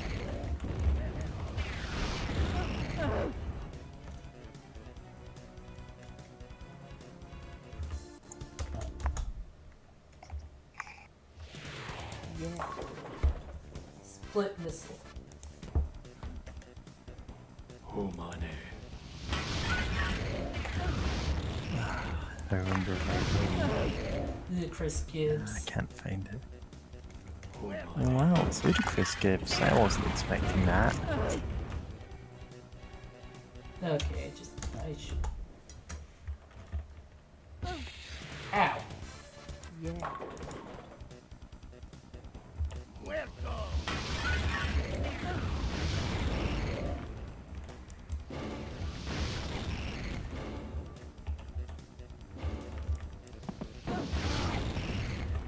Welcome.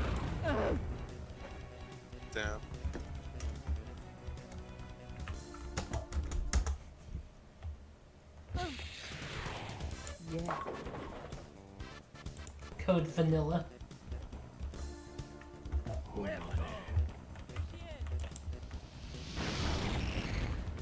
So, we have been streaming for over 4 hours now. Oh Yeah, but we should be on the boss level. They said it's Laravel Obscuro. Okay. Well, you did say the boss is easier, because I was gonna say, like, hey, we should probably It is, Start- although gimmicky.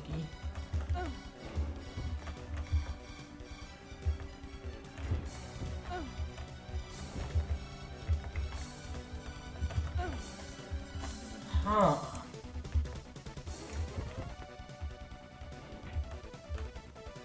There are no touch plates or...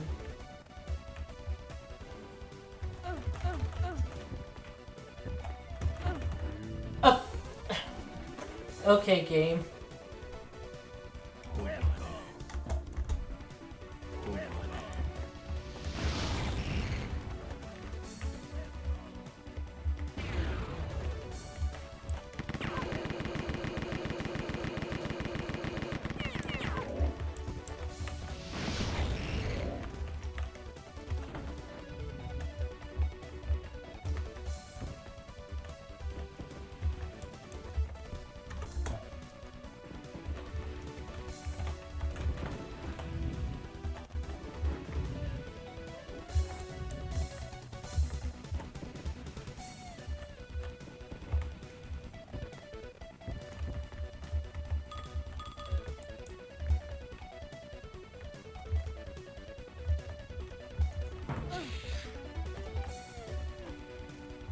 Oh, there's a bounce pad.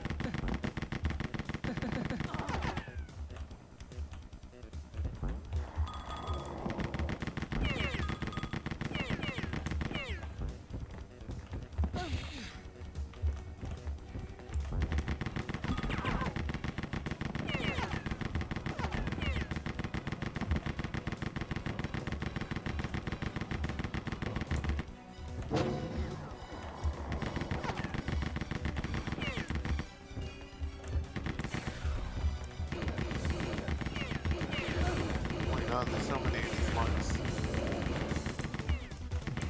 Glad to know they have friendly fire, though. They do. Oh, fuck.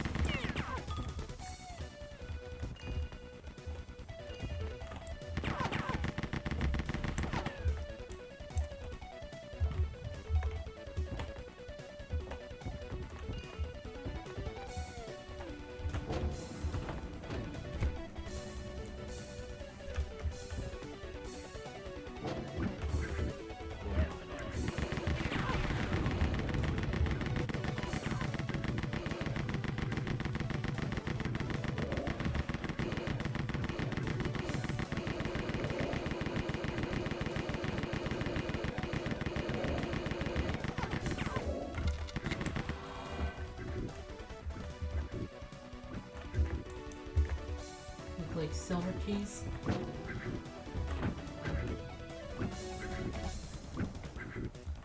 No, it's ever going quiet. Well, not really. Just caught up in the action. Uh,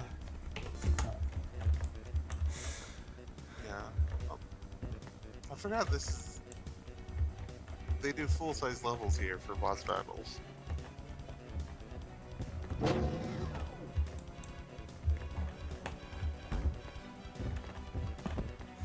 The one for NME wasn't so big, but it's just the rest of the bosses just took so long. Maybe... Yeah.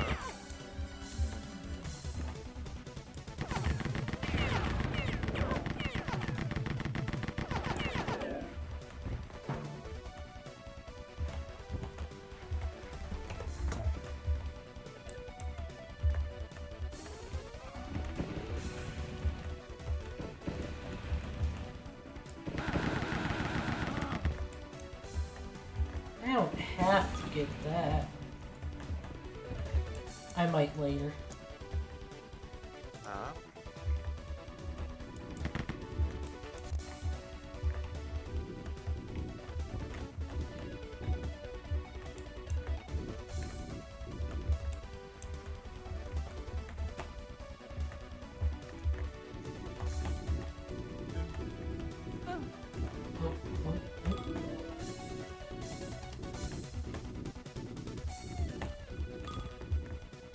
Ah.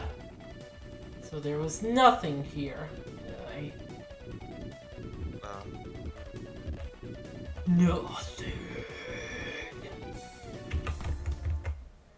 Oh, hey, person in chat. What is this game about? Oh, sorry, I heard I was on chat. Well, hey, that's the that's the Yo, person no. who's in the chat last Wednesday, I think. Yep. Yeah. And I'm blanking on what game we were even playing then. Oh, Shin Megami That's a triad. Tensei, of course. That's why I don't remember it. Ludicrous. Yeah. So But- this game is Rise of the Triad, which is a first-person shooter from around the same time. God, I don't actually know what the story of it is. I only know that it's from around the same time as Doom. Or thereabouts. Can one of you maybe fill in this? Because I don't know. There's this Don't- there's this terrorist organization that is wizards and also normal guys. And like Wow, riveting stuff. and you play as the hunt who like fights them. They're on this island base.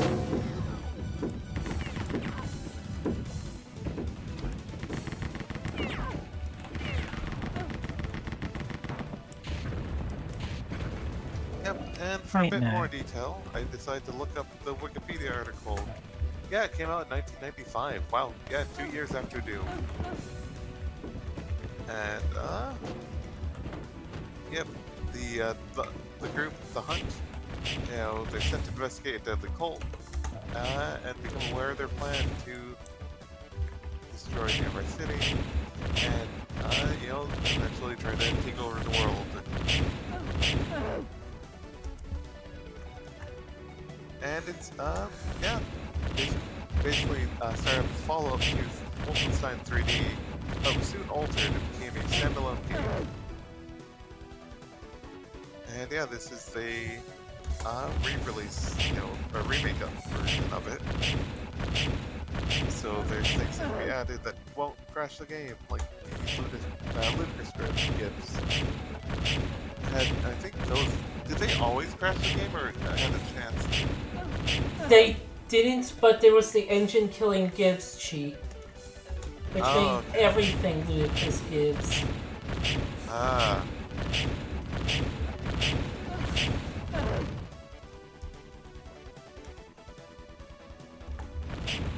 Yeah.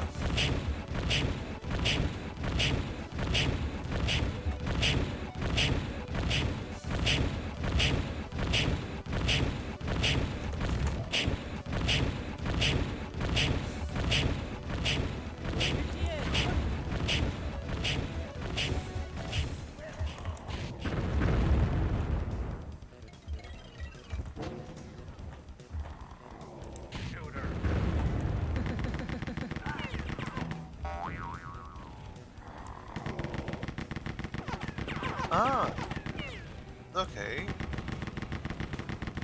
Something in Wikipedia shows, according to the Apogi website, the original storyline. Okay, wait. No,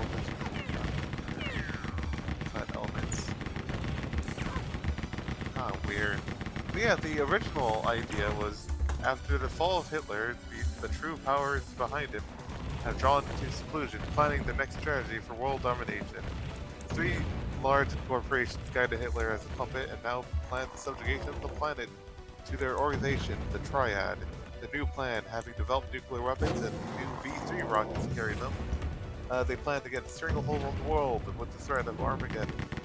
The original plot, interestingly enough, but Wait, yeah, this was about Hitler the whole time, or at least the secret Originally. masters behind him. yeah, Huh. it was kind of like originally a tie-in, you know, or a sequel to Wolfenstein 3D. So that's, Yeah. they had Hitler on the brain. And what if a weird secret plot behind him, which is not great, honestly. Although they I did feel say like- companies backed him up, which, you know. I mean, even then, I don't think we need an explanation for why Hitler did the things he did, other than, you know, he was a fucking Nazi. But like, yeah, the idea of, but yeah, oh yeah, the finalized plot of the team of special operatives known as the Hunt High Risk United Nations Task Force. Imagine if the United Nations could do anything useful. Anyway, is sent to San Nicolas Island to investigate a deadly cult activity taking place in the ancient monastery. And their boat and the only way back is destroyed by the trolls. The team soon learns that the cult plans to systematically destroy nearby Los Angeles. The operatives, now unable to return to whence they came, and that are then left to fight their way to the monastery on the island, eventually put a stop to the cult's activities. Hooray. So yeah, I'm glad they changed the plot. Because, like, yeah. Yeah.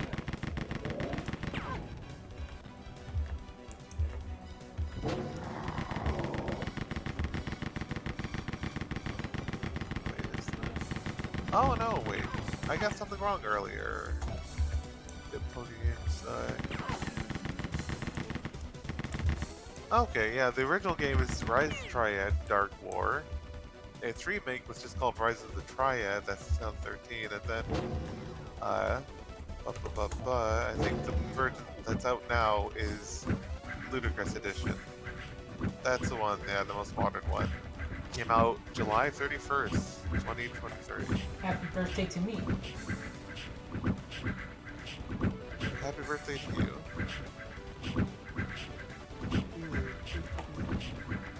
I still love the animation of that spike trap.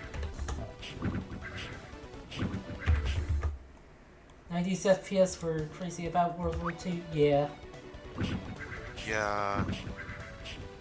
I mean, to be fair, there's a lot of movies and such, and you know, other mass media that had like obsessions with World War II, or like finding secret Nazi gold, or a weird secret plots, because you know it was kind of seen partially as an easy shorthand of these are an easy way to say, hey, these are the bad guys.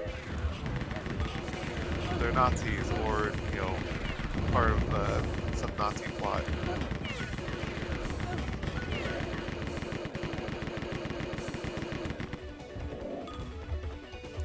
Like, I think my parents used to have a VHS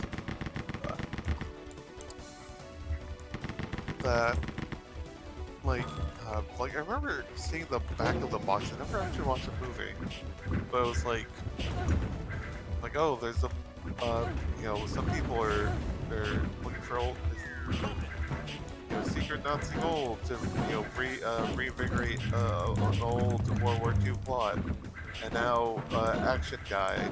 I actually do not remember the actor's or Fucking character's name. crap! Okay, That was just fuck. stupid.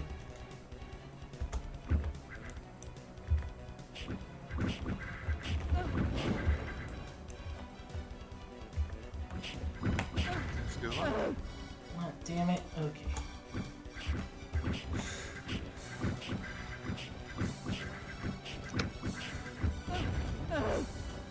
Damn it.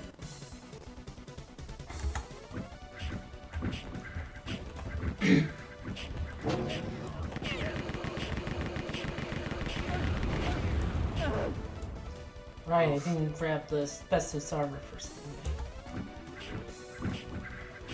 Yeah, you got to rub that asbestos all over your body and breathe it in and everything, you know? Awesome. It's the only way to be safe.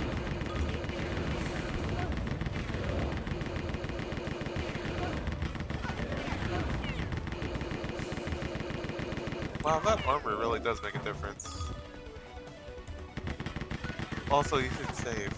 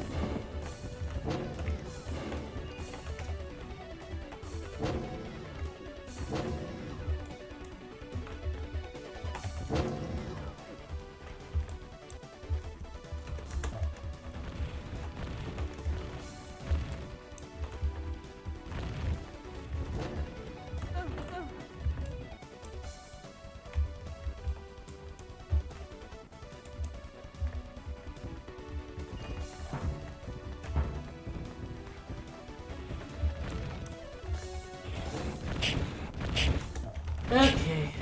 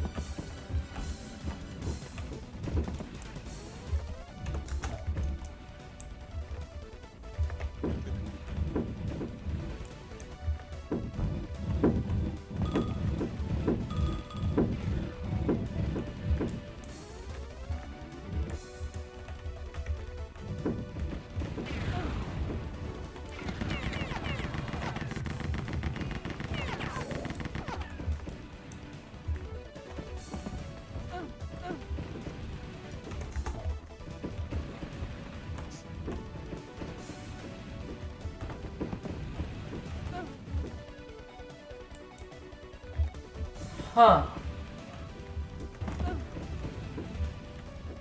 Wow, that was pointless. Wow. Game just wanted to be rude. Yeah. Whoa.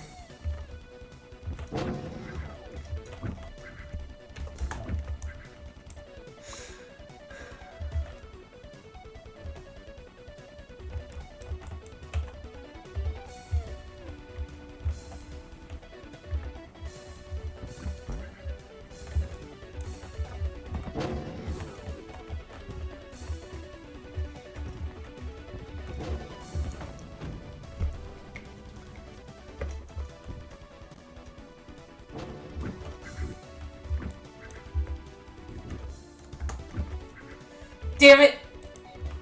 It was restore game, not save. Oh. You're caught in a time loop.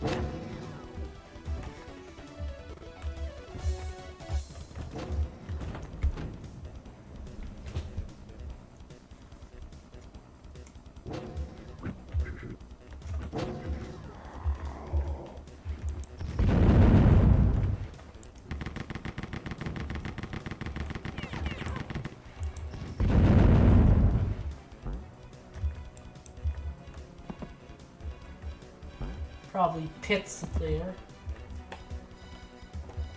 Yeah.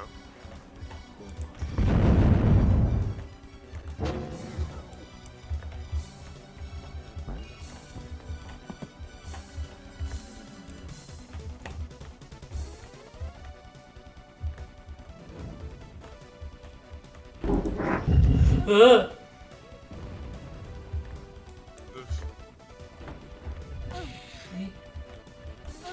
Oof.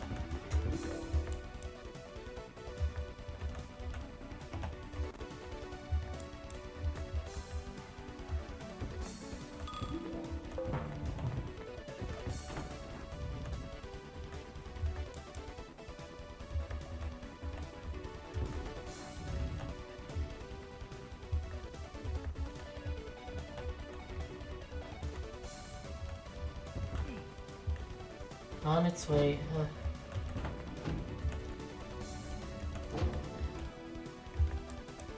Okay, is this the boss? Yep. Okay, where is he? So many wizards. Yeah. And he's among the wizards. Among Us? Among them. Move this.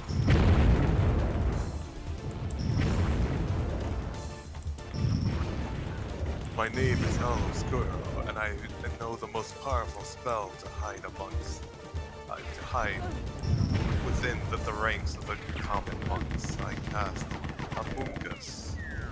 Oh, there he is. Oh! There he is. He's pretty you know, different from hyper-different. the regular monks, let me tell you. Level music make it seem like a 3D Contra fan game. Eh, Kinda. Yeah. Like, I totally see what you mean by the Contra.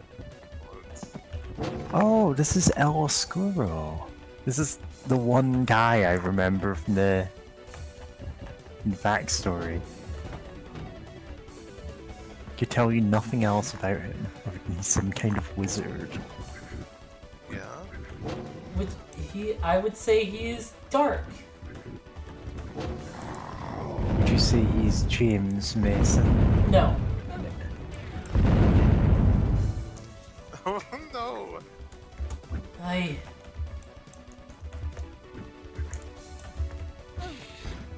Fuck. Damn it.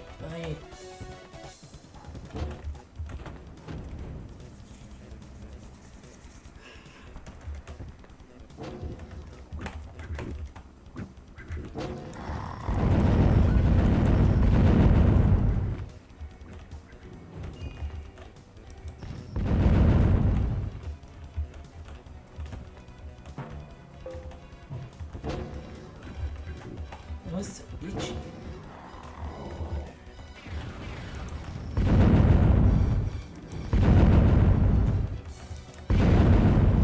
Look at Chris Gibbs.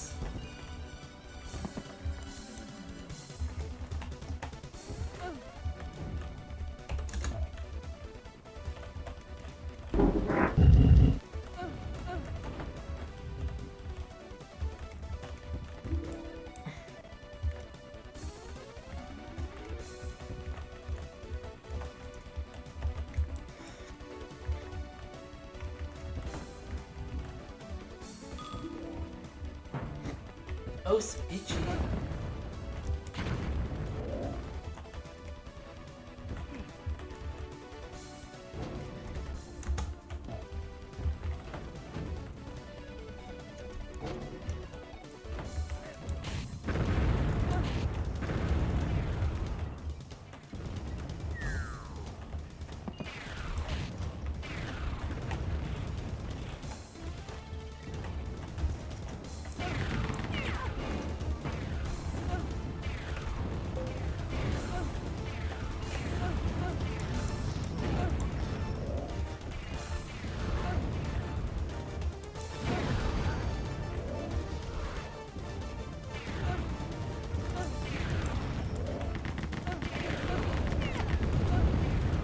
His units are more annoying than him.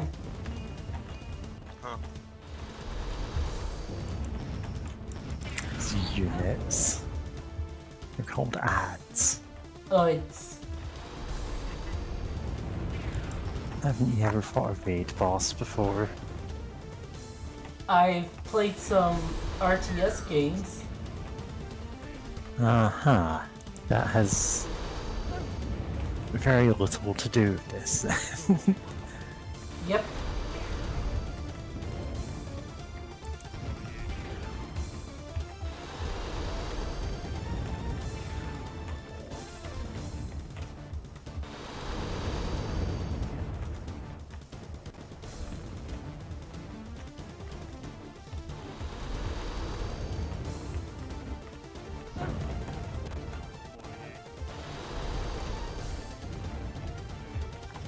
Uh-huh.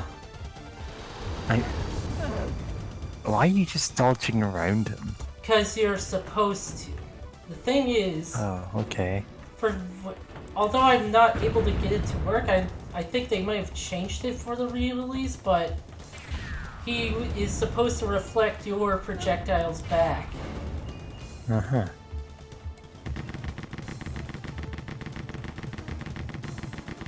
And you're supposed to not shoot at him.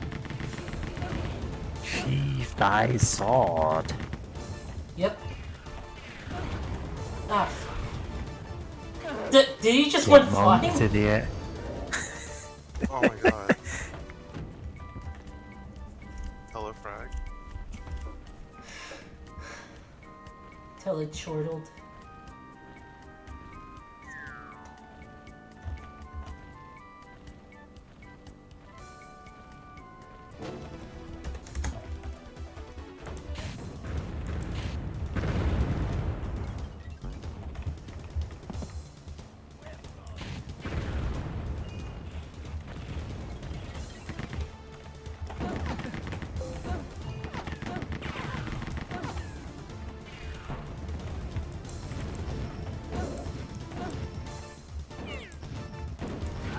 Does he just not do that for the heat seekers?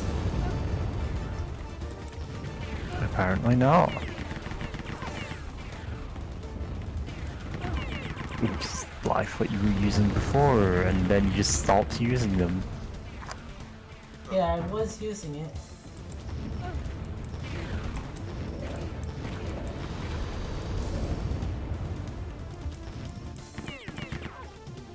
Like, he's doing a really shoddy job of reflecting your projectiles there.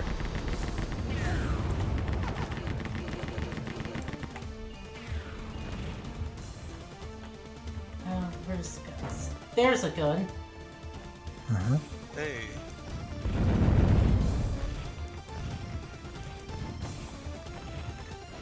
Oh, there's projectiles.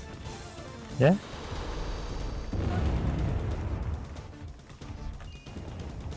Yeah. You're supposed to wait them out.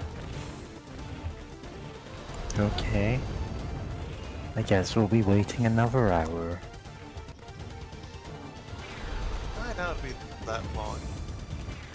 No, I'm just saying, like, we're running a lot over time now. Yeah.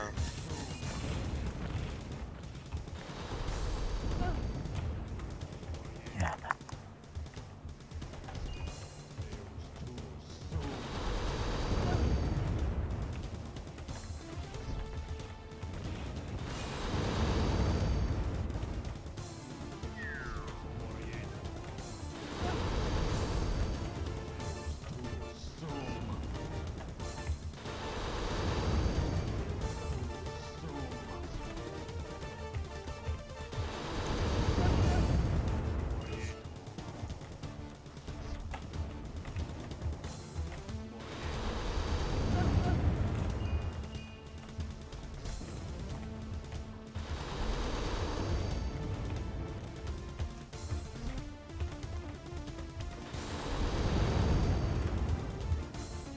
There's at least a lot of health items.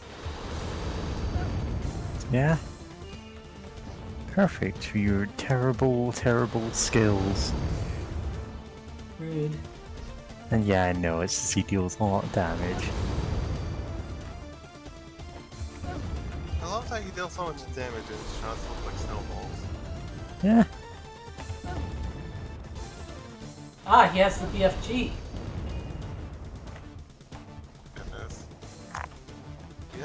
Okay, that takes some explanation. Fuck. Yeah.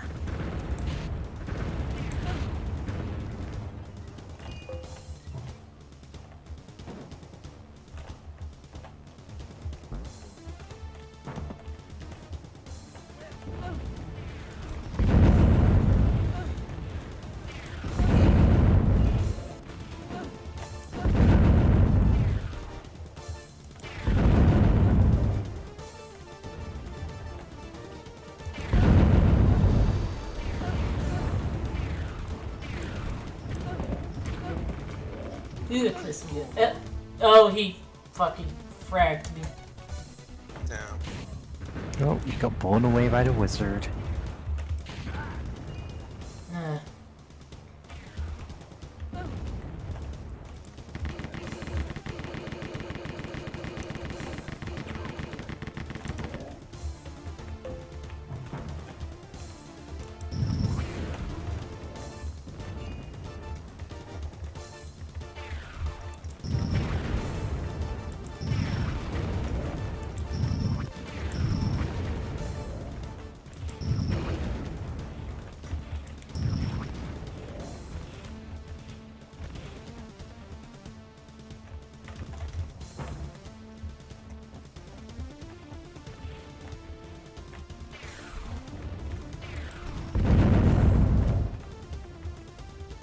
Nice.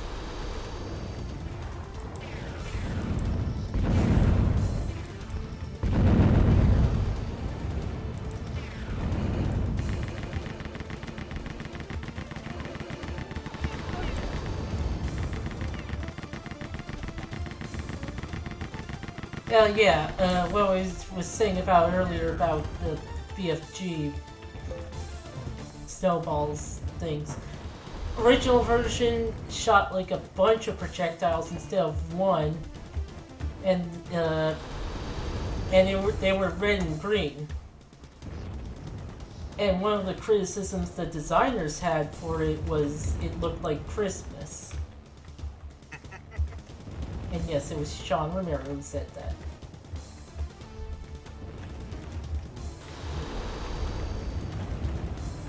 John Romero hates Christmas? That explains everything.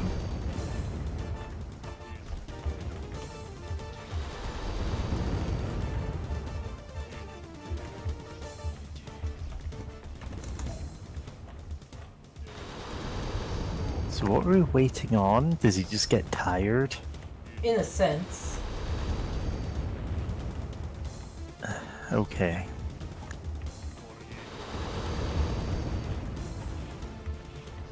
I can see why you now said that you really give me game. Whoa! What was that? Face. Skull blast. Yeah.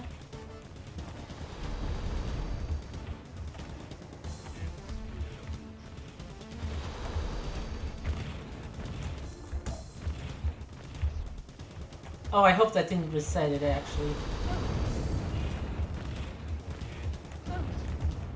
James. Oh, it's fine. I won't ever fire shot him. I'll just wait for him to tire himself out. Saves game. Wait, does that reset it?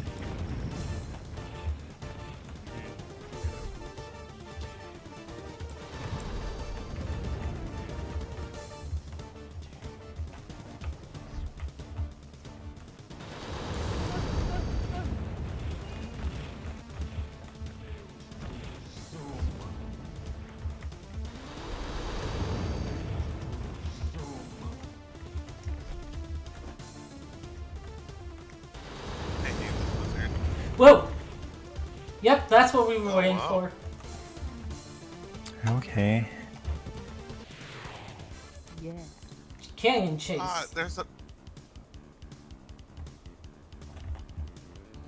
I Yeah, this guess. looks like something that'd be really short, but yeah, I wish that fight there's some more feedback.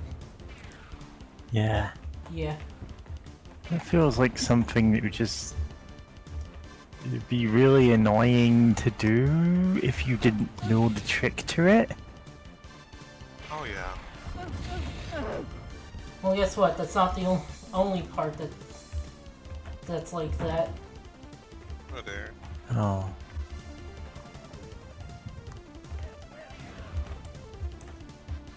Yeah, just checking.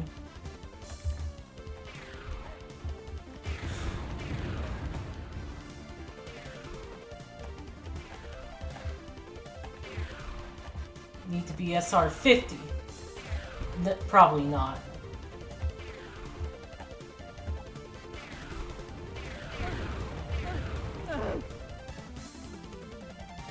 Unless it was in Mirage.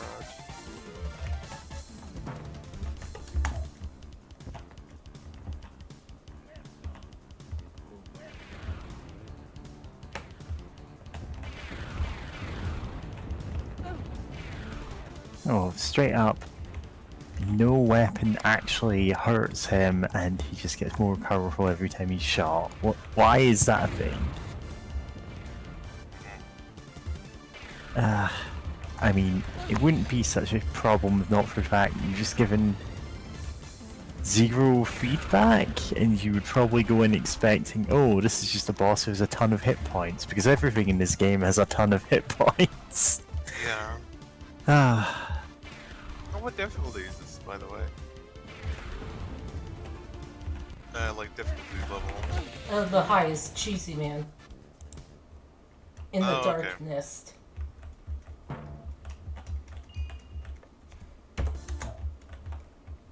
Okay, that explains why everything had so much health throughout this entire playthrough.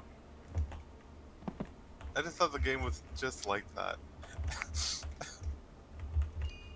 Okay, where is he? There he is.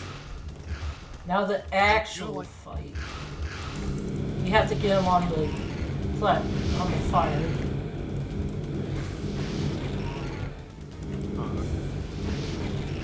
God, this. I mean, now I'm thinking more of like.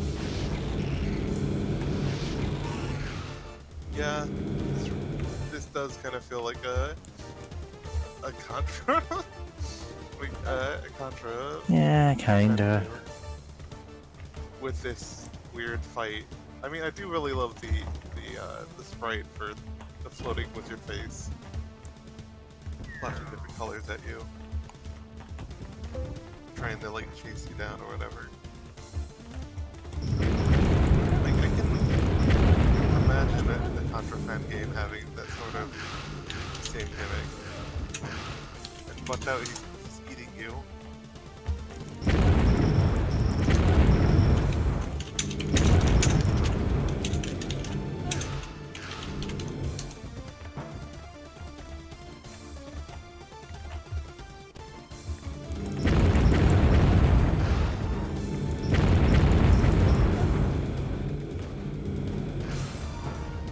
Hero defeated.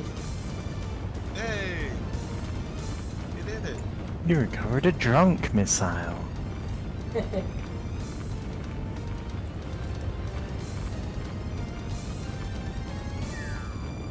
sure is taking a long time to die.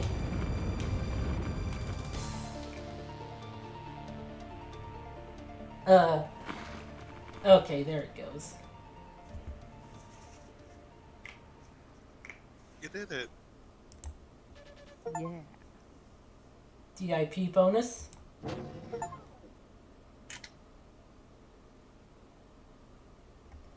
Oh, this tower thing.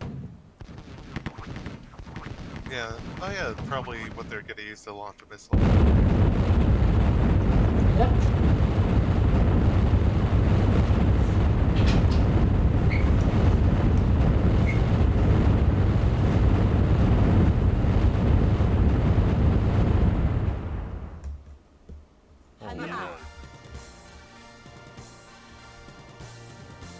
The world is safe. Hooray!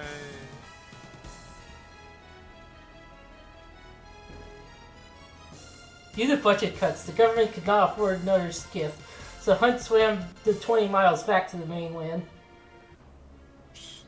Unfortunately, not all of Eliscuro's larvae were destroyed. 30 years later, a descendant of Eliscuro wiped out the entire world. Nice job anyway. Yep, that's Yeah. right. There's a, Oh yeah. that was the bad ending. Oh my god. Of course it's a bad ending. World will not be safe until all of LSQ's larvae are destroyed. Find them. Oh my god. Yeah, that's the final dick. Well, no, not even the final dick move.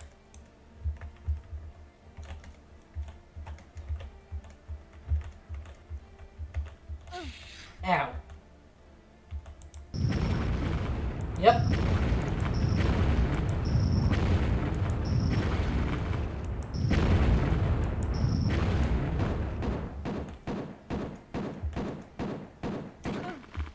Hey. God, I'm just so Wait, there's tired, another one. you know? Also, yeah, I'm getting kind of tired as well. Yeah. Like, I was hoping we'd be done when we were like, oh, it shouldn't take. oh no, we've got to go and fight the final boss's babies.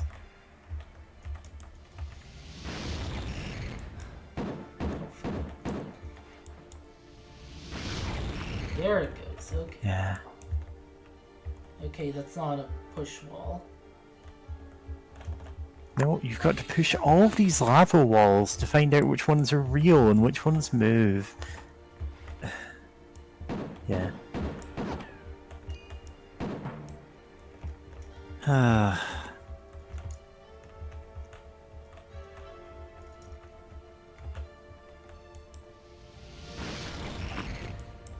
Could you have done this before fighting him? Yes. Okay.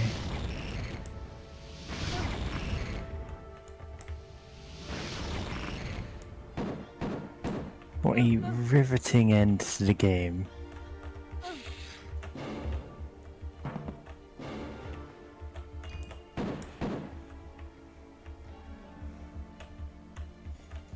Yeah, no. Why did he even have all of those hit points to force you to go back for the... Yeah.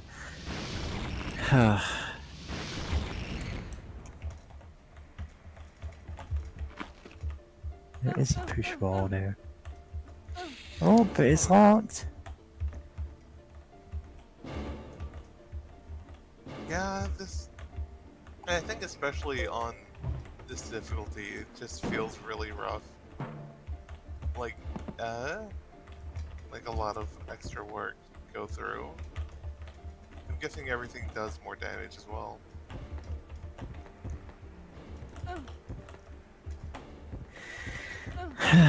It would be like if after beating the final boss in another game, you got presented with a cutscene going, oh, but now you have to go back and fill out all your paperwork. Yeah. Because that's what this is.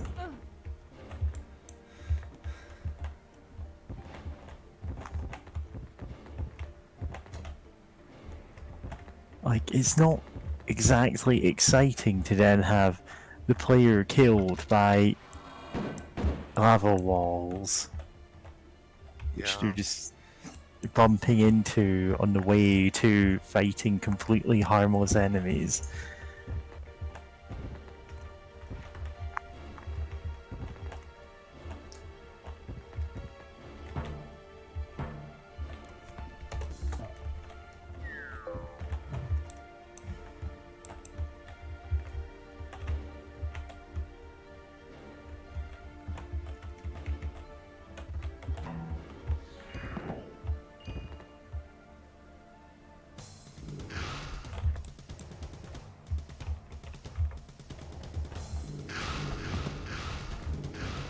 Hooray, we get to fight the final boss a second time.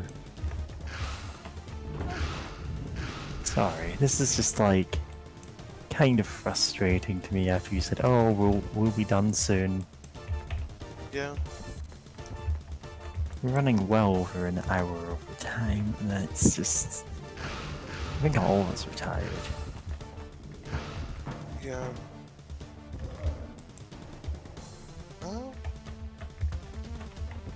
Oh yeah, and chat, congratulations, you passed more than 2 hours in the boss fight just for a victory screen.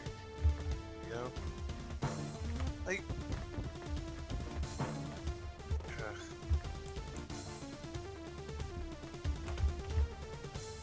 like I kind of get what they're going for, especially like at the time. Like, oh, he's just got to figure out the secret or whatever.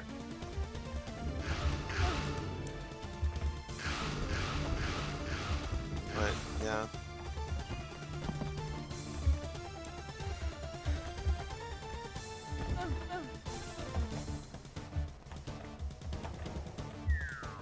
Uh-oh, you didn't fill out Form 37B. Go back and fight the boss again.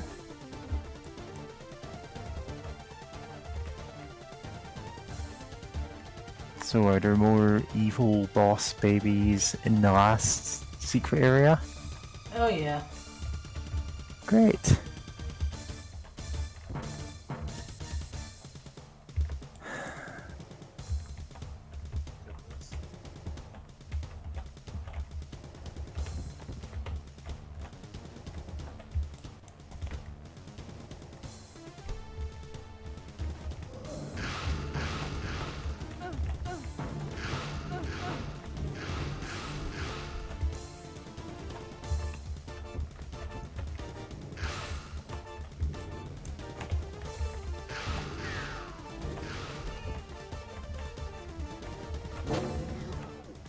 Okay. First, asbestos armor. Second, fireball. Rocket jump. Oh wow. Yeah, this is very 90s puzzle. Ah.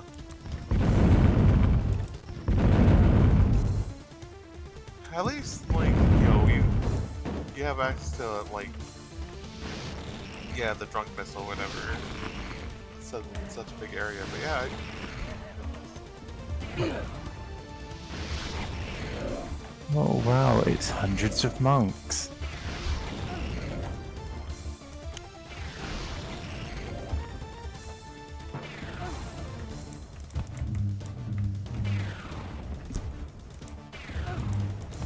The bat is so.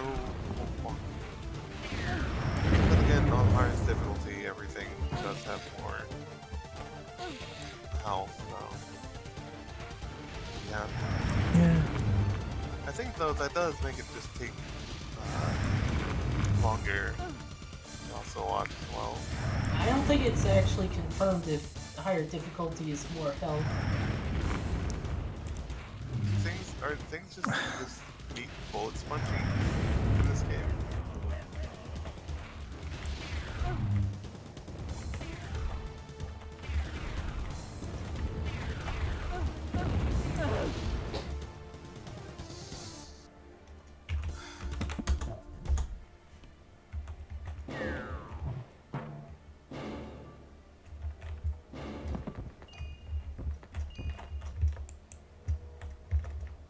Yeah, I can't find any information on how much hit points they have.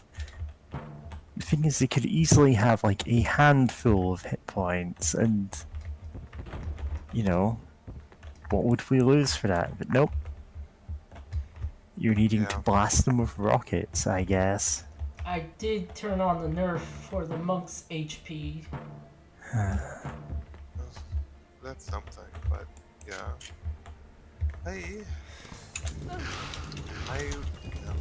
I'm sorry, I'm just very frustrated by this. Same.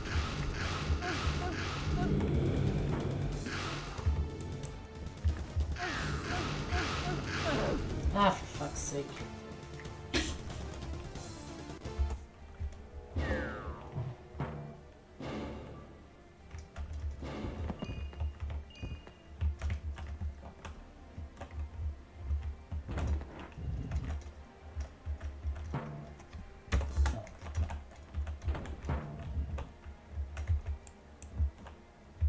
Excuse me, I'll be back.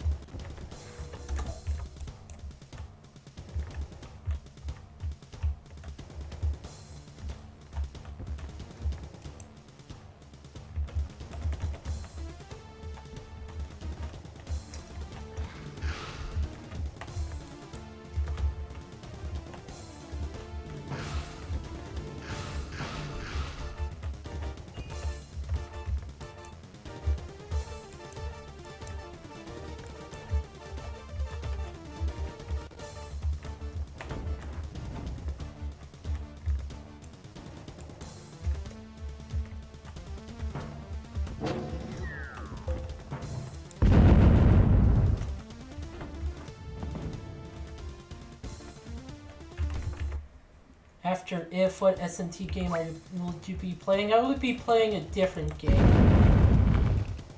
Getting off Oh, of this. thank God. In fact, I'm thinking of taking a small break from if to play a short RPG. Oh, what do you have in mind? I was thinking of Calabeth.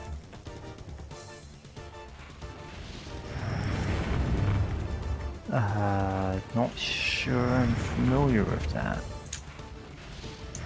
It's Ultima Zero, basically. Ah. Yeah, that is extremely vintage.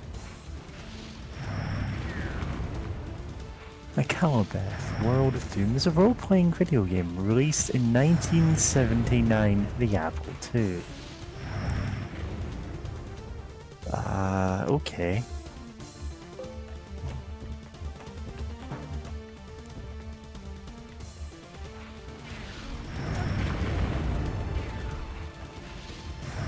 Huh.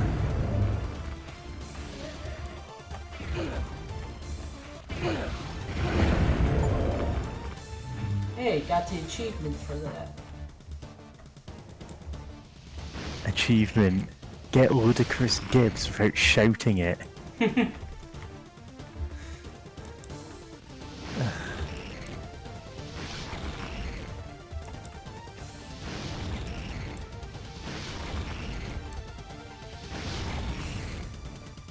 Okay.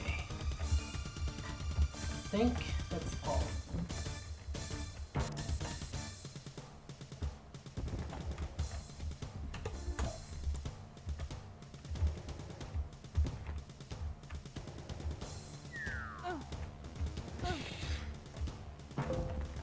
Wow, why did that suddenly fail? This game is a little buggy sometimes.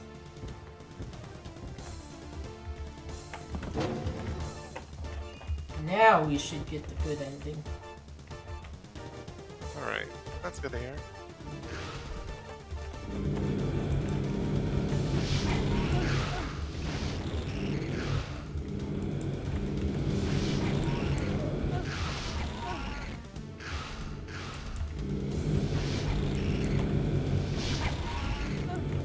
Caveman centipede, only one left to feed.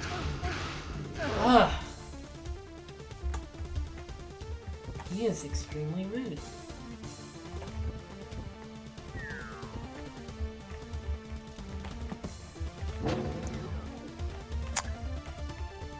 Oh, we were asked, after if, what SMT game?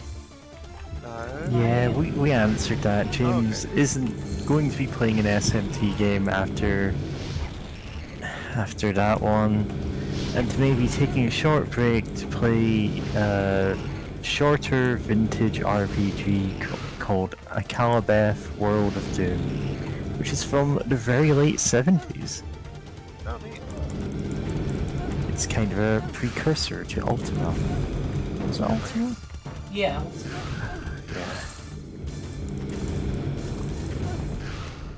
Yeah.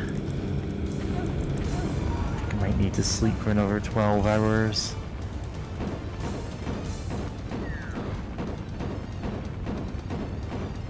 Shoot to make him die faster. Really? Okay.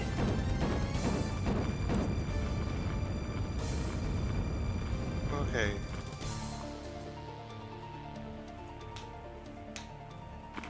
Send.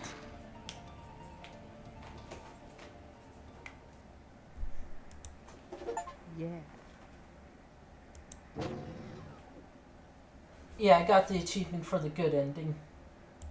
Thank goodness. Holy moly.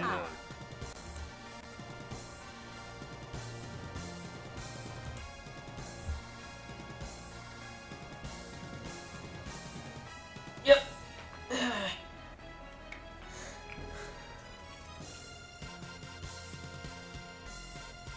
How you think the mission went? I think we need to stop you picking the games, James. Action-wise, it's been tougher bar fights for crying out loud. Man, I don't want to see the bar fights she's been in. Yes. It looks like Richard Mulligan, old reference. Some of the ironworks were very nice. Hanao. Face of my ex-husband. Man, well, that was a force of nature. Didn't. Wait. Oh, it's Alright. scrolling away. Used to think I used missile weapons way too much. You can't get headshots in this game though. You need to learn how to mod in headshots. I saved the damn world and all the people asked about is my name. Because his name is Ian Paul Freely.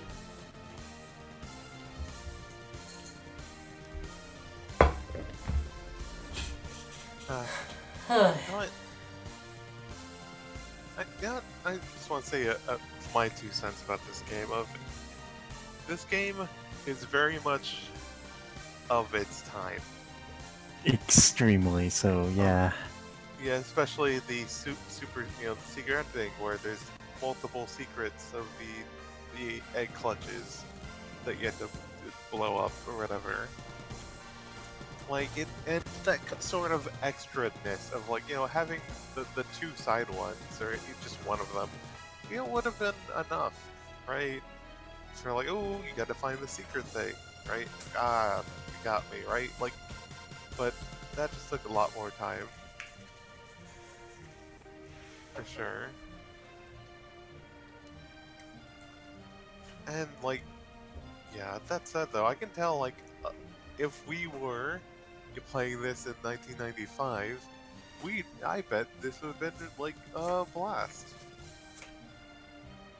Right? Yeah, nowadays it Well, feels dated in a lot of ways. yeah. Yeah, which is unfortunate. Because, they have some fun stuff here. There's some stuff that I do like about it. For sure. The music, some level design is really fun, or some aspects of level design are really fun. Just so many little bits and bobs, or bits and bobs now. What I'm saying, a lot of little secrets here and there. But again, that was very much of its time.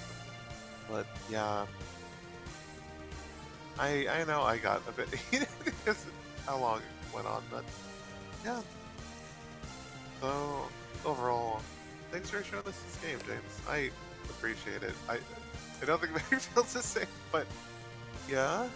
Sorry, I really am just exhausted and... Oh, well actually, we've got to go for this... Yeah.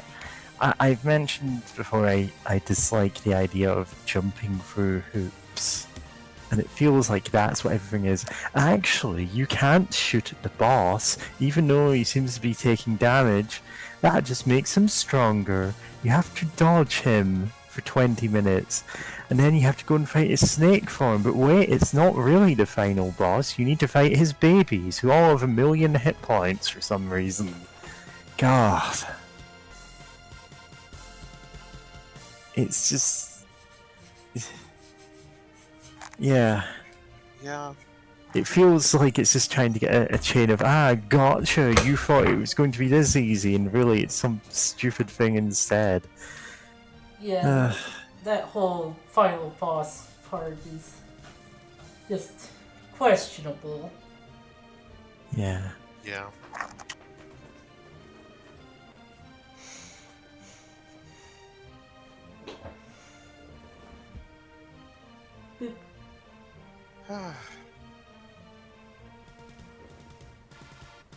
Robot models.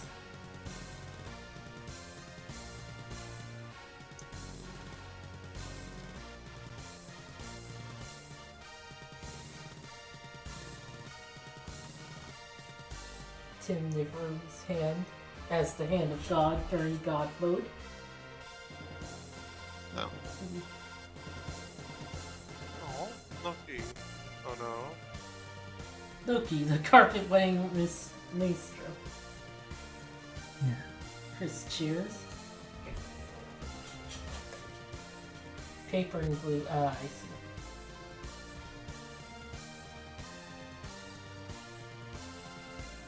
They credit the sound. Chuck Jones.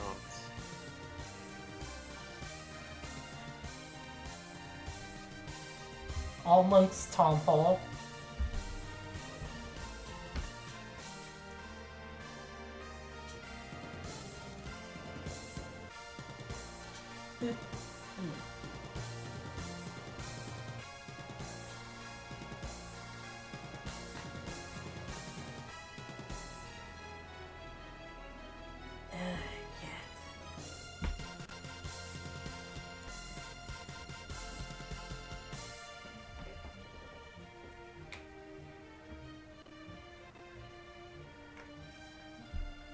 Wow, the reverent hush of silence falls as we learn who these titans of the industry were that played the models of the guys of the triad guards. Yeah. Also, I'm Yeah. still a bit tired. Sick. The Well, net it's not- assholes.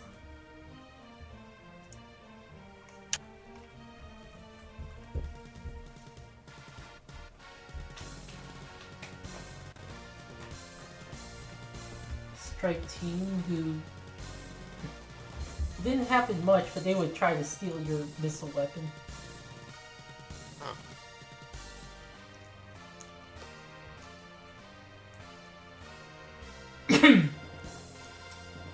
And these assholes. Yeah.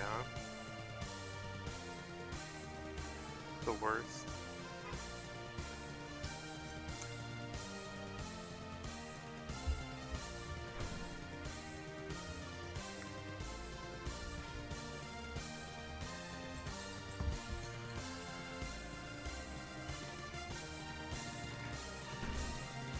Himself.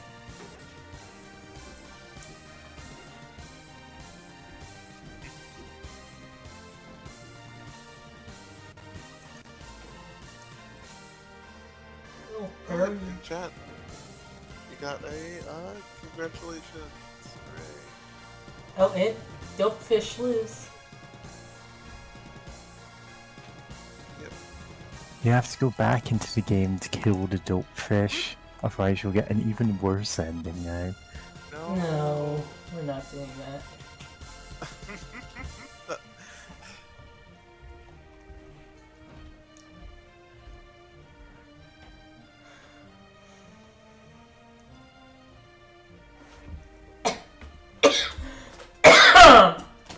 Ah, the Hall of Shame. They actually were added back in this version. Ah, okay.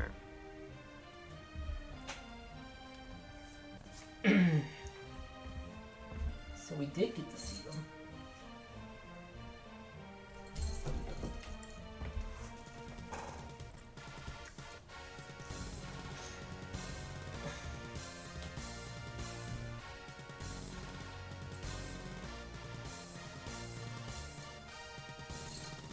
Doesn't give their last names. I think your names have already been in the credits. Yeah, probably. And this is just saying, hey, this is what they look like. The end. Hooray. The end. Easter eggs. Bunny girl. Hooray. Binary. That sure was video games.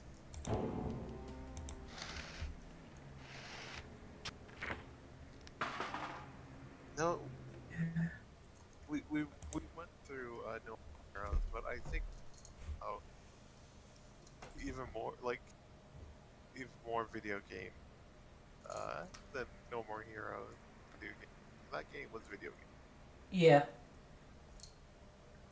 Well,